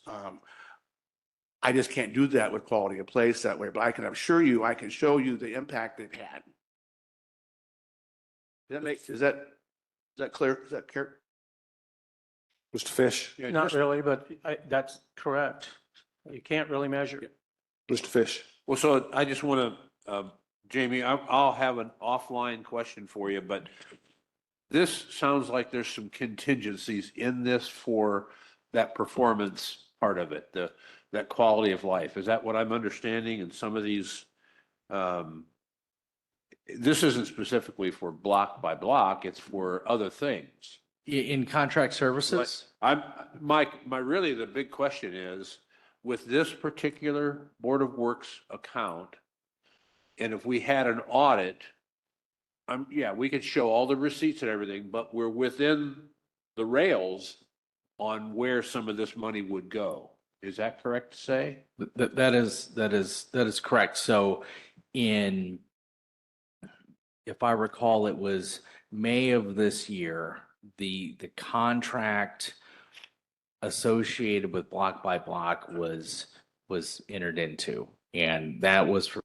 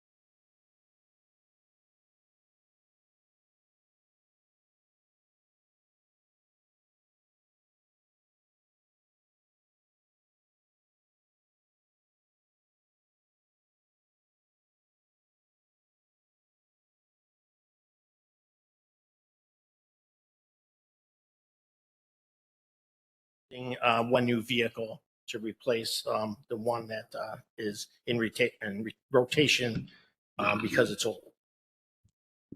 Thank you. Mr. Fish. Thank you for being here. I see you need instead of the 911, you're going to go with the Ford Maverick. You'd like to anyway. Have you considered an electric vehicle? I have. Great. I want you to make sure that that becomes your priority from now on for some of our service vehicles within the city. Be a good starting spot. Thank you. Mr. Hinkie. Let me just run through quickly. When you said assisted with tree issues, what does that mean? As opposed to buildings and grounds? Right. We have put in our budget last year, and I believe the year before, a line item to help people that can't afford to basically remove a tree that's downed. They're low income. And how do we establish that they're unable and low income?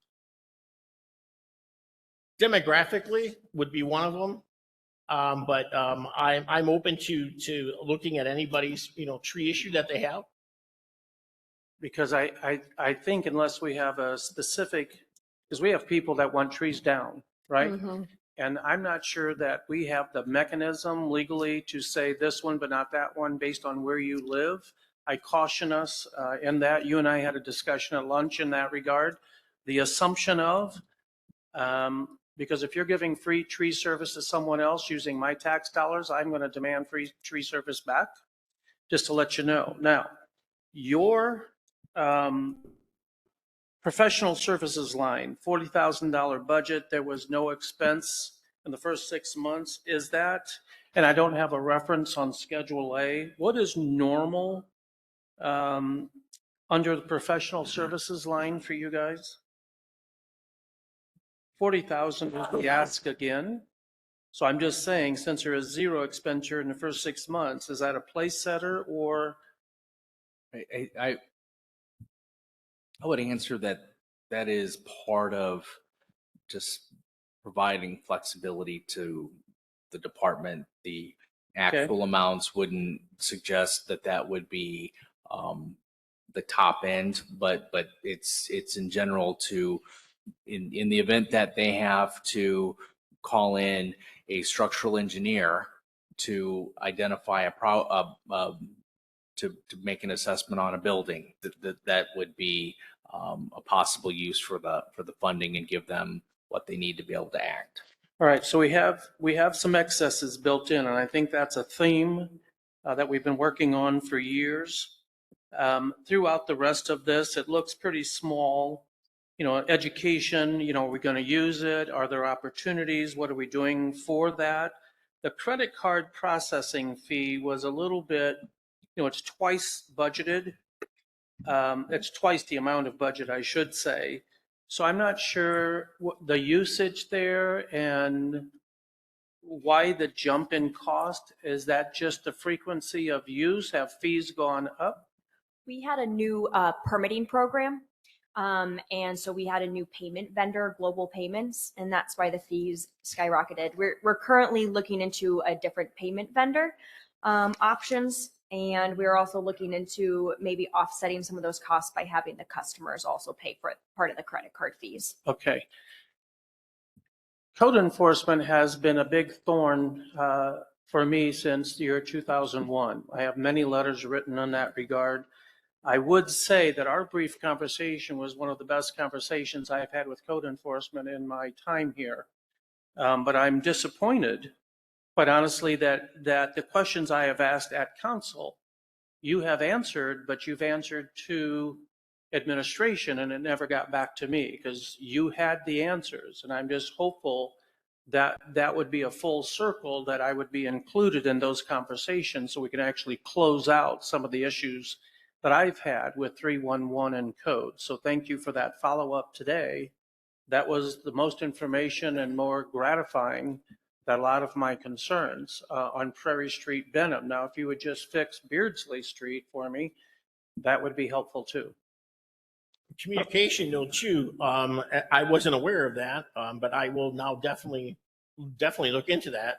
And these are the things that we can't catch everything in the city, but then that's why 311 is a valuable tool where we have the eyes and ears of everybody, also other city employees as well, that they can put the 311 in, or they can call my office directly. I mean, I'll answer, I answer my phone 24/7. So don't ever feel that you can't, talk to me. No, But I feel I can that's a talk to serious- you, Right. but when you have to give information to your upline and it doesn't get back to me, it doesn't help you and me at all. Right. So I'm just hopeful that we can have Yeah, that directly. I will definitely address that issue that you and I talked about at lunch, and I will get you an answer and a report of what we found. Thank you 'Cause for that's your a hard very work. I serious. appreciate it. That's a very serious, Ms. Hines. approach. Mr. Mishler. Motion for tentative approval. Got a motion for Mr. Mishler, second for Mr. Fish for tentative approval. All those in favor signify by saying aye. Aye. All those opposed, same sign. Motion carries. Thank you. Unsafe building, page 80. That's them too. One more unsafe building. All right.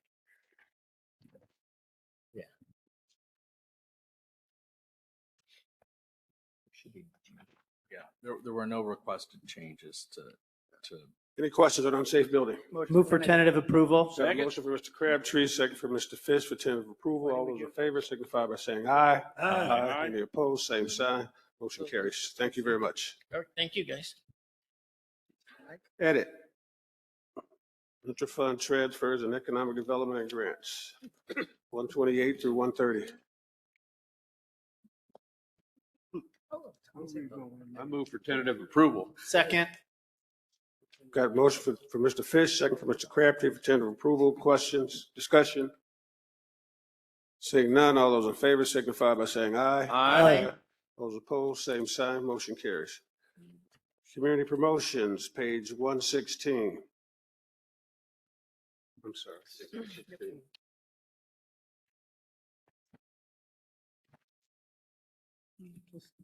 Move for tentative approval. Second? Got a motion for Mr. Crabtree, second for Mr. Fish for tentative approval. Discussion? Mr. Mishler. What is the anticipated needs? Is that just, it says $5,000 increase to reflect anticipated needs? Just- So this is for the promotion of this community promotion. Oh. So this fund, if we recall, had originally been an expenditure of out of the mayor's department fund, general budget. It was determined that this fund had been established based on statute, which is why it now is outside of the mayor's department budget. And the additional funding is what the administration believes that they need to be able to appropriately promote the community in the appropriate ways. Okay, thank you. I will just say that, looking at other communities around us like Goshen, Mishawaka, South Bend, they do a fantastic job of, T-shirts, hats for Goshen and South Bend and everything like that. I'd love to give our residents more of an opportunity to show their Elkhart civic pride as well. as Buy a other city communities. flag. The bling? That's right. What's the bling? Mr. Hinkie. So you're suggesting that the increase to reflect anticipated needs, again, it just doesn't really give you any grit to really go by, but you're suggesting that that's $5,000 that commonly was in the mayor's budget that is being used for actual promotion. Should I not then have seen a $5,000 comment or reduction in the mayor's budget, 001? There was in the original year that we made the transition. But this is suggesting there's a change now. in There is, 120. there's an increase of 5,000 over what had been previously. I see. Okay. That makes sense. Thank you. We have a motion. All those in favor signify by saying aye. Aye. Any opposed, same sign. Motion carries. Building and grounds. Good afternoon, council. Good afternoon, Mr. Leitner. No cookies. That's Mike's suit. Mike must have spent it all on his suit. and Yeah. That's why he couldn't do the cookies. As you all know, I'm department head for buildings and grounds. I've worked for the city going on 35 years now. Been department head for going on 18. Buildings and grounds has 40 full-time employees, usually around 10 part-time and several seasonal every year. Our department has been tasked with maintaining hundreds of acres, 75 properties, 30 buildings on all city properties, tree maintenance, right-of-ways, parks, and cemeteries. We're also tasked with beautification throughout the city. We grow and maintain hundreds of flower beds, streetscapes, river walks, river district, and city parks. We currently assist in over 60 events, maintain all athletic fields, set up and maintain 13 softball tournaments, and all league play. I believe we have put together a budget of needs and not wants to maintain our city assets. Questions for Mr. Wagner? Mr. Fish? So, on your overall budget down below, do you have a corrected number there on the second page? 73 million is pretty high. Where are you referring, Mr. Fish? On the second page of the general budget comparison, Be page 53. it says general fund, total 1101 account, general.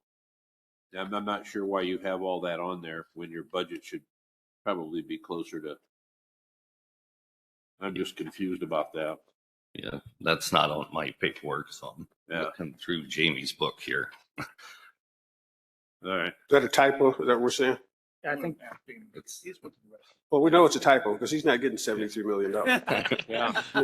I don't want $73 million. I like mine. But I will ask a question or two. I think you can be comfortable looking at the $6,239,645. Yeah, that's what I'm hoping that's the number. Well, at the correct time, please be sure to make that amendment. So, Mike, are you cursed also with high cost of materials and supplies and vehicles? Obviously, the cost looks like they've really gone up. Absolutely.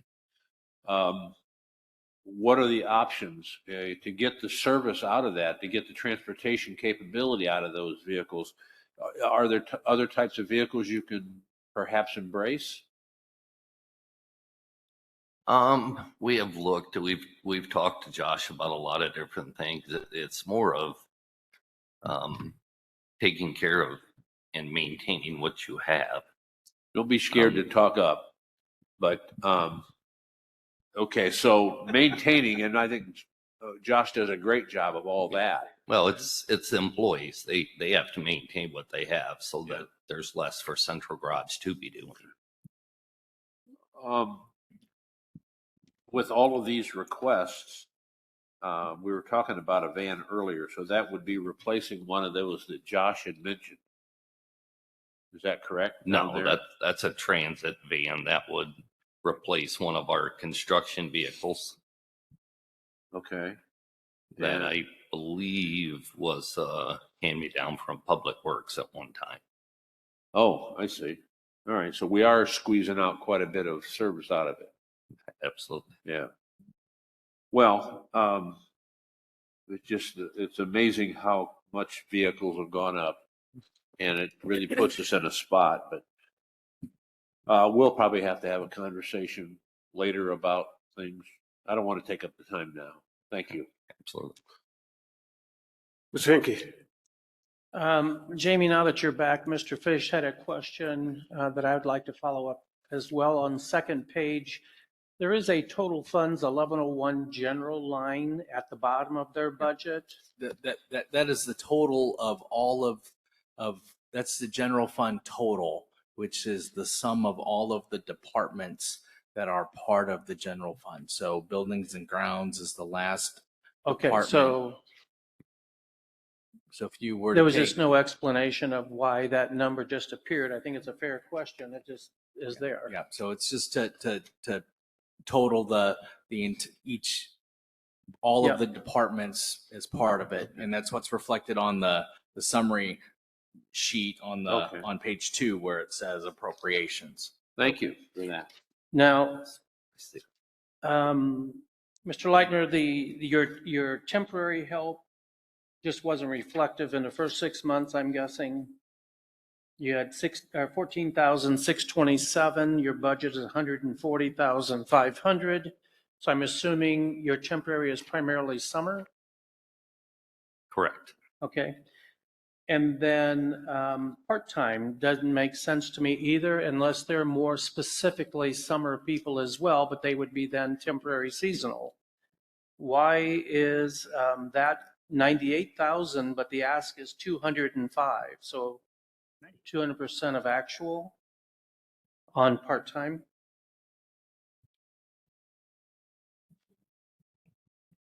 On the part-time, that is in the anticipation that they're going to be able to hire what they feel they need for part-time and temporary help. I think we've had some disconnects on what the differences are for those types of employees. That temporary seasonal employees are those that are working on a narrow timeline for benefit reasons versus the part-time being maybe a seasonal part-time or a permanent part-time, like one might have, like Mr. Billy in the city hall. So that has really just been the ongoing number that has been used. We reduced it this year to reflect the transition of the part-time employee into a full-time position. So ultimately, I think Mike has a difficult department because it's really based on the current need, the current ask, the emergent situations. Things happen, and we get that. I would only note that as of total supplies, we're 169,978 over trend, but then again, that same department is being asked to do a lot, and they have to anticipate, and emergencies are hard to anticipate. So, Mike, if you would, tell me about the block-to-block and how you work with that group. What do they help your department with? I believe the biggest help they give us, or the biggest impact they have, is cleanliness of parks and perception of parks and the downtown area. Removing trash on weekends, nights when we don't have people working, and with cleaning up leftover debris from the homeless. Okay. So there's two ways to argue this, and I'm suggesting your argument's probably going to be things that were hard to manage before are managed now with the help of block by block, because your cost of operation went up on the labor side, no matter which line item we look at, other than part-time, but you still have, even though those folks were added in there. So what I'm hearing from you is now those things are better secured. Now those things are at a higher level of clean or quicker in the cleaning process or something. That's correct. Right? Okay. So overall, on other services and so on, I looked at other services and charges. And, it's 19,868 prorated over a year. Other services and charges. What all is included? Because the budget and the ask is 60,090. I just want to know what's all in there. I can get you that detail. But that is, as we've discussed in the past, that is typically for unique items or services that don't have a real home or account line to be utilized. Otherwise, we would have transferred the funding into an appropriate account line and paid for it that way.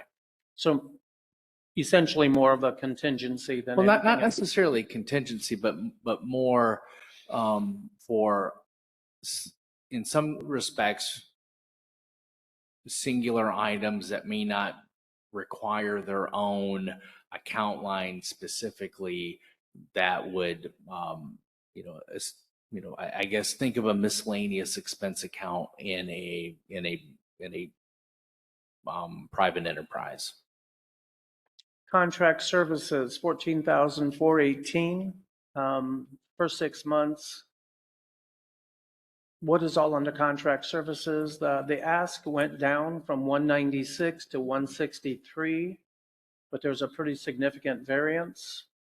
If I recall, the big jump in contract services was for the outsourcing of the trees, the maintenance in the tree lawns of trees that needed to be removed.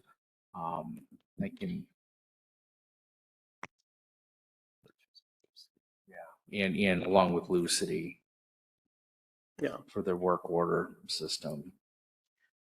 And finally, I think Mike does a heck of a job multitasking with all of the stuff throughout the city, because there's a bunch of stuff under buildings and grounds and everybody counts on. So you're spread pretty thin, so appreciate that, but you're always available when I call. So I appreciate that much more. Mr. Mishler. Thank you. Mike, I just want to say you do a fantastic job. I get compliments yearly about the planners and everything downtown and how fantastic they look. This is just more of a comment about the ambassadors program. I received a constituent concern relating to some trash that was left at Riverview baseball diamonds following an activity over the weekend, which would have either cost potential overtime for buildings and grounds to come over the weekend to clean up because there was a lot of debris there. I was able to get a hold of Jameson, and he let me know the ambassadors went out there and took care of it. And so I've personally had them take care of some issues that would have otherwise potentially, cost the taxpayers quite a bit. Or if we had waited till Monday and other families had tried to go into the park, they would have had a bad time because of that. So if I could follow, how did you get a hold of them? Is there something we all could have done? Because I don't know. I just reached out to Jameson with the concern. There's a phone number on the truck. I don't know if that phone number reaches them directly or not, but when they ride around in their truck, I see a phone number on the truck as well, so I don't know. Is that city-owned trucks that we provide? I don't know if it's city-owned or not. It's not a city-owned vehicle, but my recollection is that it was included as part of the contract component. So if we were to not renew the contract, then we don't have a vehicle on our books that we have to worry about repurposing.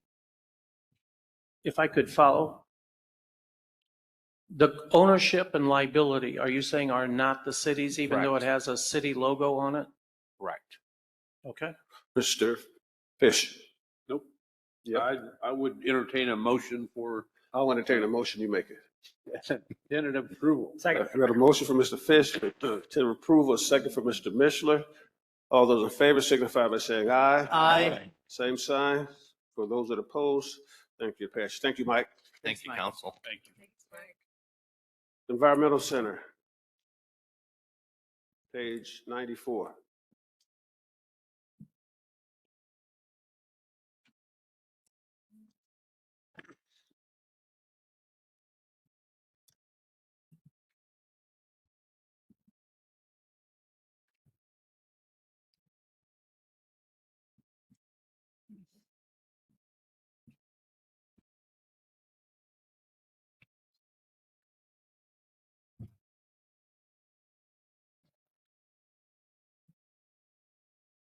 Okay, Jeff. Mr. President, Council, thank you. My name is Jeff Savatsky. I'm the director of the Elkhart Environmental Center. Counting today, I've been almost 4 years with the the city, December 7th. My team consists of 2 full-time employees, 1 temporary, and lots of help from volunteers and community service members and corporations. The Environmental Center, we're really a trash to treasure story. We're one of the best kept secrets in Elkhart, and I work to fix that every day. And we hear that. I never knew we existed, and it's nice we hear that, and we can address that and get more people out there. And in my time here in 4 years, I've noticed an increase in activity, not only from residents, but from outside city and the state, with our quilt garden people coming to visit, the River Greenway Trail that was just completed, lots of activity and out there, and all great compliments from the stuff that the city has done. We do a lot of environmental, sustainable program and education events, workshops out there, and we do this year round. In addition to that, we manage our site, which is the city's largest public green space at over 80 acres.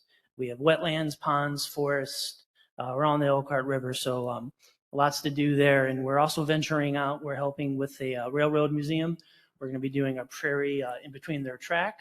That's less mowing and less maintenance that the city will have to deal with. And we'll be working with the Parks Department and doing some more native vegetation along the walkways to see if we can help with some of the geese management out there as well.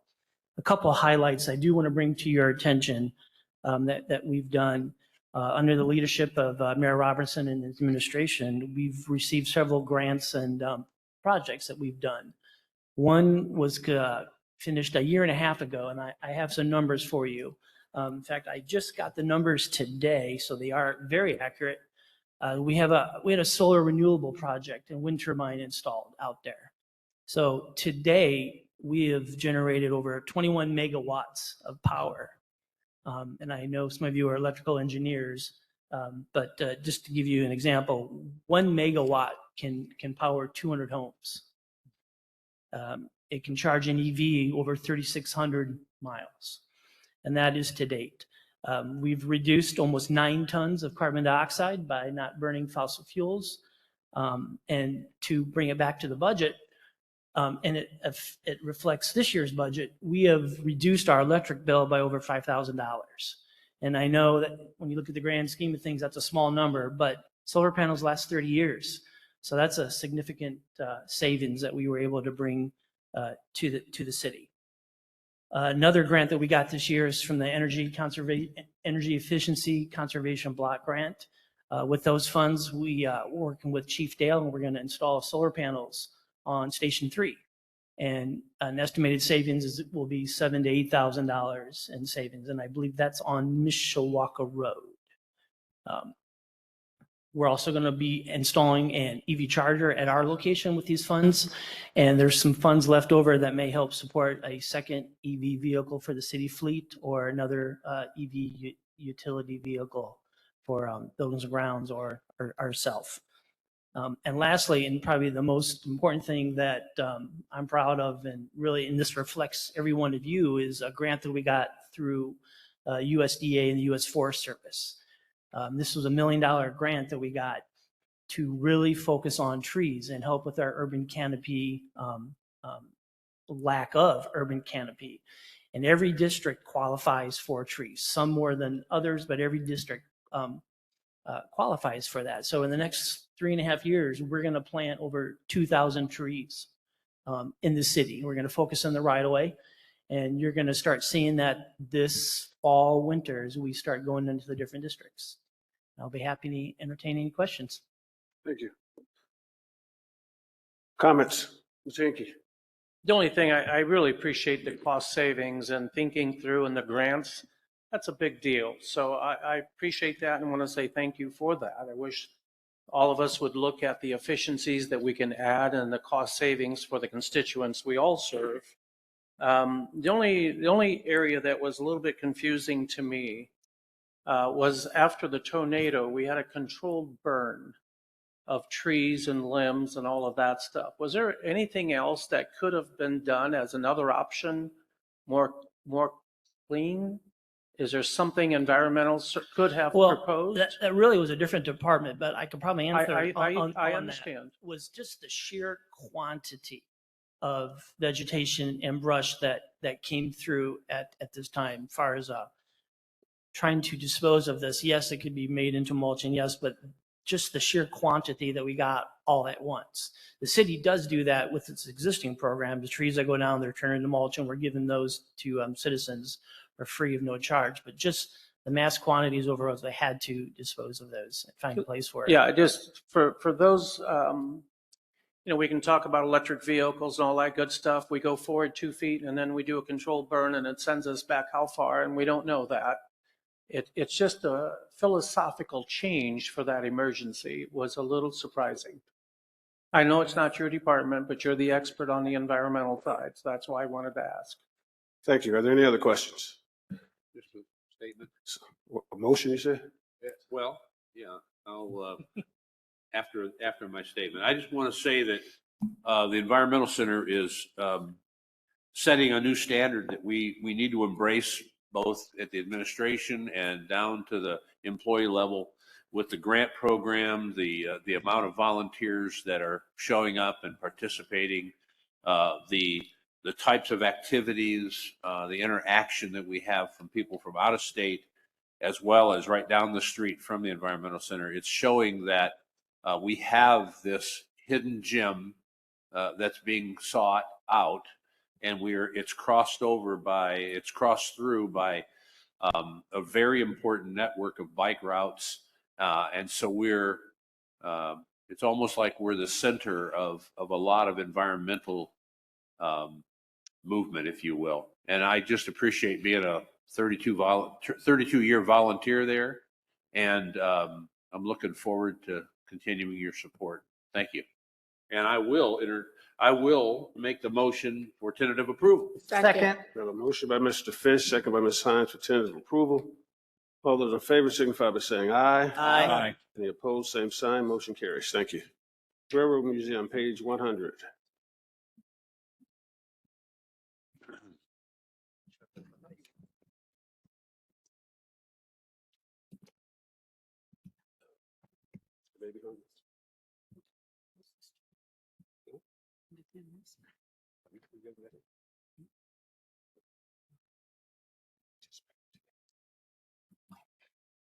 Good afternoon.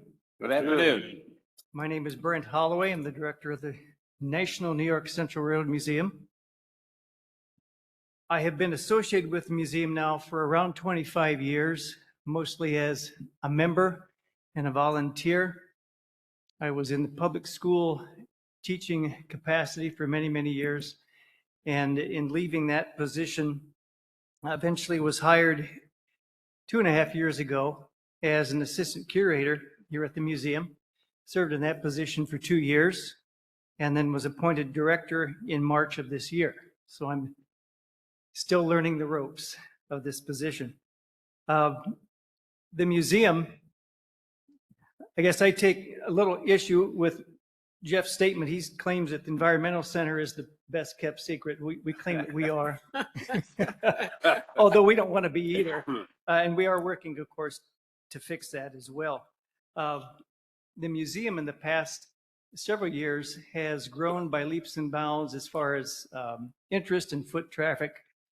I did some research, found out that in the early 2000s, they were averaging around 500 per month as far as visitors. And pre-COVID, which would have been in the late teens, they were already up to, for a year, around 7,500 for the year. Post-COVID, and I wasn't counting 2020 because obviously everything shut down at that point. The past several years, with some of the improvements we've been making and some of the advertising and just being a little bit more aggressive with who we are and that we are out there, we last year, for the first time, topped 10,000 in attendance. And this year, we are already on track 1,100 over that. So obviously, we're not as well kept as we used to be, but we're glad for that. So attendance keeps going up. We think we're on the right track, and we hope to keep that going with some of the programs that we have. Some improvements in the past couple of years since I've been there.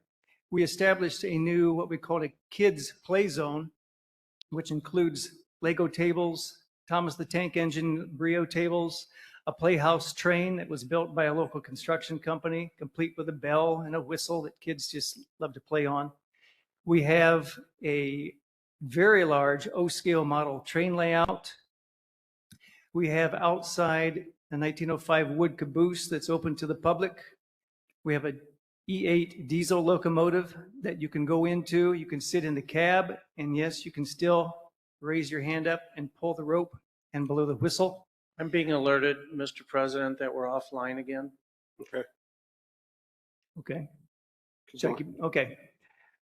And the E8 was a very historic piece. It pulled the last eastbound famous 20th century limited passenger train.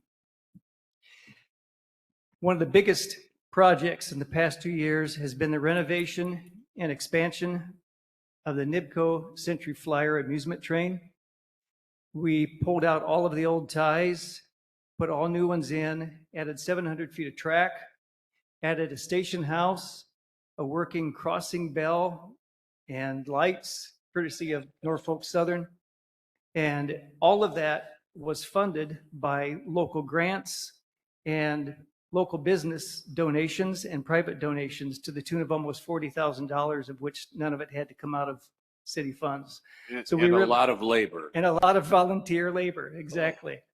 So I was overwhelmed at the support that not only the city of Elkhart was giving, not so much the city as city workers, but city businesses and local people and the interest they took in the museum. If you have any questions, I'll be ready to answer them as best I can. Questions, comments? Mr. Henke? Can we go back to attendance? What about paid attendance? How many of the increase in volume that you're seeing are actually people whose destination is to come and pay for attendance, as opposed to the free days or the school kid days and those things? Are you seeing an uptick in that area as well? We are seeing an uptick in that. I don't have the exact numbers on that, but we do know now we're getting an increase for several reasons, one of which is there is a thing called virtual rail cam that was installed both on the museum property and across the rails on the old station house. And that's been a great, I guess we'll call it a free advertisement for us. A lot of people come in just because if I say, well, how'd you find out about us? Maybe they're from, we had people from Montana last week. Why'd you come? Well, I'm doing a rail journey across the United States and we're stopping here because I saw this on virtual rail cam.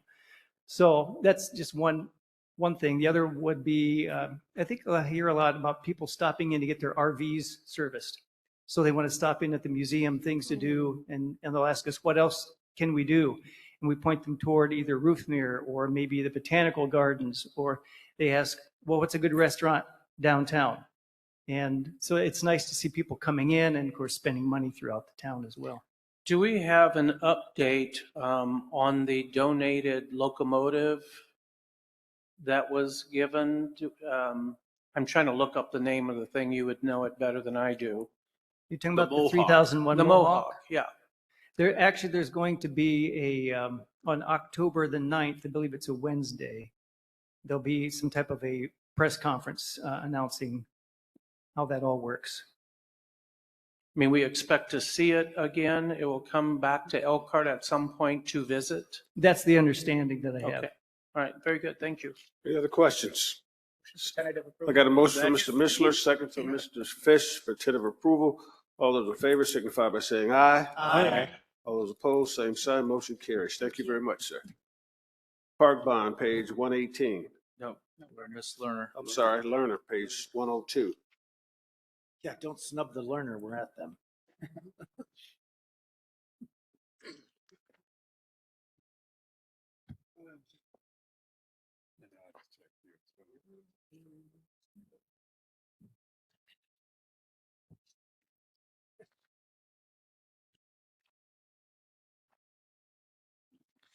Hi there, my name is Dean Tuggle. I'm the Technical and Facilities Director here at the Learner.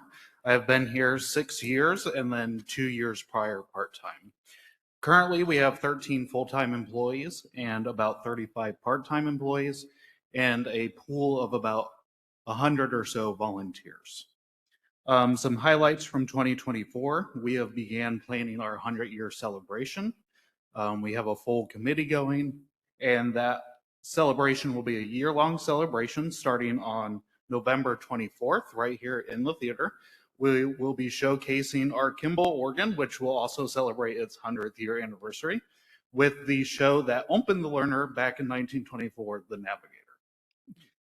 Also this year, we are able to train staff in sensory inclusion and be able to provide sensory kits available for those needing it at performances.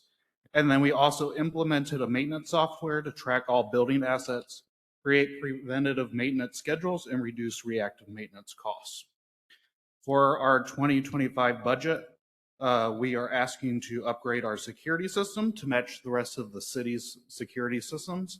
Currently, our security system is outdated. It was homemade by an employee about 10 years ago, and there's very little technical support. So if something goes bad, then we're at a vulnerability, especially given the nature of this building. At any time, we could have thousands of people in this room, upstairs in the ballroom, and Premier Arts could be having a rehearsal as well. So we just need to keep everyone safe. And I will try to answer questions as best as possible with the gentleman beside me. Thank you, Mr. Michelin. Thank you. I'm just looking at the promotions line here, and I'm seeing year to date, to June was $236, and previously we've only seen $2,000 and $3,000. Has that ever? What is that used for? That line for promotions? So that we use in conjunction with shows to help promote shows, help promoters promote their shows. That I don't have too much oversight in my current role, and with the lapse of a GM, we just decided to keep it where it was at. Okay, thank you. Mr. Inky. Can you, I know the cost side's right in front of us. I want to look at revenue trends over 3 years. That's probably more a Jamie thing, and see what our rates, attendance, and net revenues. It bounces back and forth on our monthly reviews, the monthly Learner Board meetings. That'll be something that I'll need to get to the council back on what those revenue numbers are, and specifically because the nature and the way that the reports are presented to the governing board is a blending of the operating fund and the ticket fund that has all of the revenue. So there'll be some discrepancies because of the method of accounting that is being used for that, but I can get you all that information. Yeah, it is a bit cloudy. And that's why I think it calls for a second view. And if we are at a 60-40 split, sometimes I see, and how much is matched by the city, how much is, I just want to understand this better. I think one of the confusing components with that, and this is something that we're using this transition period as an opportunity to reflect on what we're doing internally, how things are being reported, but that 60-40 split oftentimes, or what you're referring to, Councilman Hinkie, oftentimes includes the subsidy that the city is providing. And as Right. we know, that's not real revenue. That is a subsidy to provide this wonderful facility what it needs to be able to continue to attract the vibrant shows and the energy that it does. But it shouldn't be seen as a revenue component. So I can understand why that's a confusing piece based on what Krugel and Lawton provides to the learner board. Yeah, it just doesn't follow any general financial tracking rule. It's kind of a thing of its own. And then ultimately, a couple more questions, and that is, we had a weak spot, and this is some time ago, and I think this is more than one administration ago, that box office sales and so on, there was some money that wasn't really fully accounted for. Have we shored up each individual contract so the city knows the revenue coming into it? What is the mechanism by which we oversee, or the board oversees, ticket revenues, and the splits may be given to certain promoters and certain performers? Dean, you can chime in too, but so each time each time the learner has someone here, they rent the facility. And in that renting of the facility, there is not working. It's working. I'm not sure if I completely understood your question as it relates to discrepancies in the past. So prior to your time as mayor, there were monies that were taken off to the side, and outside of the learner, we didn't understand it or know about it. It was a later, something that had surfaced. And so we were trying to put in stopgaps. And then when internal controls came in, we asked that that would be something that could have a check and balance attached to it, so the city would know that that could not happen again. So, Debbie, can you validate? The only thing that I don't want to give you the time and place on record, but I think prior to me coming online as deputy controller in 2016, it was my understanding that what we would commonly refer to as the box office account, which is a separate bank account in which we house all of the revenue pre-show. So when you're buying a ticket before the show closes, all of this money gets deposited into a separate bank account. Prior to 2016, and reflected, I believe, on the 2015 financial statement, those transactions did not run through the city's accounting software. They were handled what I would presume is in an appropriate manner. They just weren't processed through our accounting system. Then Controller Jeff Spalding and I established that account within our accounting system to where all of the revenue, all of the expenditures were then running through the same process that everything else does. All right, so you have I think corrected. if that's what you're referring to, then I believe we've shored all of that up. And you feel confident with Yes, that very new much process? so. Yeah, And that's and it's exactly part what- of our audit program. So when State Board of Accounts comes in, that is part of the audit scope. So just want to make sure that we are on the same page. Is that what you were speaking about, Councilman Hinkie? Yeah. Okay, so there wasn't a discrepancy. It was a different way of accounting for those dollars that were set aside. Is that not correct, Jamie? They were technically off the books, and is what. But we could account for those dollars. We would have been able to. What I can't confirm is whether or not they ever hurt, if there was, we're getting in the weeds here, but currently, and since I've been here, those transactions hit a docket for some form of board approval like any other claim. Prior to that point in time, I can't confirm or deny whether or not the appropriate steps were being made to have a board approve them. Okay. All right. I just wanted to I want to make sure I define exactly whether or not it was a discrepancy or not.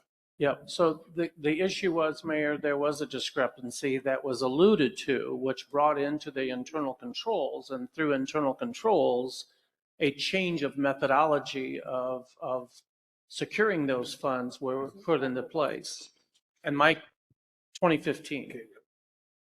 Yeah, it's before current administration and back some. The issue I have with that is, are we still in place? Because it does require city funds. There is a unusual financial mechanism here, and it's hard to track. So I just want to make sure that we feel quite confident that there's not a commingling of funds or a way that the city would not be aware of a total collection, gross receipts. There's no commingling. All right, and then, does that make sense? We good?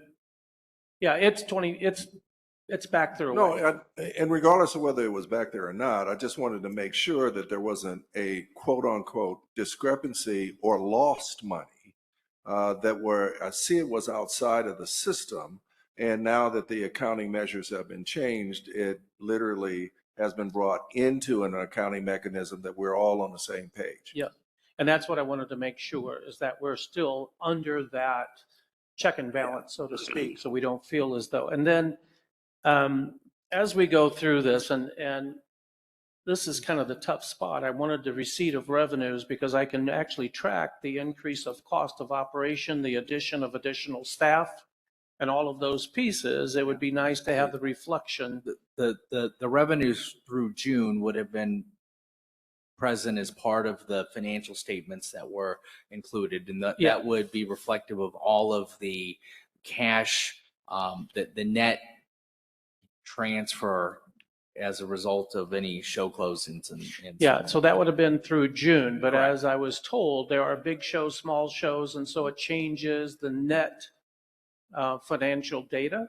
And so over a year, we would have to go with the trend. It wouldn't really work for the first 6 months of the year. So that's kind of why I wanted to have a more of a balance sheet, so to speak. I'll make sure Right. to circulate the revenue numbers. And then where are we with Friends of the Learner?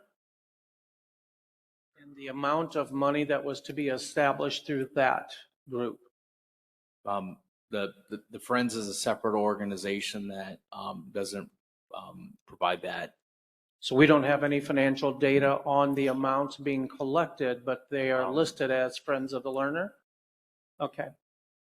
Yeah, well, within our system, we collect donations on their behalf, and we remit those as part of the ticketing process. But outside of that, we have no.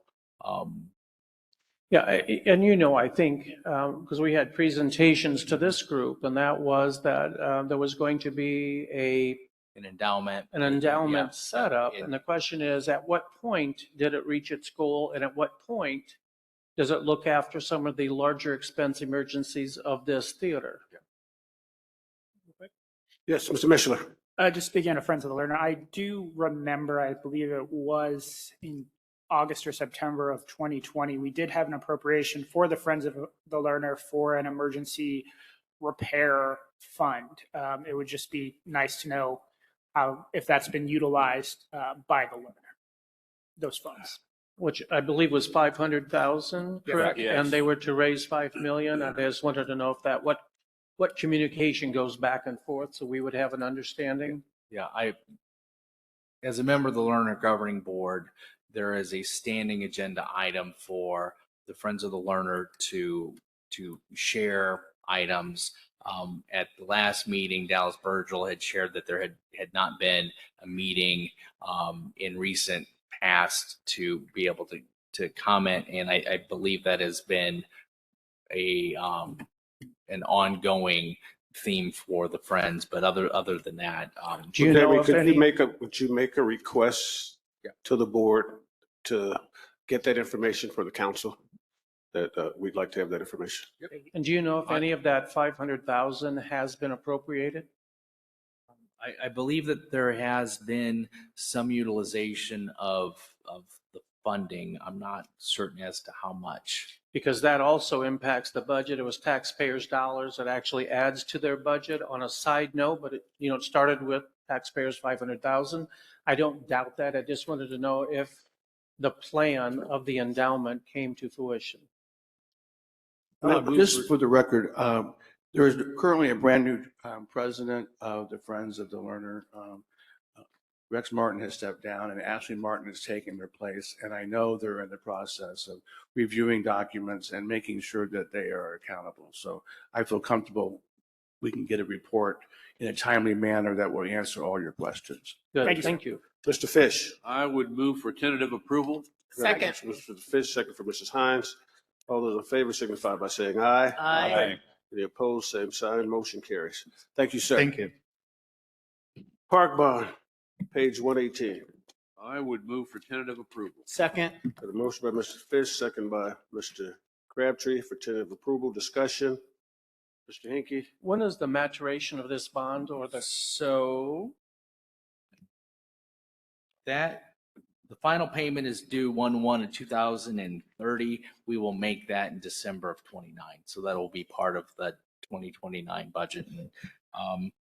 Current balance as of the end of the year will be 3.235 million. Annual payments? Are 720. So, right? A little bit. Are 7? Yeah. Yeah, so we will have principal payments of 600,000, interest payments of 117,400, and then we have administrative and trustee fees that we pay as part of that as well. So that total is, again? 722,650 is the total budget. Thank you. Thank you. A motion and a second. All those in favor signify by saying aye. Aye. Any opposed, same sign. Motion carries. The cemetery, Mr. Choate, page 66. Good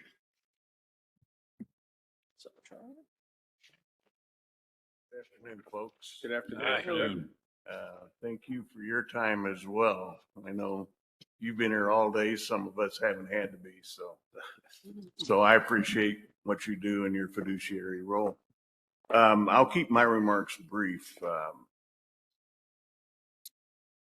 I am Charlie Choate. I'm starting my third year with the cemetery.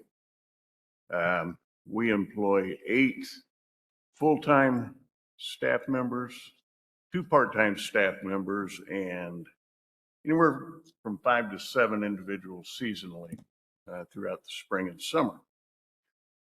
Last year, you commissioned a master plan to be prepared for the expansion of Prairie Street Cemetery. And though I'm not ready to discuss that in completion with you yet, we will forthcoming be bringing you the results of that just became aware to us. But to highlight that, the master plan has been able to expand the cemetery without any additional purchase of ground on the city's part and add an additional 14,500 interment spaces. And that's interment for traditional burials, casketed burials. That's interment for cremation burials, cremation niches, cremation columbariums, and also infants. So we're really pleased with it and excited to share that with you at the appropriate time. Be happy to answer any questions. I just checked the game 0-0 so far. Thank you, Charles. Got the important stuff out of the way. Mr. Fish. So Charlie, if you could go to the professional services line,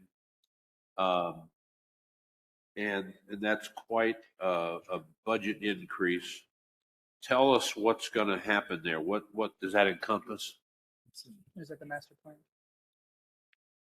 Catching me by surprise. Let me look. Is that, So Well, it talks about Prairie Street Cemetery Master Plan. yeah, okay. Okay. I misread and. I'm not sure that we had planned to include that, or had we? It's planned there, to you've include included that? it. Yeah, okay, I get it. You'll get the plan to us, so I withdraw that question. Well, what that is, and to clarify that, if it's in there, it's basically for ongoing purposes. We're gonna, when we expand the cemetery, it's gonna be done in phases, not all at once. And that money was gonna be set aside for surveys, fencing. We still don't have a final number, and that's why I didn't expect it in the budget, but Okay. apparently it may be Councilman, in just, there. so the 75, the first phase was the master plan. The next phase is the true architectural and structural drawings and the design to get ready to bring it to a bid. Yeah. So, and that will happen early in January. And that'll include things like a mausoleum and a neat Yeah, niche yeah. and, It okay, will. Yes, sir. all right, thanks. Any other questions? Move for tentative approval. Got a motion? Motion by Mr. Crabtree, second by Mr. Fish. Mr. Hinkie. So the question I would have, of course, we had a significant amount of erosion. Can you give us an update on the repair? We can, the repair's completed. There were no remains that left their interment spot. The bank is very substantial now, as well as the monuments have all been put back into their rightful place. So it's really as if it never occurred. So the erosion that has been plaguing that particular cemetery, you would say we're pretty well set for the next several years. There's That's not hard to another s- repair necessary? Councilman, that's hard to say. We thought we were when this section came down. I guess we live with what we've got there. It's, it's a high spot built on a river.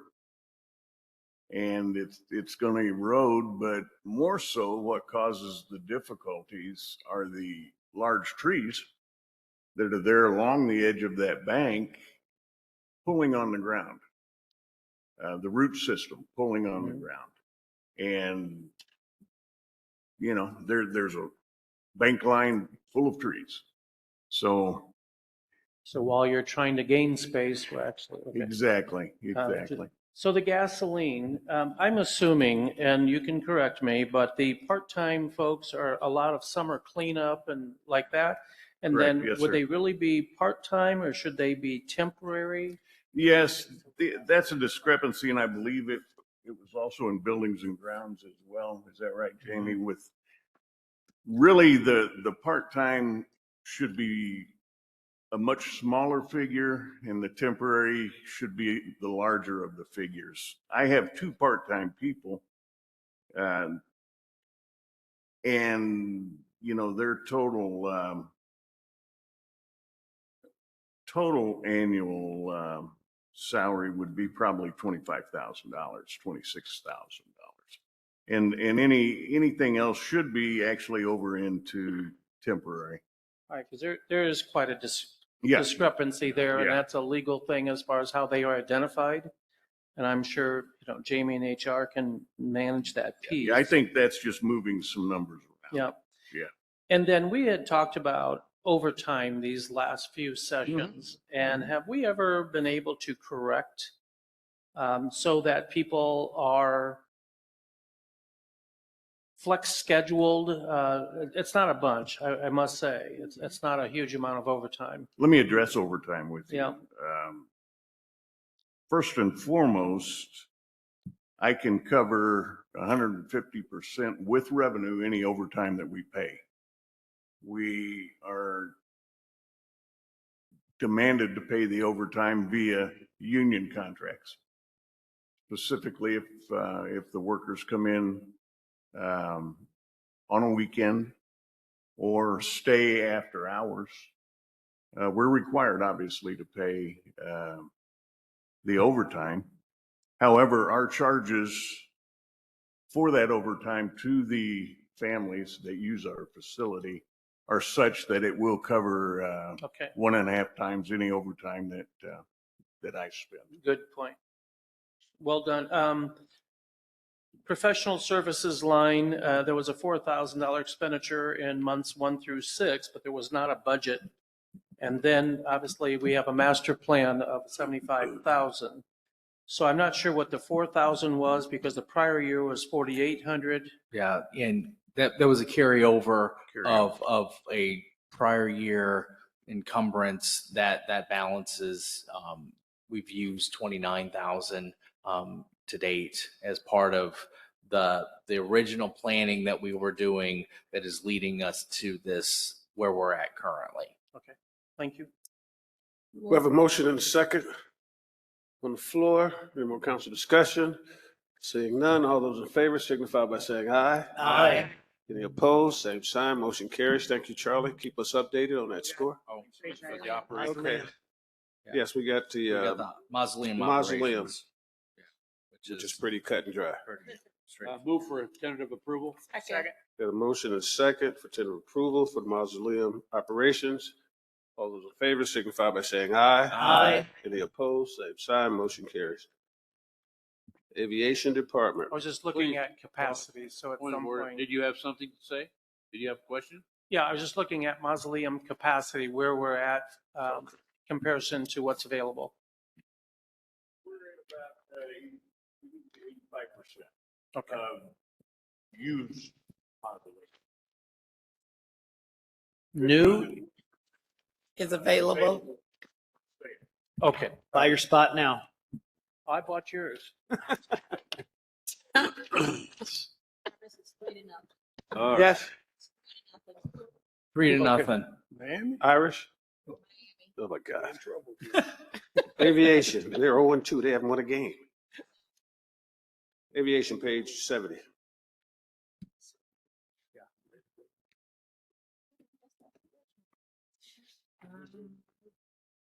Hi, Good Andy. afternoon. Good Hi, afternoon, Andy. everyone.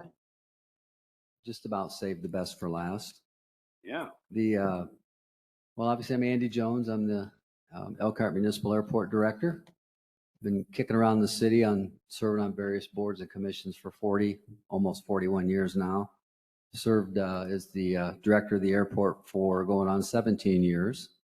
We currently have 10 full-time employees and 2 part-time employees and 1 vacancy for a part-time air traffic controller. The Elkhart Municipal Airport serves various purposes: general aviation, corporate aviation, flight training, recreational flying. We offer the community connection to the National Air Transportation Network. We facilitate economic development, tourism, and emergency services. Some of the highlights for this year, of course, we took delivery of a new snow and ice control piece of equipment that should be able to allow us much greater maintenance of the surfaces of the runway during wintertime and increase safety additionally. We also renovated the airport administration building, which was kind of a circa 1980s interior. 80% of the work was done in-house by our folks, so we're very proud of the job they did.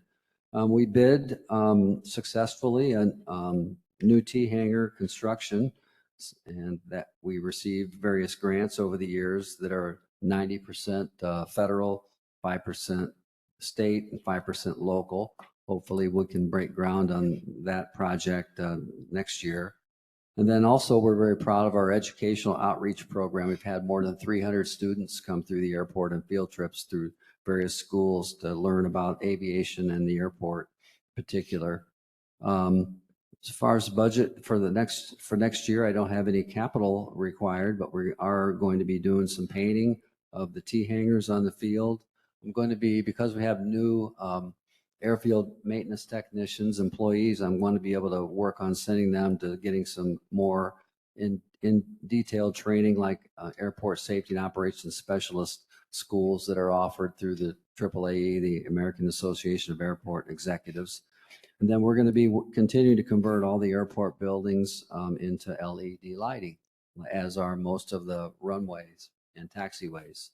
With that, I'd be happy to answer questions. Mr. Mishler. Thanks. Are we doing the Salute to Veterans event in 2025? Is that still? No. Nope. Oh, okay. Move for tentative, oh, go ahead. Mr. Hinkie. Is that you telling me? Okay. Yeah, I thought you were making a motion for tentative approval. wasn't I sure. did not. Okay, I Sorry. wasn't sure. So it sounded Moreover, like. it looks like a fairly good trend of budget. You've added some hangars, so the question I would have more is the value of the hangars by cost. What people, the users are actually willing to pay for that hangar space, and the percent increase annually, year over year. The new hangars we're building are going to be, they're unique because they'll be large enough to house a full-size twin engine aircraft, which is a corporate aircraft. Those are the types of aircraft that, corporations own. They use for business travel, bringing in new customers, flying their executives places, their salespeople. So it's generating, income, economic development for the city. Currently, if you have a twin engine aircraft and you want to house it at the airport, you would have to enter into an agreement with Indiana Flight Center, our fixed base operator, has a large hangar. So your aircraft would be placed in a big hangar whereby it might need to move 2 or 3 to get it out each time and put it back. And it's also much more expensive. So by having our own hangars, one being able to lease their own hangar, they'll be able to, it'll be a bargain. These will lease for about $400 a month is what they'll lease. And there'll be 10 of these hangars. Well, it sounds awfully cheap, considering cost of $400 a month. So can you help me with the trend of takeoff and landings year over year? Sure. We're at about 32,000 annually, which is consistent with about what South Bend does. And how does that reflect on the last couple of years? It's consistently growing. It dropped a little bit during the COVID years, but it's incrementally going up. Part of that is can be affected too by the amount of flight instruction that's going on. So what is the total cost of how many hangars? How many hangars are that you're We have building? we're building 10 additional hangars. They're fully nested T hangars. So it would be $4,000 a month. And then what was the cost to build them? It's going to be about 1.8. So Yes, it's a long ROI. wow, that's not an investment anybody else would make. So my question is, was there enough demand to pay enough to actually break even in 30 years? And the answer is no.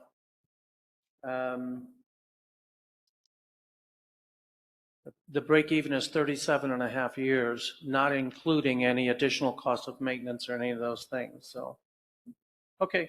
Thank you. Any other questions? Mr. Holtz. I just figured there's an interesting story. Equipment leases. Just when I look at that line, it jumps out at me. I just wonder why it wasn't much, and then it jumped up. And then let me see, I lost it after. Yep. So that's the snow broom.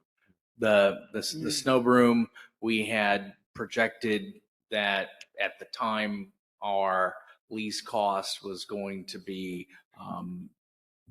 significantly higher. When we took delivery, we were able to put more down towards the purchase, and then as a result, the lease price for the remainder of the life of the lease has been reduced. Thank you.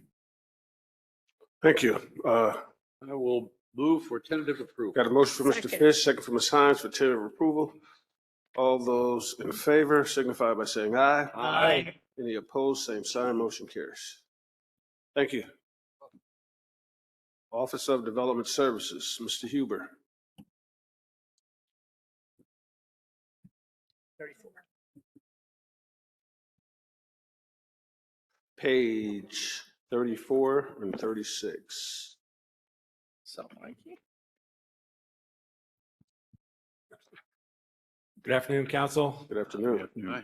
Mike Huber, Development Services Director, closing in on finishing my second year in the current position. Our team has 13 full-time employees. We got kind of 4 different teams in a couple different areas. We have the planning and zoning team, work a lot in direct directly with the permits in the building department.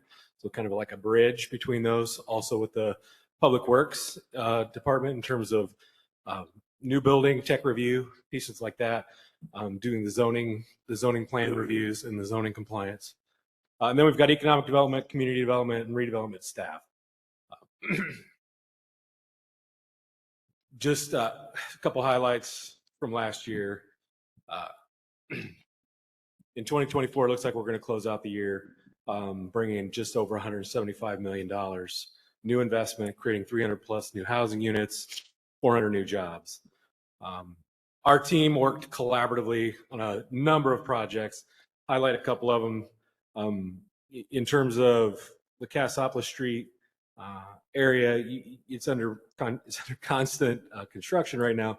Part of that is the streetscape we're building, but part of that is all the new construction related to new commercial and retail development in the corridor. And our public works team and our planning team have to work on those pieces and managing the traffic and doing those things, while our redevelopment and construction teams with our redevelopment staff manage the streetscape. So there's a lot of commingling of staff and working together in collaboration on projects like that. Similarly, when we look at, say, the Concord Mall program, which brought $25 million in new investment and saved that mall, there were a significant number of zoning hurdles that had to be undertaken with that, as well as with all of the financial incentive modeling and the way we could negotiate with the developer on the investments in the space. So we do work collaboratively across the board on our team. Looking ahead to 2025, we're looking at a busy year. As you all know, the state announced Ready 2.0. We've got 6 to 8 projects that are lined up for Ready 2.0 that are going to be over $100 million worth of projects. Lots of work on our team to kind of work with those developers and make those projects happen in a lot of ways. But also the couple areas that we're asking for some investments, our commitment with our staff kind of in supporting some of the neighborhood pieces. Our community development team was able to secure $1 million lead grant. That program will really complement our housing rehab program and programs and things about that make investments in our existing housing stock highlighted strongly in programs like the Benham Neighborhood Plan. So that program's coming. That grant will pay for the staff person that we're asking for in that area, and that person, it's a 3-year grant. And the idea of it currently is to really build the capacity of the program, establish the relationships, and get that program up and running, working underneath our community development assistant director. The other space that we're looking for some increased capacity, one of the things we realized, we've been without planner 1 and a planner 2 in our planning team for a little bit now. One of the immediate gaps we needed to fill was in the zoning enforcement and zoning compliance pieces. Our assistant director didn't have time to manage the department and do all of those pieces. We were able to secure someone who had some skills in that area, had some basic planning skills, but we quickly realized how much the increase of that position in those areas over what we had really kind of been getting out of when it was a part-time part of one of our planners' positions. And it really goes to reinforcing, I think, a lot of the concerns that you frequently raise, Councilman Hankey, in terms of compliance. And we think Jason's doing out there a really great job. He seems to be very responsive. We get great feedback from him, from the 311 program, the teams that he's doing and being out there. And we would like to just make sure that he's added on to our team full time.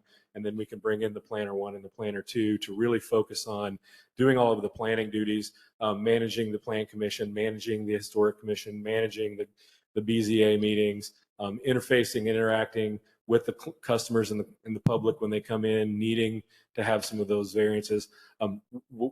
We're working on an overhaul of our zoning ordinance. Both our Benham neighborhood plan and our downtown master plan highlighted some deficiencies in our current zoning ordinance. So we're really going to need those new planner 1 and planner 2 staff when they come on board to really be focused on managing the implementation of that zoning code, and then having Jason be able to manage the enforcement and the compliance. Mr. Mishler. Thanks, and thanks, Mike. Your team does a fantastic job. Are you currently fully staffed on the economic development side? We are. So the only place we have any openings are in the planning team, and we're down a planner 1 and a planner 2. Okay. I know the past couple of years you haven't been, so I see more in the professional services line. In 2022, it was 309,000 and then 267 in 2023. And through June, we're at 121. Do we expect to, since we're fully staffed, continue to see numbers like that, or is more going to be spent, or not time spent in-house to reduce that cost? So what we've been able to leverage those dollars, we have consistently had some contracts with N-Focus, which is a regional talent attraction and retention program that provides great thought leadership in areas to various private, city, and nonprofit partners. We've leveraged their expertise on a couple internal projects, some project management tools and some different pieces. We'd like to have some. We've also recruited 2 staff people from Infocus, so it's a great tool that really provides strong talent to our region. I think we'd like to have some flexibility to bring a couple projects. We're discussing a couple projects with them right now. We also have a number of, when we have new TIF districts and we have expenses related to bonds and bond councils and a number of things we do, those are professional services, and those are also other services and charges. So we have some resources allocated in those 2 budget categories. We don't know necessarily, again, we're gearing up next year because we know we've got a lot of projects bubbling around Ready 2.0. So we think we're going to need those resources again next year. And since you are fully staffed now, do you expect to utilize more of the education and travel? Absolutely. In fact, I've made really strong encouragements, and I know in particular our 3 economic development staff folks are all getting ready to finalize signing up for some education classes to complete yet this year. And the last thing I'll say is I mentioned this earlier to HR. I know y'all are kind of packed like sardines down there to, maybe consider a work from home policy or something like that to help potentially alleviate that. We'll manage it as best we can. So, Mr. Fish. So when do you start the grant you mentioned earlier? So we've received the grant, You actually. have. We have the funds, the grant's been approved.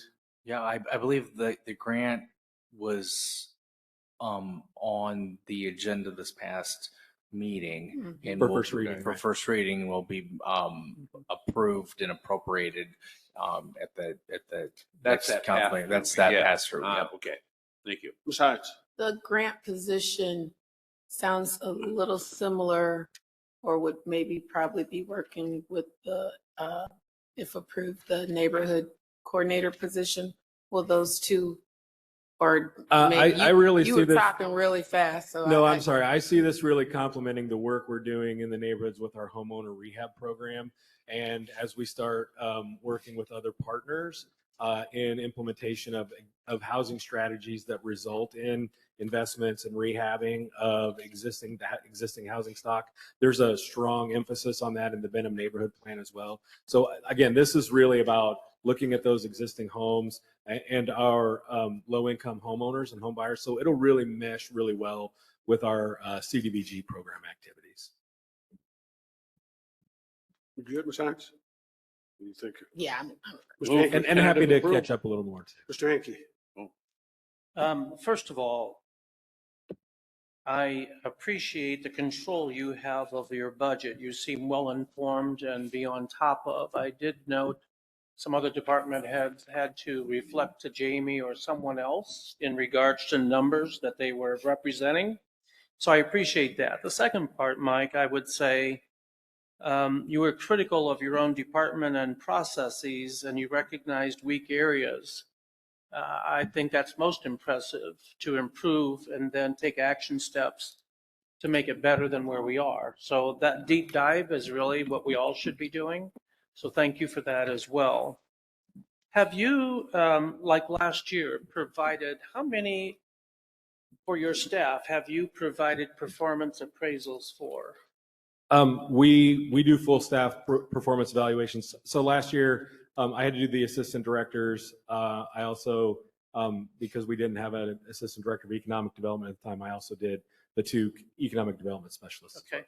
And then I think this is what Mr. Mishler was referring to. There must have been some openings in your department in the first 6 months of this year. There were, yeah, we Okay. were without an economic development assistant director for a period of time between Okay. March and August. Because that would make Yep. actual cost prorated, you'd have been well overfunded, 122,374. So the assumption was there was an opening in there somewhere. I just wanted to make sure of that. And then small tool and equipment, which I find unusual for your department, was 6,600. It just, there was a miss last year in 23 where it was not there. Yeah. And So- suddenly it is there. The small tools and minor equipment is a Board of Accounts account line, and it's meant to account for those capital items that wouldn't meet our capitalization threshold. So anything below $5,000, so tablets, little computers, other types of small capital items that wouldn't qualify to be major capital. Okay. So when it's not really when someone calls that person a tool, it has nothing Correct, to- yeah. Okay, I'm just saying. Totally different account. Okay.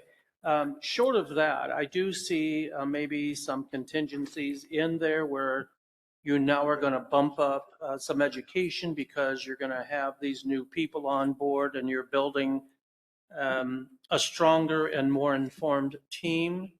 But most important, I think, that I'd like to see, Mr. Huber, is that you're critical of you're questioning, you're self-auditing.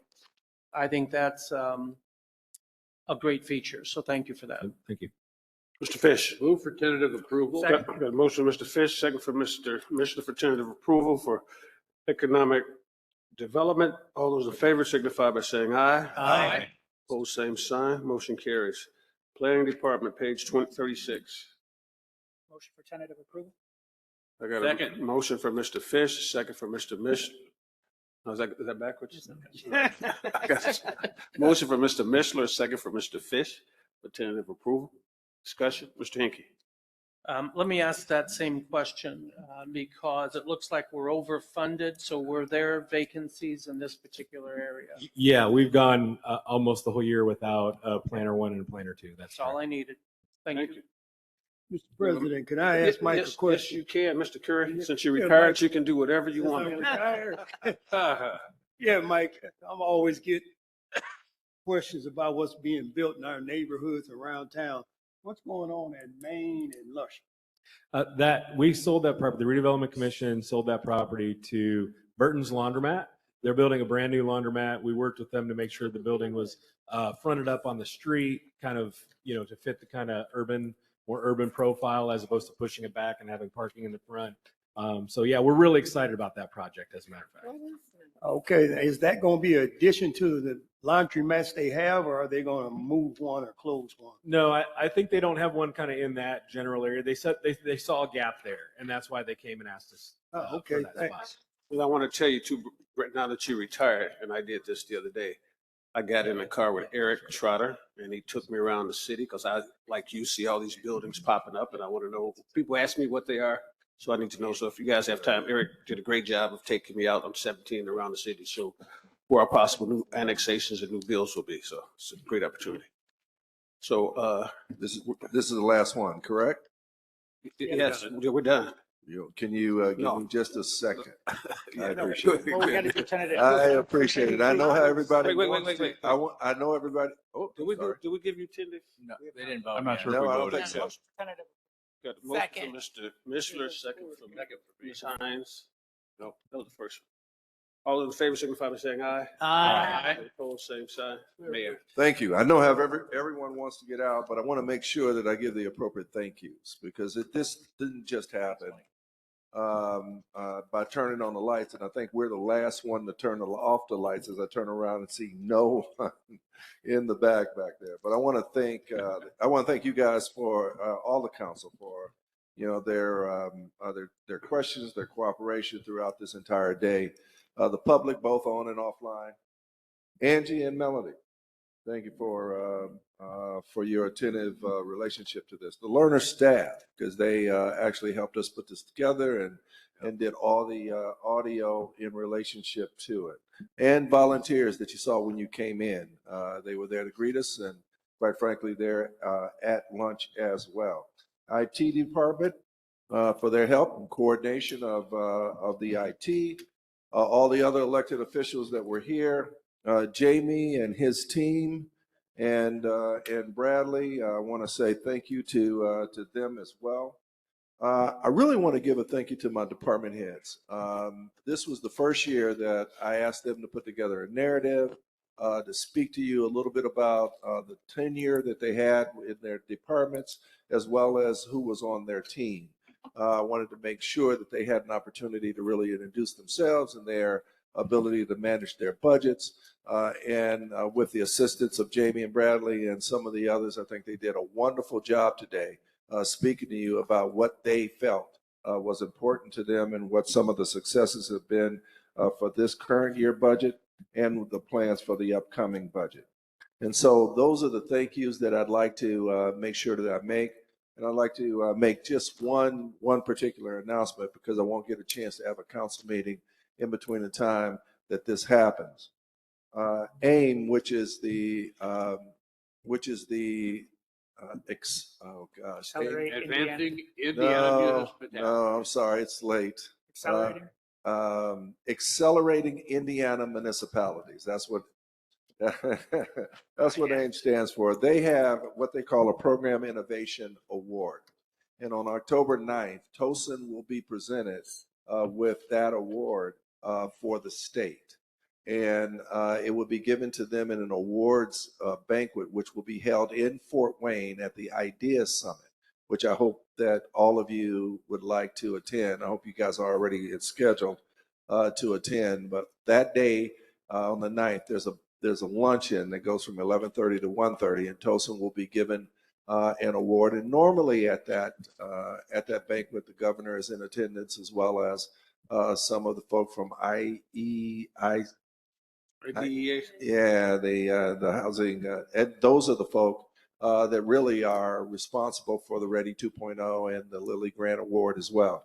And so it's a wonderful award that Tosin has been bestowed, and for all of us that will be there. Now, I've also contacted the Community Foundation as well as the Chamber, and they will be there as well, along with Brianna Allen, to accept that award. So just want to make sure that you guys were aware of it. Were you able to get Brent a room? Did you get Brent a room? Don't worry, we got you. You got me? I knew you could do it. Also, we will be probably have a special call meeting just for the budget. I know Jamie we had talked about doing it at the second council meeting, but we probably just need to have that be the only thing on our agenda for that special call meeting. So we'll be letting you know. I'll get with Jamie and the mayor's office and let you guys know when that is. Move to adjourn. Second. We're adjourned. Good.